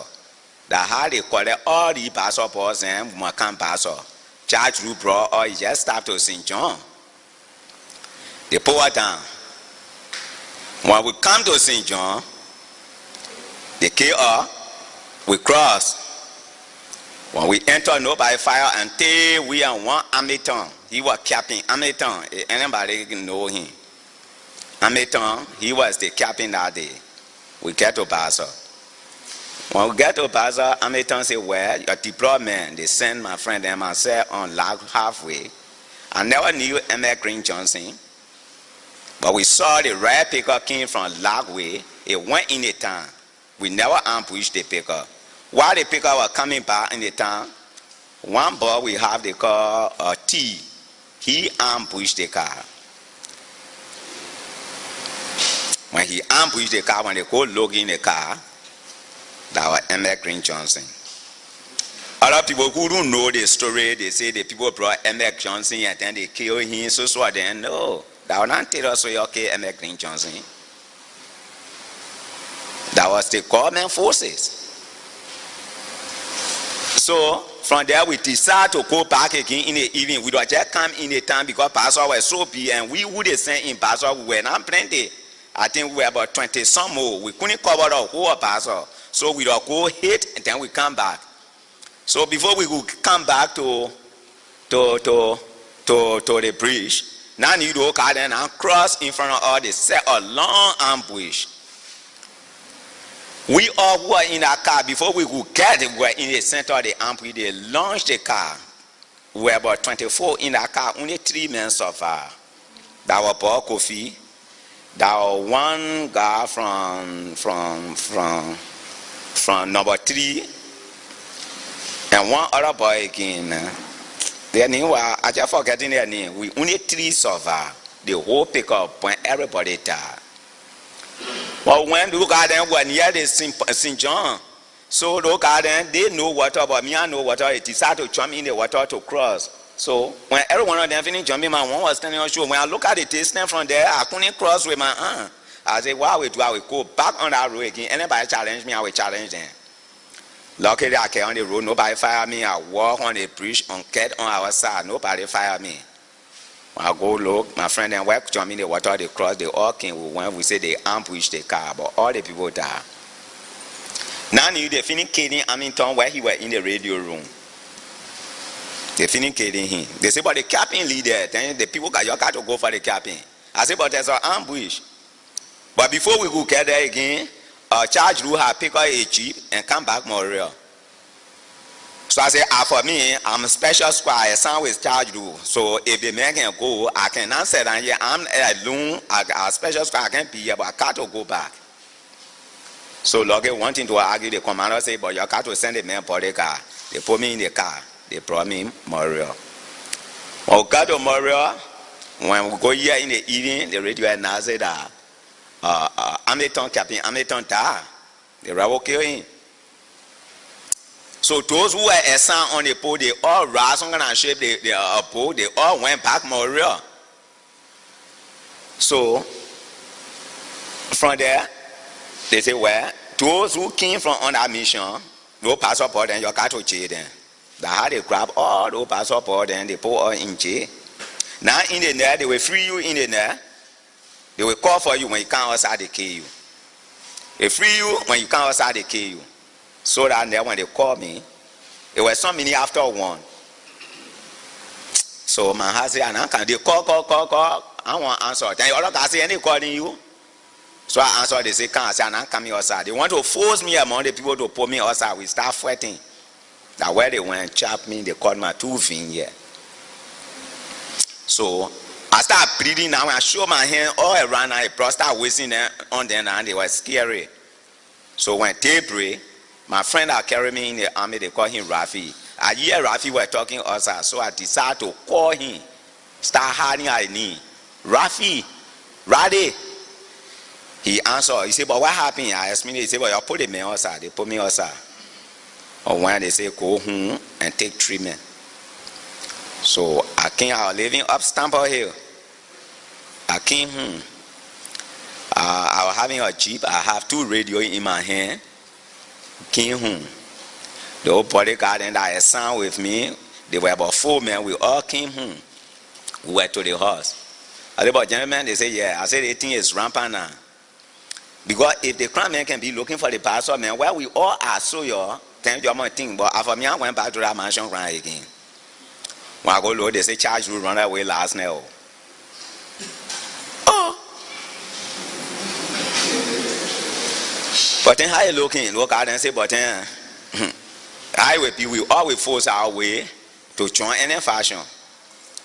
Now you when the look out and were in river say, I have one best friend with them, they call him Saint Gogo. He was a parcel operator. That time, our foreign director for Gateway company that came in Riverside. That was the first company that came in Riverside for locking. They called them Gateway. So our foreign director for Gateway, I used to carry them in the bush to fair the logs and things. So you guys then call me. They come when I go low. I saw him that morning, dressed up fine. Now need the power on a mission to come for me.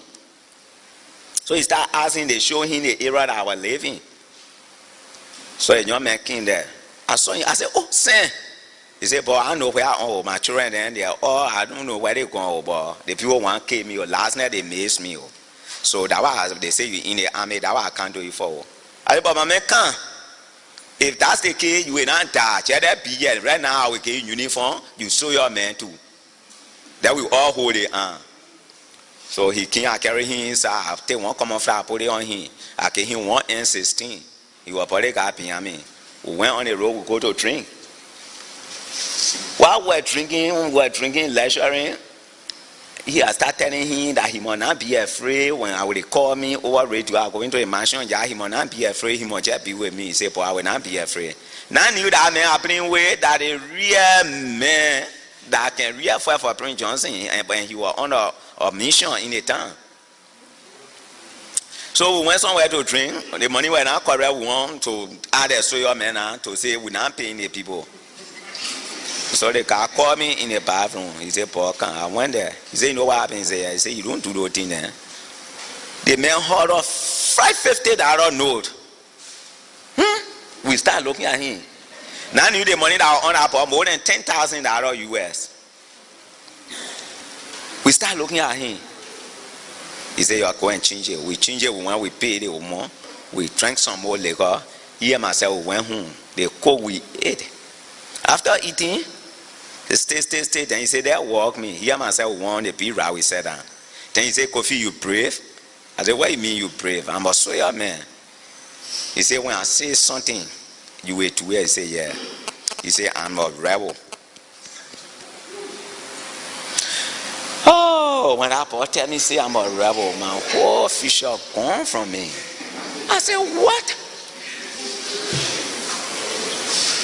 He said, but what happened here is, you remember you went camping, you came a hard time in camping. Then I came to myself. He said, you fought all in camping and you fought all in Sogowi. You remember? So Prince Johnson said, I should come for you. I said, but I know the man you're talking about. How you will come for me? No, I was too in Paris now. I don't even know what to do. But when I go back again, these guys on the mansion ground, they're not after nobody. They after the pastor boss and Jean Tower, who are the FO, he is scary now.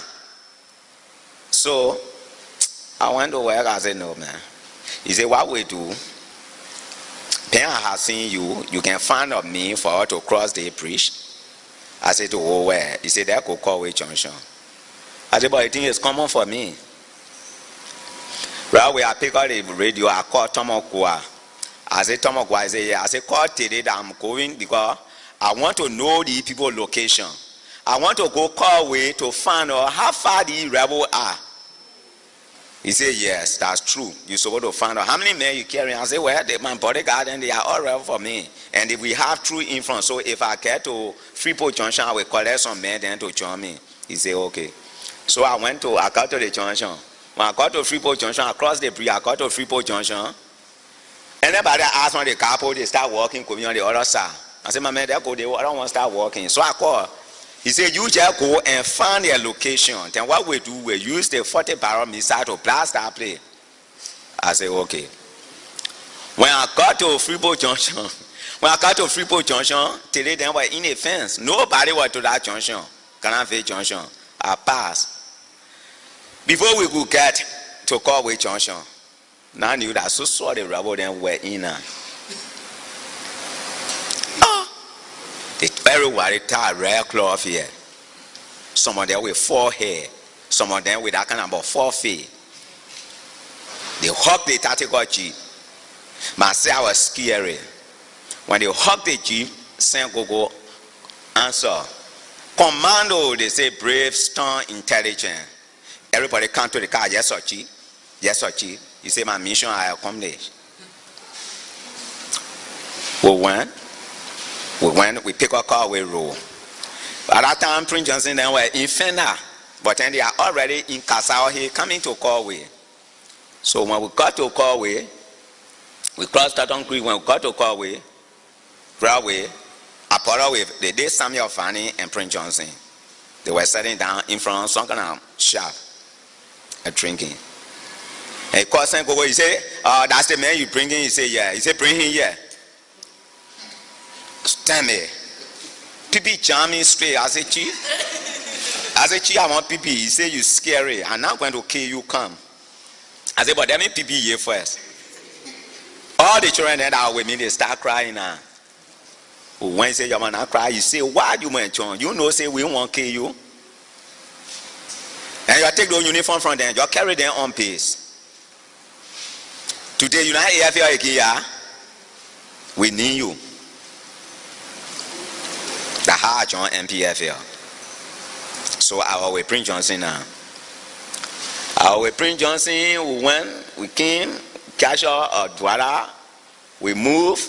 If somebody tell you say the Prince Johnson come with any kind of heavy weapon, the 106, 50 caliber then he using, the line. Prince Johnson entered this country with so light weapon. The only heavy weapon they were having is the weapon that they catch out from us, from Banga era then, that was 60 and 10 then. But the 100 caliber that Prince Johnson was using was catch out by Prince Johnson to the port. The 100 caliber was in Freeport. So how soon they call formation of Prince Johnson saying he was wanted the port. The house on attack went for 160 men. When we jump and enter, some people take it from Douala way there. They get some road from Douala, enter in the port. Then they get some rail from free zone there, entering there. People enter from Cananville way. When the whole troop jump over, when we got in our fence, they were not easy fighting there. So you never fight, they jump over the 100 caliber, the operator run their way, and we catch out the 100 caliber from there. The whole Freeport was catch up. The Prince Johnson catch up Freeport. Hard song. So from there, we started holding the 4 warehouse that they put our Firestone warehouse because our warehouse that was having enough rest. So all the trader and the old things and they put the car then together. We start holding everything on base. He took our way to be a base. Going to create the Addison Yard, they get some kind of area there, they call it the Taylor Compound.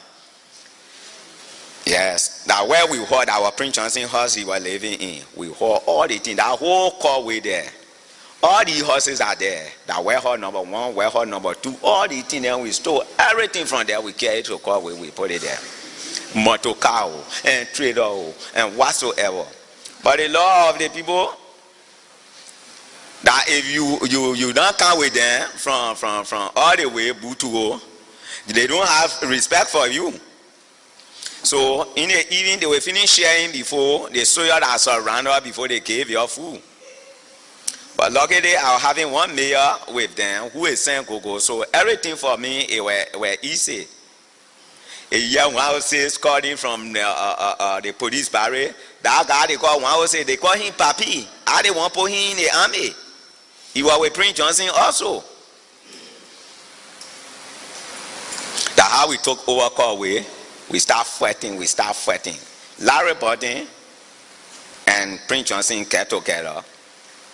Now he was middleman between Toll and Prince Johnson. If you know one, Larry Burton, who Prince Johnson killed. I was there when they killed Larry Burton.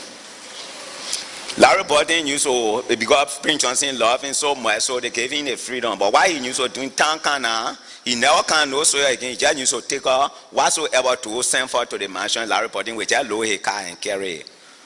That they few oil and castle didn't fool and then why they were suffering for now, Larry just used to carry it. So to one day somebody called Prince Johnson and said, Nana, as I'm speaking, Larry Burton will do. So Prince said, if you sure? He said, yeah. He said, okay, you're go in the town. Because all the way Merkin Street, all that area then Benson Street, all were honor Prince Johnson.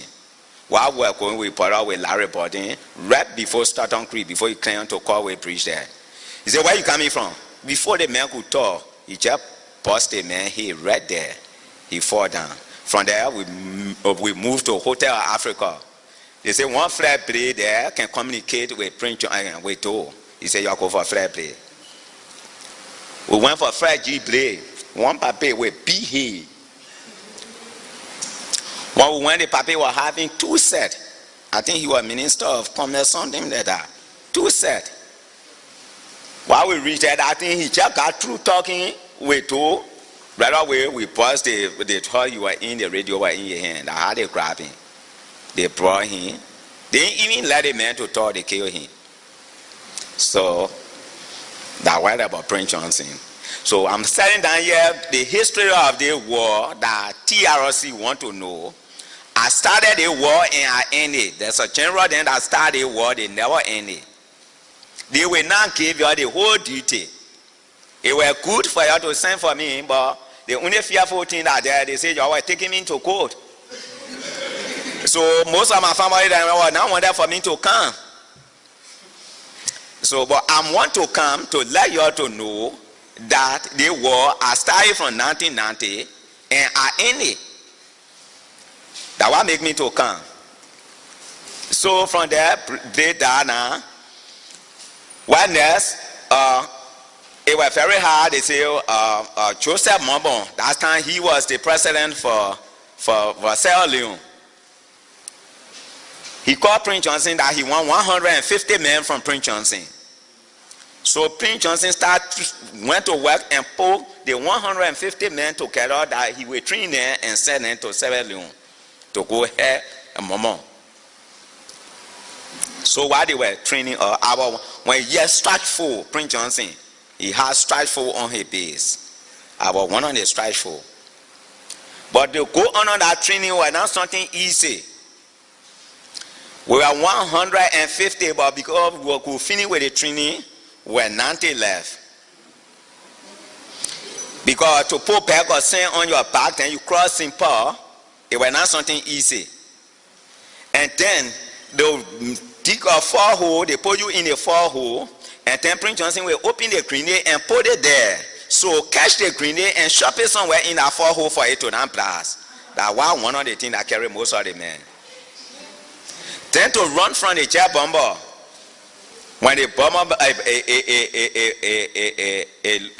they blasting for you to run, the man will start his tactical jeep and they will put it behind you in that line and you must run to pass that jeep. Who can run past motor car? Now don't go no part of the road, you just got to be on that road. You will not move from here over there and the man finish walking over you. That will carry most of our soil, but always some of us, we suffer inside. So from there, after we finished training, I don't know what happened, what not happened again. He have a call. He said, but gentlemen, he said, yeah. He said, Toll want to see me. But the people hungry now. But what we do, you gotta carry some food for them. That way Prince Johnson brought 500 bag of rice, They were having some chicken in carton in a long cup. 250 carton of that chicken. Some aku oil get on the trader with 150 men to escort the trader with Prince Johnson into the barrel. When we get to the barrel, they open the gate, the whole troop enter with their food, everything. When we went, we met Joe. Prince Johnson gave a quarter say. He said, Prince, what's wrong with you?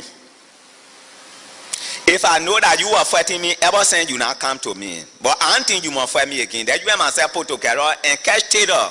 Taylor who stole the Liberian people money that go and organize a war to come on us. You are the catch Taylor. So Prince Johnson said, but are you the one? I must say I wanted to see, but how to get to you? It was hard. Right there, he picked up one rand from his own soldier face, make Prince Johnson out of Brigadier General straight on his face. That how Prince Johnson get a Brigadier General rank. From there, he supplied all and they BA arrow that came in the country here. It was not Liberia gone, that Babakida they won't send no gun. Trudeau, that old gun and some M16, he issued Prince Johnson with King. After that, the four air command through that entered here, the commander of Lieutenant Kwenu. Anybody can remember? Kwenu. Then we were having one BBC reporter. They called the woman Lisbeth Bronson. Yes. That woman never lead, never run away. Everywhere we used to fight, that woman used to go between us. So from there, he and two, they sat down, they planned how for us to attack Taylor, and then that time now we used to go and talk with AFLs on AFL gardens. So now we take food from on base, we go and give it to them. Some of them get some attend, they give it to us, we carry on base. We're too friendly now. So one Sunday, we went to Art and Clean Day, we and Prince Johnson. When we got to Art and Clean Day, while we were in Art and Clean Day, Prince Johnson have a call that told a leading escaping to go. But he must come quick, he had a boat. Right away, he sent on base a 50-man John. We who were the barricade behind him, straight we moved to the pole. Before we could get to the pole, we met the whole of government forces were there with the way to. Toe and Connie were us there. We meet one WO on the ground there with General Gray there, with some guys there. While one thing to another, fire open there. While they were firing, somebody threw ran us there.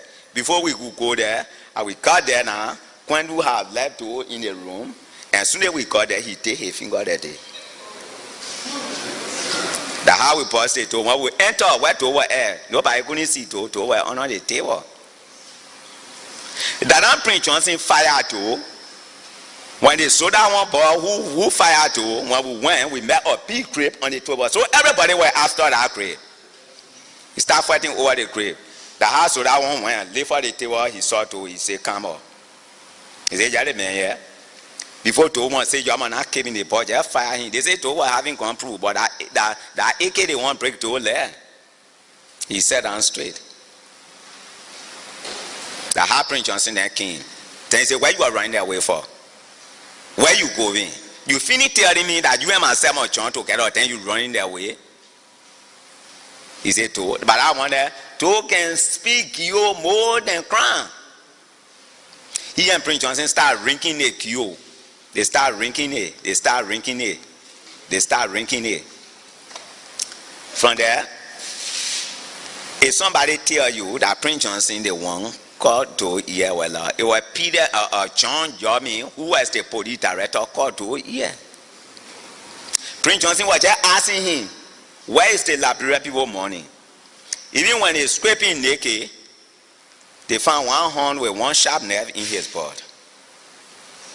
Say, where the people money?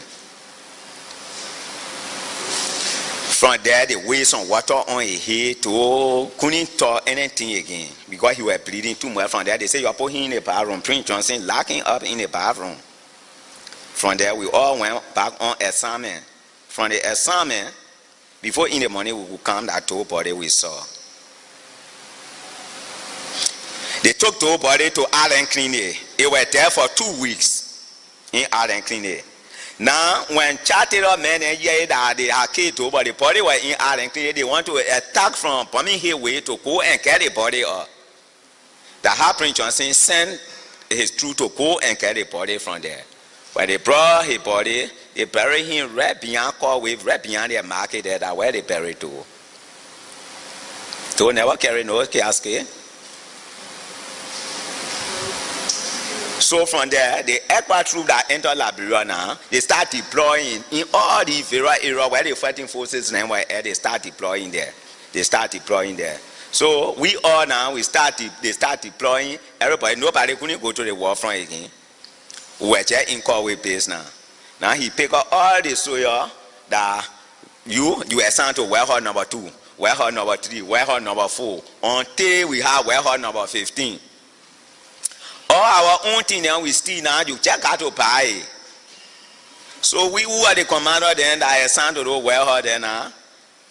At time we come and make our contact with the Lebanese people then. From there we bring kino and cross and just put the goods in the kino and carry inside to the Lebanese man and carry your own money. So the era our assigned, the only thing that were there that they sewing machine with some sugar bear and thing there. So when I told the people, I said, yeah, let's say 30 machine. So we start holding the machine there. The last man who come for the machine, they poking. And when they catch you stealing anything from that warehouse, they kill you. So after I had received the money, and then the secret I decided to check her. When I came, I went to the house. I came to my friend and they said, my man, you got to go. Now we have a gate. He wrote on the gate that they come that level rate when I rule. So I decided to really run away down there. So the cat I myself was together on the base. I never tell the cat I was running away. So when to bed when we lay down, I was just waiting for it to get dark some more. Right away it was dark.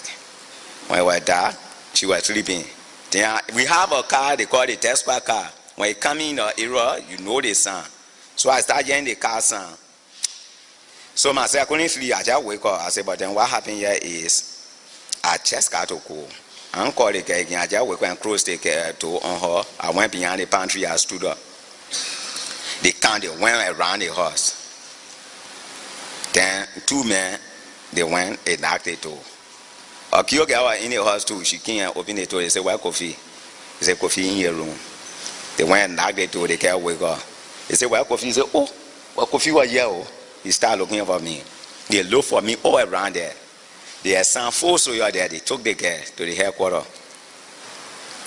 So when I escaped, I passed Bananfe way there. I came to the estate. When I went, I was scared to walk around in the town because anywhere Prince Johnson put up with you in the town, they will kill you. So luckily, they superintendent have her auntie and her mother were in the town. So I went in Prince Way, I put up with him there. He said, oh, I explained the whole story. And the old man said, well, some of your family then live in Park, so they took me there. When they went, they faced a cool room way on the FE to Prince Way there, way beyond, I don't know what they call it, area. Ofi. They faced a room that in the room I was at. That time, every day I used to face it. Doing it, that he used to play football. And other people wishing in a football, a whole something growing here, nobody coming or nobody to kill it. And you are water, where they will go? I didn't want to kill him. Out there in a day, we come to Nizo area there, we go and look for medicine for him. Then in a there, I go to pay. Well, only one day Prince Johnson missed me. One girl, one woman were having a drinking spot. So I went there to drink. While we were drinking, now new Prince Johnson can come to that car play and drink. When I go load the car, was in comfort, straight coming to that play. There was no way for me to get outside. So I ran to the woman. I said, I beg you, save me. The man will kill me. The woman said, go on here. I went there. Prince Johnson sat down there. They drink that pour, wash up beer, drink it. Here and the woman, they left. When they left, no. I was tense, scary now. I moved from there. I was sweating. The liquor I drank that day cut from my eye. I said, what I will do, I will find me and get to MPFL, sir. then how we get to MPFL? So I used to visit Ghana field. I went to one of my sisters there. Luckily, I know one woman they call Emilia Podia. I went and part with Emilia Podia. Emilia Podia, when Podia then were in the army, I used to hunt for Podia. I said, oh, but Kofi, I thought they said you were a soldier man. I said, yeah, oh, but it's not easy. Oh. I want to go power. He said, oh, but my boyfriend, I get in Pastor, he the chief of staff there. They call him Johnson D. Man. We need hunter. So I can carry you, no problem. Go care whatsoever you care. If I even tell boy then again that I was moving, I just can't call that whatsoever. I check her. And when they put me in the car, they brought me. Now you Naroga had took care of who a river said I was his soil that yet Naroga was a son. So when we got in Pastor Johnson, the man said, where you going? I will read the commander that there that I'm sending you in the push. But what we do, before Kofi you stay on here because there we can hear talking man because you are first lieutenant. We give you an assignment document that you the single barrel commander in Rivers and Sano. So you can go on your 12 and 2 hour hunting. They bought 2 cases of gunshot. They gave it to me. We came here. Okay, I brought a letter. I never met Naroga here. We just passed we went in the bush. One woman running from the town carried gunshot to Raxel way there to Raxel way. The town man do intro. While the woman was there, we went there. Now we were so young, man. My friend said then now. When we got there now, we saw the woman with gunshot. So I sent my friend, I said, go tell her, call that woman. The woman came, I said, but who hunting for you here? And how you get a gunshot in a place? They must say, I buy it and I bring it, and the people, I say, but I want to know your hunter. She want to show the hunter. I say, okay, but then we arrest you and we carry you because we want to know who you get in a bush hunting. While we're talking here, the town chief then stood for the woman the next day so they can bring the woman to her. The woman escaped with her boyfriend and then we go low. One MP commander was in the town they call Mapiano. Before in the evening we saw 12 soldiers from Sesto here, straight to trial. Before I could come outside, they come more for on my chest. They beat my friend and say in our bush and they ain't show with her. They grab her, they bring her in the town. The brother Naroga say, you saw me before you go in the bush. I will send you in the bush. I came my assignment people. He said, but Johnson, the man never informed me. You are frog then. Oh, when they were more finished there talking here. Then Naroga get fast. Naroga beat her in the town. Small more they break my rib bone here. From there, I get treatment here. From there, I was now. He said, okay, why you do? Oh, I just talk with Johnson, the man. But why you do the hunting you went to do when you kill any elephant, or you must report it to me. Then I the one will make my report to Johnson, the man. So they went, they took my N1 again, they gave it back to me. I went back in the bush. Saturday, I was coming from Atia. That time, the Atia people just went right here and just carried the road there. I was coming from Atia to count the market ground in Japatan. When I went, I put out with one soldier man to Niswen. I decided to sleep in Niswen because I was having my brother then there with my N1 on my back. So I got to Niswen, I put out with those soldiers, but they were 2. He said, my friend, come here. I said, I'm a soldier, you're a soldier. Don't call me your friend. He said, where you are, son? I said, I'm the single barrel commander in Sano and Riwase. He said, but what are you doing with the arm here? I said, but I'm my assignment arm. He said, where is your rank? I said, I'm a 5 lieutenant. He said, where your ID card?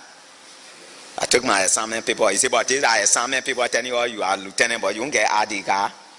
And we dealing with ID card. So I said, but this alone tell you that I'm a soldier. He said, but with you please give the aunt, I can give my aunt to you. Now you wanted the aunt to go on different mission. I meet them with the aunt. They myself were on that arm piece. Their whole mission they went on the left, but they want the aunt that in my hand.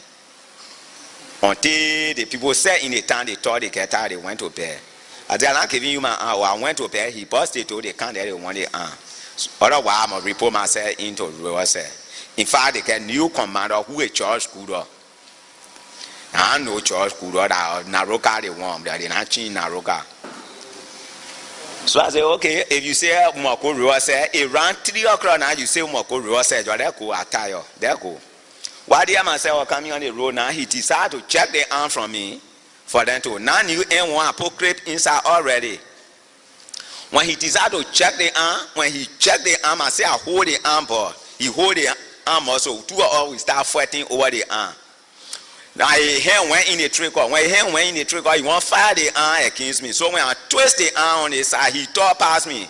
The arm also showed straight on the thing. When he touched the trigger, a whole foot just cut off. He released the arm to me straight. When he released the arm to me, I said, okay, what we do? He fought down. I said, hey, you see now, I said, Kofi, you mean it? Or take me in town? I said, no, I can't take you in town. I'm going straight to Riverside to carry the complaint that how you are fighting me and they can't catch you. Before I could walk from there to come here, now he died. When I came here, the other girl garden that was here, when I make my report to the neighbor commander who was assigned here, no more, the people decide for them to go for him. While we were going for him, because at that time they can't catch him, he never died on the scene. So the people put him in hammer, bringing him now. So bleeding came him on the road. We put out with the hammer. The people say, that the man was bringing him. He had Kofi Waffen.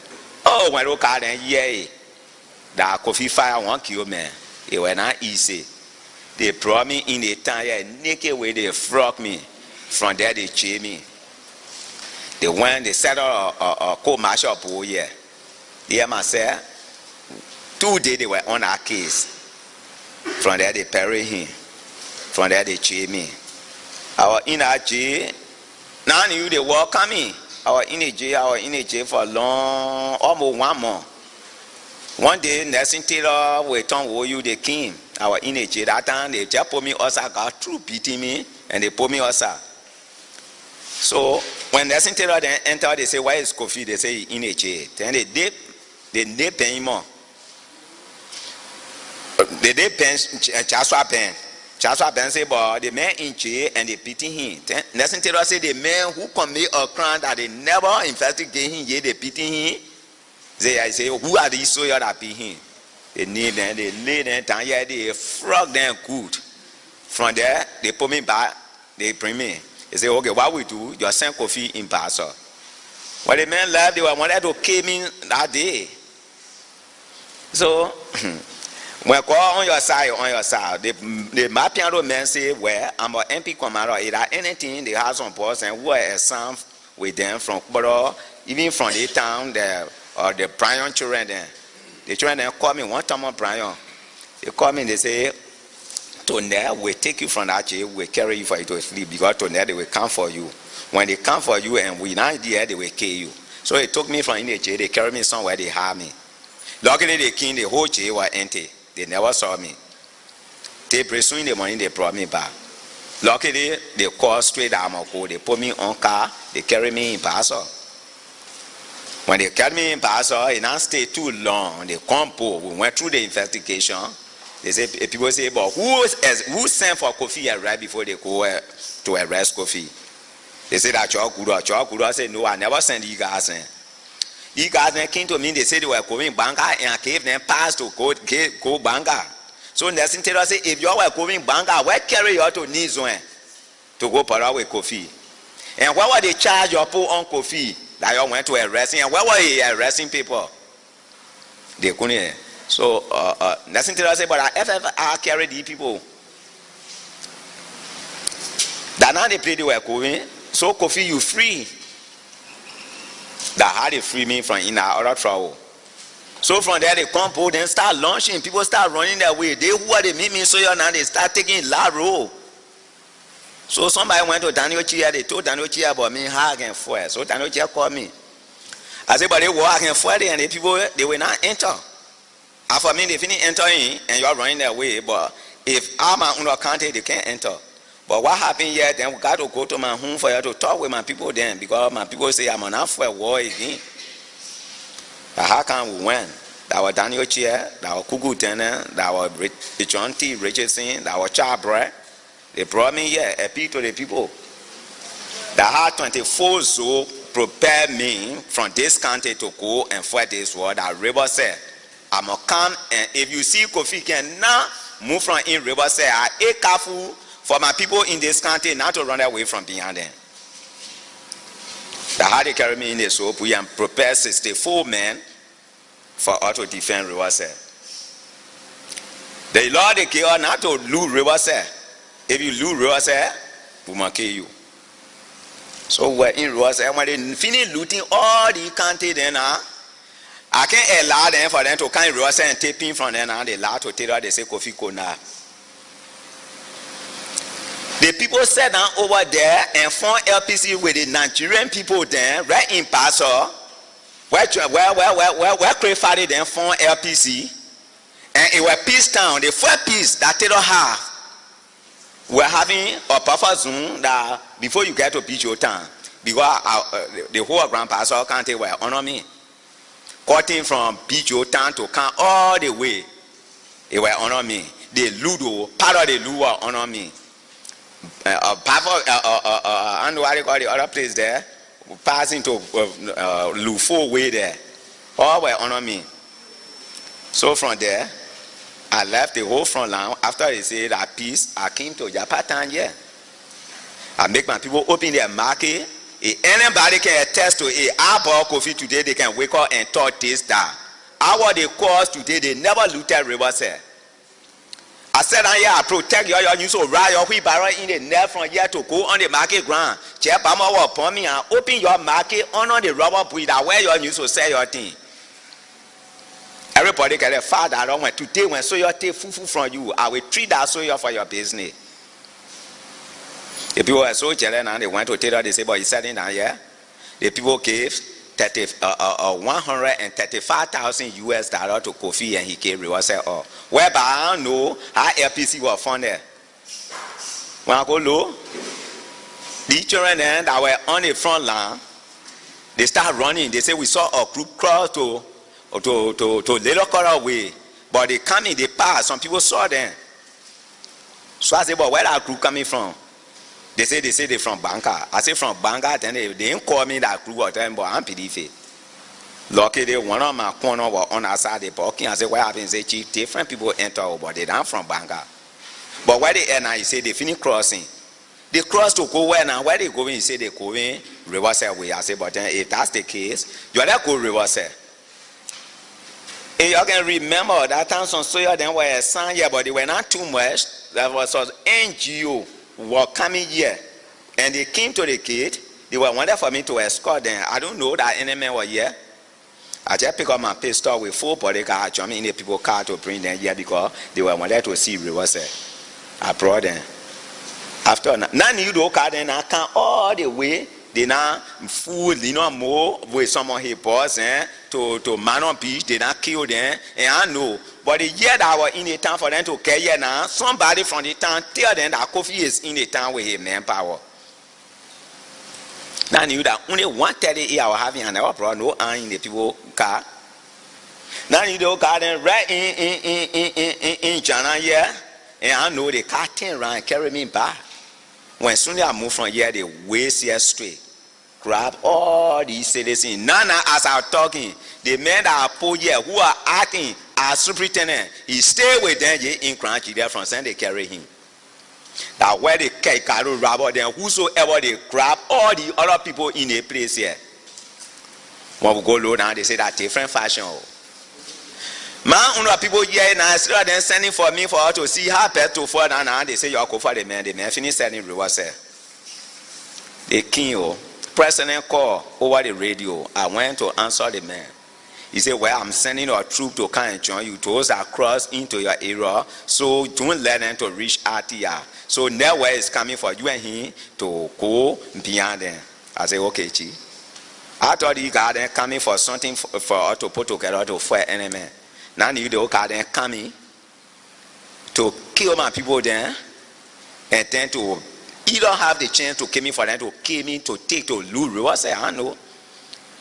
The day came that I was in Japan, trying tomorrow with Campbell when I go low. I saw the whole group start coming. So they start jumping from here there. They said that the enemy there. I said, no, the president called that different people were coming to me today. Now you, mommy then where I left to the front line, also then people then that I carried to bed and they finish catching then the big battery, then they put it on so mommy here. That battery I talk about, they carry Peter battery that they want they were changing. I know. So I went, Atisa, they start giving me quality. So Atisa to walk to them. Nothing were in my mind that the people coming to for me. Before I reach to the mayor general now to say, yeah, and the chief of staff to okay, he quality say, right away, truly I take my hand that day, no. Before I could show my hand to him, my hand went in his hand straight, my baffle, my chest was on the ground. They pulled the tree straight on my back here. Boom, boom, they fired, they damaged my whole arm. The gun that I was wearing, that all they were fighting for, they want with therapy, they make a protection. They can't do this one here. They start sharing everything that was on me. From there, they say that you go ski nursing terror. Oh, Kofi, they say, yeah. You organize a group, they call them LPC, the K nursing terror in Sando, you know. By president say, more carry you. Oh, the people will beat me. They beat me. They bar wire through here, they hang me up. For this country, my recent coming to TRC, I just want for me to express myself in the country. For this country, they hang me up and beat me whole net. From there, myself, they grab one gold from after some other farm. They eat the go mother, they eat the father, they say they go near Kofi. That go where myself was walking. When they go cry, they say Kofi, General Kofi. When they go saying wet, and they said and they hold the road. When they hold the road, I will jump from here over there. Walk on my bare feet from here to Lack. When I met Tanyochi, I said, but Tanyochi, where I do? He said, I want for you to ask me. Would they want you to do a 4 man more? I said, but where I do? Today is for peace time. Nobody fighting. Anybody will cross into your area. You won't think then they foul lady P. Talk. They don't have charge, but I mean you are accusing. He said, what the money the people kill you? I said, but if you won't give me no money, I even know who you are talking about. They say last time you were in meeting again in Pastor with the people. I say, Kofi. They say, yeah. I say, hey, anybody from Pastor say I've been in meeting with LPC. Anything I tell you, I'm not PDF. From there, they send one boy to come for me and carry me in Banga. They carry me in Banga, they chain me in Banga. 2 days, they want to make it 3. The president sent for me. If you hear that, when someone come to Liberia, that was the time they carry me in Banga. So they carry me in front of Taylor. Taylor said, but Kofi, what happened? I said, but I know why your people didn't treat me that day. Nothing I know. He said, no, man, who tell you to fire them, man? They say he challenged the boss, we went to Kofi, he started challenging people then. So that how he and the children and chain fire, I said, cheat allow. I went to welcome the people, I shake their hand, and they hold me and knock me down. I had they put the G3 on my back and fire me. He said, okay, you give him $2,000 and carry him to Phoebe so he can take treatment. They take the $2,000. I hear they knew. They put it in the commander hand for her to go Phoebe to give it to me to take treatment. After the treatment, so we can go through investigation. Okay, you got them bring me. They carry me back in the cell. That other beating they do to me it was small. They beat me down there. Pee all on my cell. They beat Johnson. The man too. He poo on his cell. They say you not can play P wish here now. The president who kill order to go for you, reach in front of you, then you get more to talk. You go okay, you money. You think that you're true man, you care here. You think you will work here. We see what we do to you. They beat me. The people were still then carry me to Phoebe for treatment. They never carry me straight in jail. In Banga, they get one jail there. They call the far hole. When they pour you in water hole, forget it. All the dirty water there, where all the people can cook in Banga, that there they always say. They pour me in that jail. In that jail, all the general there, I meet General Diema, I meet General Toba. I met General, one general from Basel. I met the web of 4 general. I make them fire. I met General Diema. General Diema said they say that for your business they put me here. I said, but gee, where I do? He said, I keep on telling the people they may know nothing. The MPD field they be here. I go get everything. So while we were there one morning when I go low, I saw General 50 and Joe to address. They say, you bring coffee or sir? They brought me sir. So I say, if you see your military man dressed like they mean what? I look at a long time because our cream papa were eating to the place there. No food, they can't get you no food. And cream papa, the way can scratch people more. So I said, I know. He said, okay, me or mission. The president said, we must carry you back to Riverside to turn all government property over. I said, hey, God, you tell. The moment I lay out on Riverside, hey, your family again, your man. Excuse, I won't go to small. I can go. And my statement, where I start there, and you know, if you carry me in Riverside and you see me again, then you're man.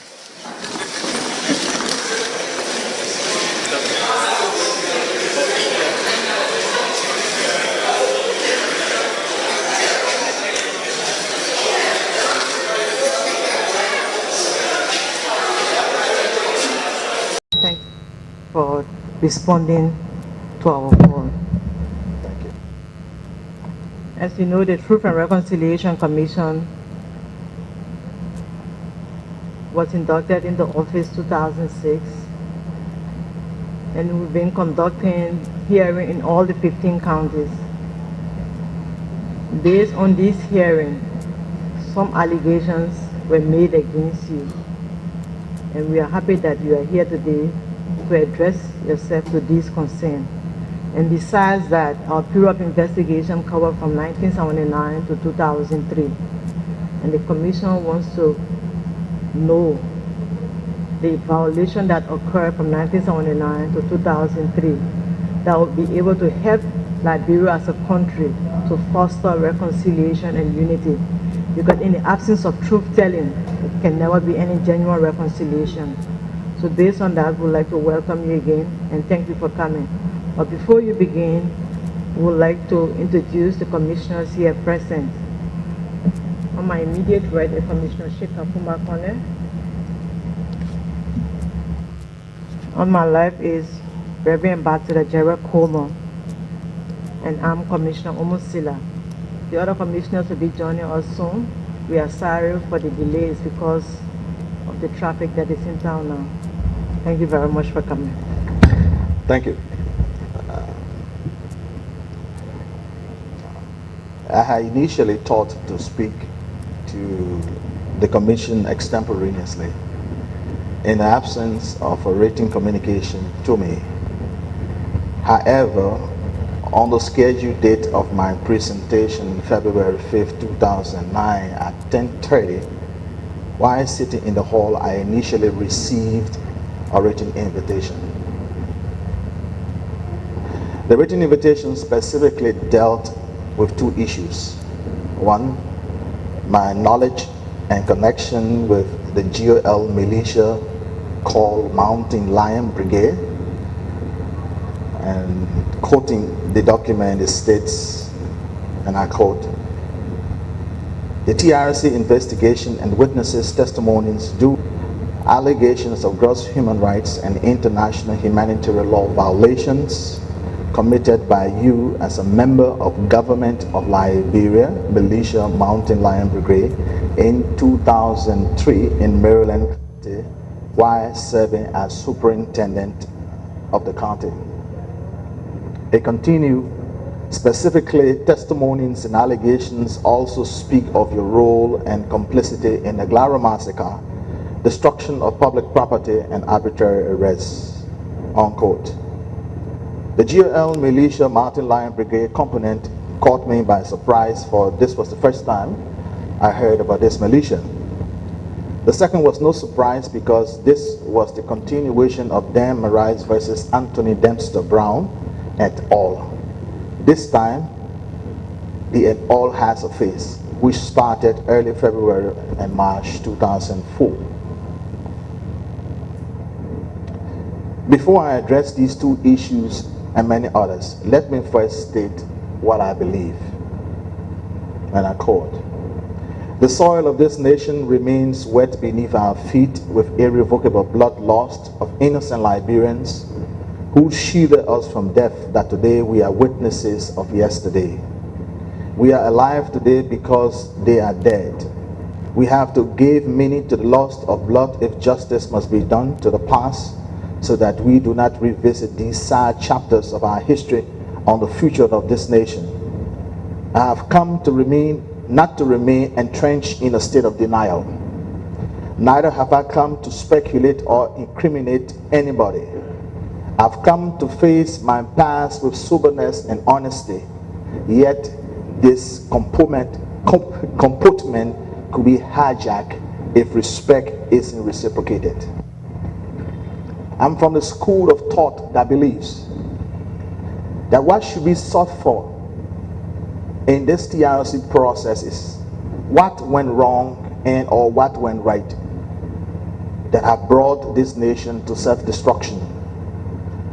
I become disappointed when the drive to the truth borders on who was wrong and or who was right. This has held many that came before me defending their actions instead of speaking to the issues of yesterday, meaning that everyone wants to be the father of success because failure is a bastard child. But like there is no day without night, so we must all embrace success and failure alike.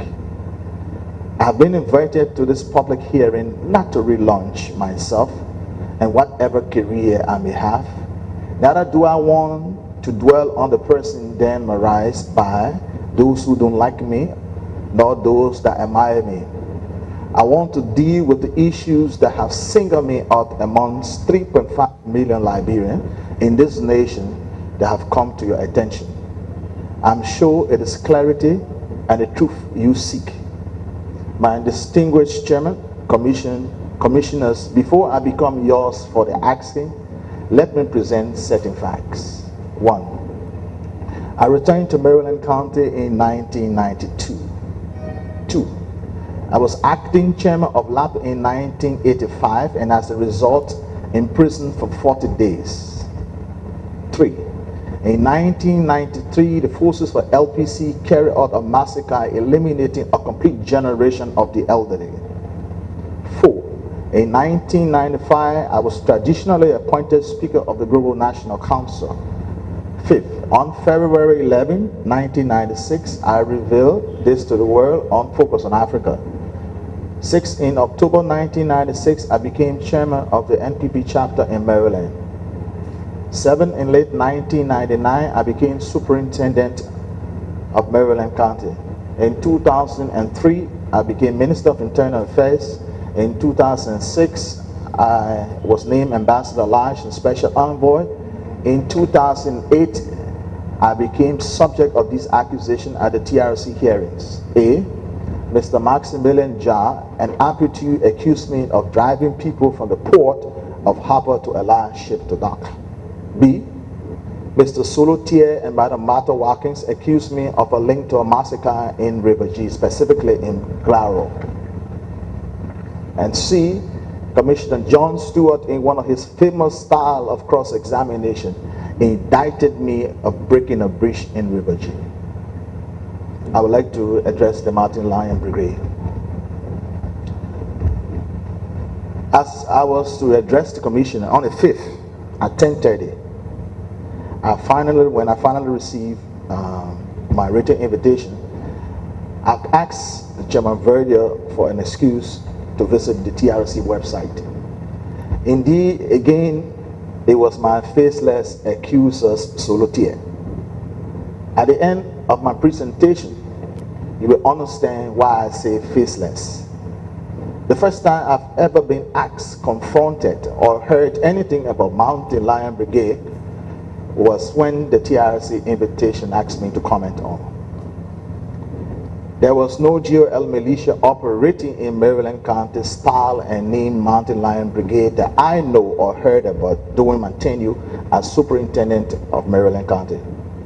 I've never ever been a member of any group called Mountain Lion Brigade.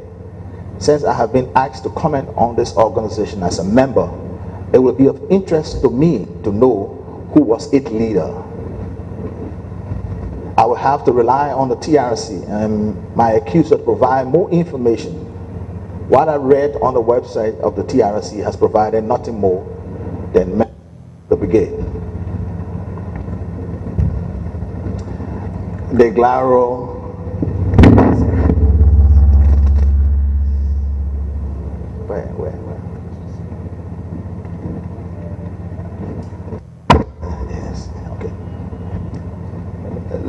Glaro massacre. It comes under a subtitle from me that I refer to as H.D.M. Arise versus Solo BTS Senior and Martha Watt and all. Kindly bear with me because this has been a long event. I need to provide certain information and do certain submission to this commission so that it can be fully clothed to provide the requisite synthesis so that the Liberian people can know the truth from the lies. Early 2004, February and March, I listened to 2 radio broadcasts on Radio Veritas and Star Radio, where excerpts, actuality of the voice of Anthony Dempster Brown, then chairman of the so-called Independent Commission on Human Rights, was played, accusing a senior government official, H.D.M. Marais, Minister of Internal Affairs, and Mr. Abbas Fawaz, President CEO of Maryland Wood Processing Industry, MWPI, of involvement in a massacre of allegedly 369 persons in River G. These were followed by a series of press conferences held by Anthony Dempster Brown. And I'd like to submit this into evidence. I'm going to give you the copies. The first one is from volume 15, number 111 of the newspaper, River G officials confirm massacre. The second one is the newspaper, Tuesday the 2nd March the 4th, volume 15, number 139. Human Rights Commission plays tip tomorrow. The other one is also from the newspaper. Human Rights Commission plays tip tomorrow. Again. This one is from the New Broom newspaper. Minister Marais accused Anthony Dempster Brown of blackmail, extortion, and the New Liberian newspaper. I've attached all of these for your reference and I'll give them to you. We sought appointments with Anthony Dempster Brown as first options. Anthony Brown insulted me on the telephone after visiting his office twice without meeting him. So on June 14, 2005, I wrote the Solicitor General, Councillor Theophilus Gold at that time, complaining of the press utterances of Anthony Dempster Brown and requested the Justice Ministry to invite Anthony Brown for a conference, and I've marked this as 6. It's a lengthy thing, but please let me read excerpts of it. Councillor Theophilus C. Gold, Solicitor General, Republic of Liberia, and this was June 14, 2005. Case history. In early March 2004, I was elected to a series of articles in the newspaper in which Chairman of the Independent Human Rights Commission, Anthony Dempster Brown, accused me, H.D.M. Marais, of link to an alleged massacre in River G County. I decided not to say a word then because I felt that the people may have quoted Mr. Brown wrongly. However, I was proven wrong when I heard an excerpt of Mr. Brown's allegation on Radio Veritas during the period under review. I'm here with providing a transcript of Mr. Brown's interview. Journalist, what is that your so-called witness cannot be produced for the press? Mr. Brown, at present, it will be impractical for themselves to go to the press and talk. They will be putting themselves at security risk. So we have them around here, and they are always around. And you notice from the speaking, they did not call their names, but when the proper time reaches, they will be available. Well, this act that was committed was not a war crime because during the time the crime was committed, there was no war, and they will be charged with murder. Journalist, what are you waiting for now to start the process? Mr. Brown, well, I will not tell you because there is a maneuvering going on now to arrest these guys. And this continues. Let me go to, because I'm submitting this document to you, I'm going to read excerpts to you. Let me go to the last of it all. Journalist, how do you reconcile the fact that you mentioned concluding the investigation and still gathering evidence? Brown, if you listen to our previous statement, we said that we concluded our investigation. On Sunday, June 12, 2005, Mr. Brown again granted an interview to Star Radio, and I'm going to attach the excerpts for you to see. I'll make a reference to my first letter and that to the Solicitor General. The Solicitor General, in reply, wrote Mr. Brown, June 15, 2005, Anthony Dempster Brown, Monrovia, Liberia. Honorable Brown, attached here to is a copy of a complaint we have received against you over the signature of Honorable Dan Marais, Minister of Internal Affairs, which is self-explanatory. In view of the above, you are cited for a conference on Friday, June 17, 2005 at the hour of 4 p.m.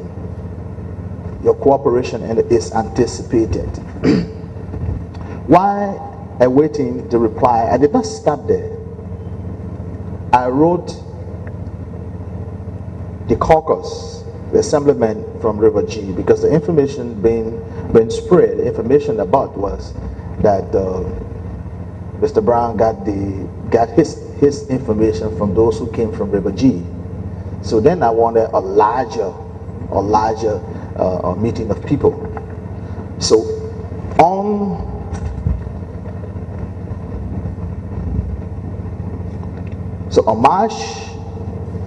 March 10, 2005, a meeting was convened at the Mavi Sunni School in Claratown with 64 persons in attendance. And you will be surprised to know some of those persons who were there. And let me just go to list a few of them. It is included the chairman of the caucus, Mr. Nipan Setu, Honorable Wali Wa, senior from Sabo, Stephen S. Wea, senior from Tiempo, Jalekwe from Tiempo,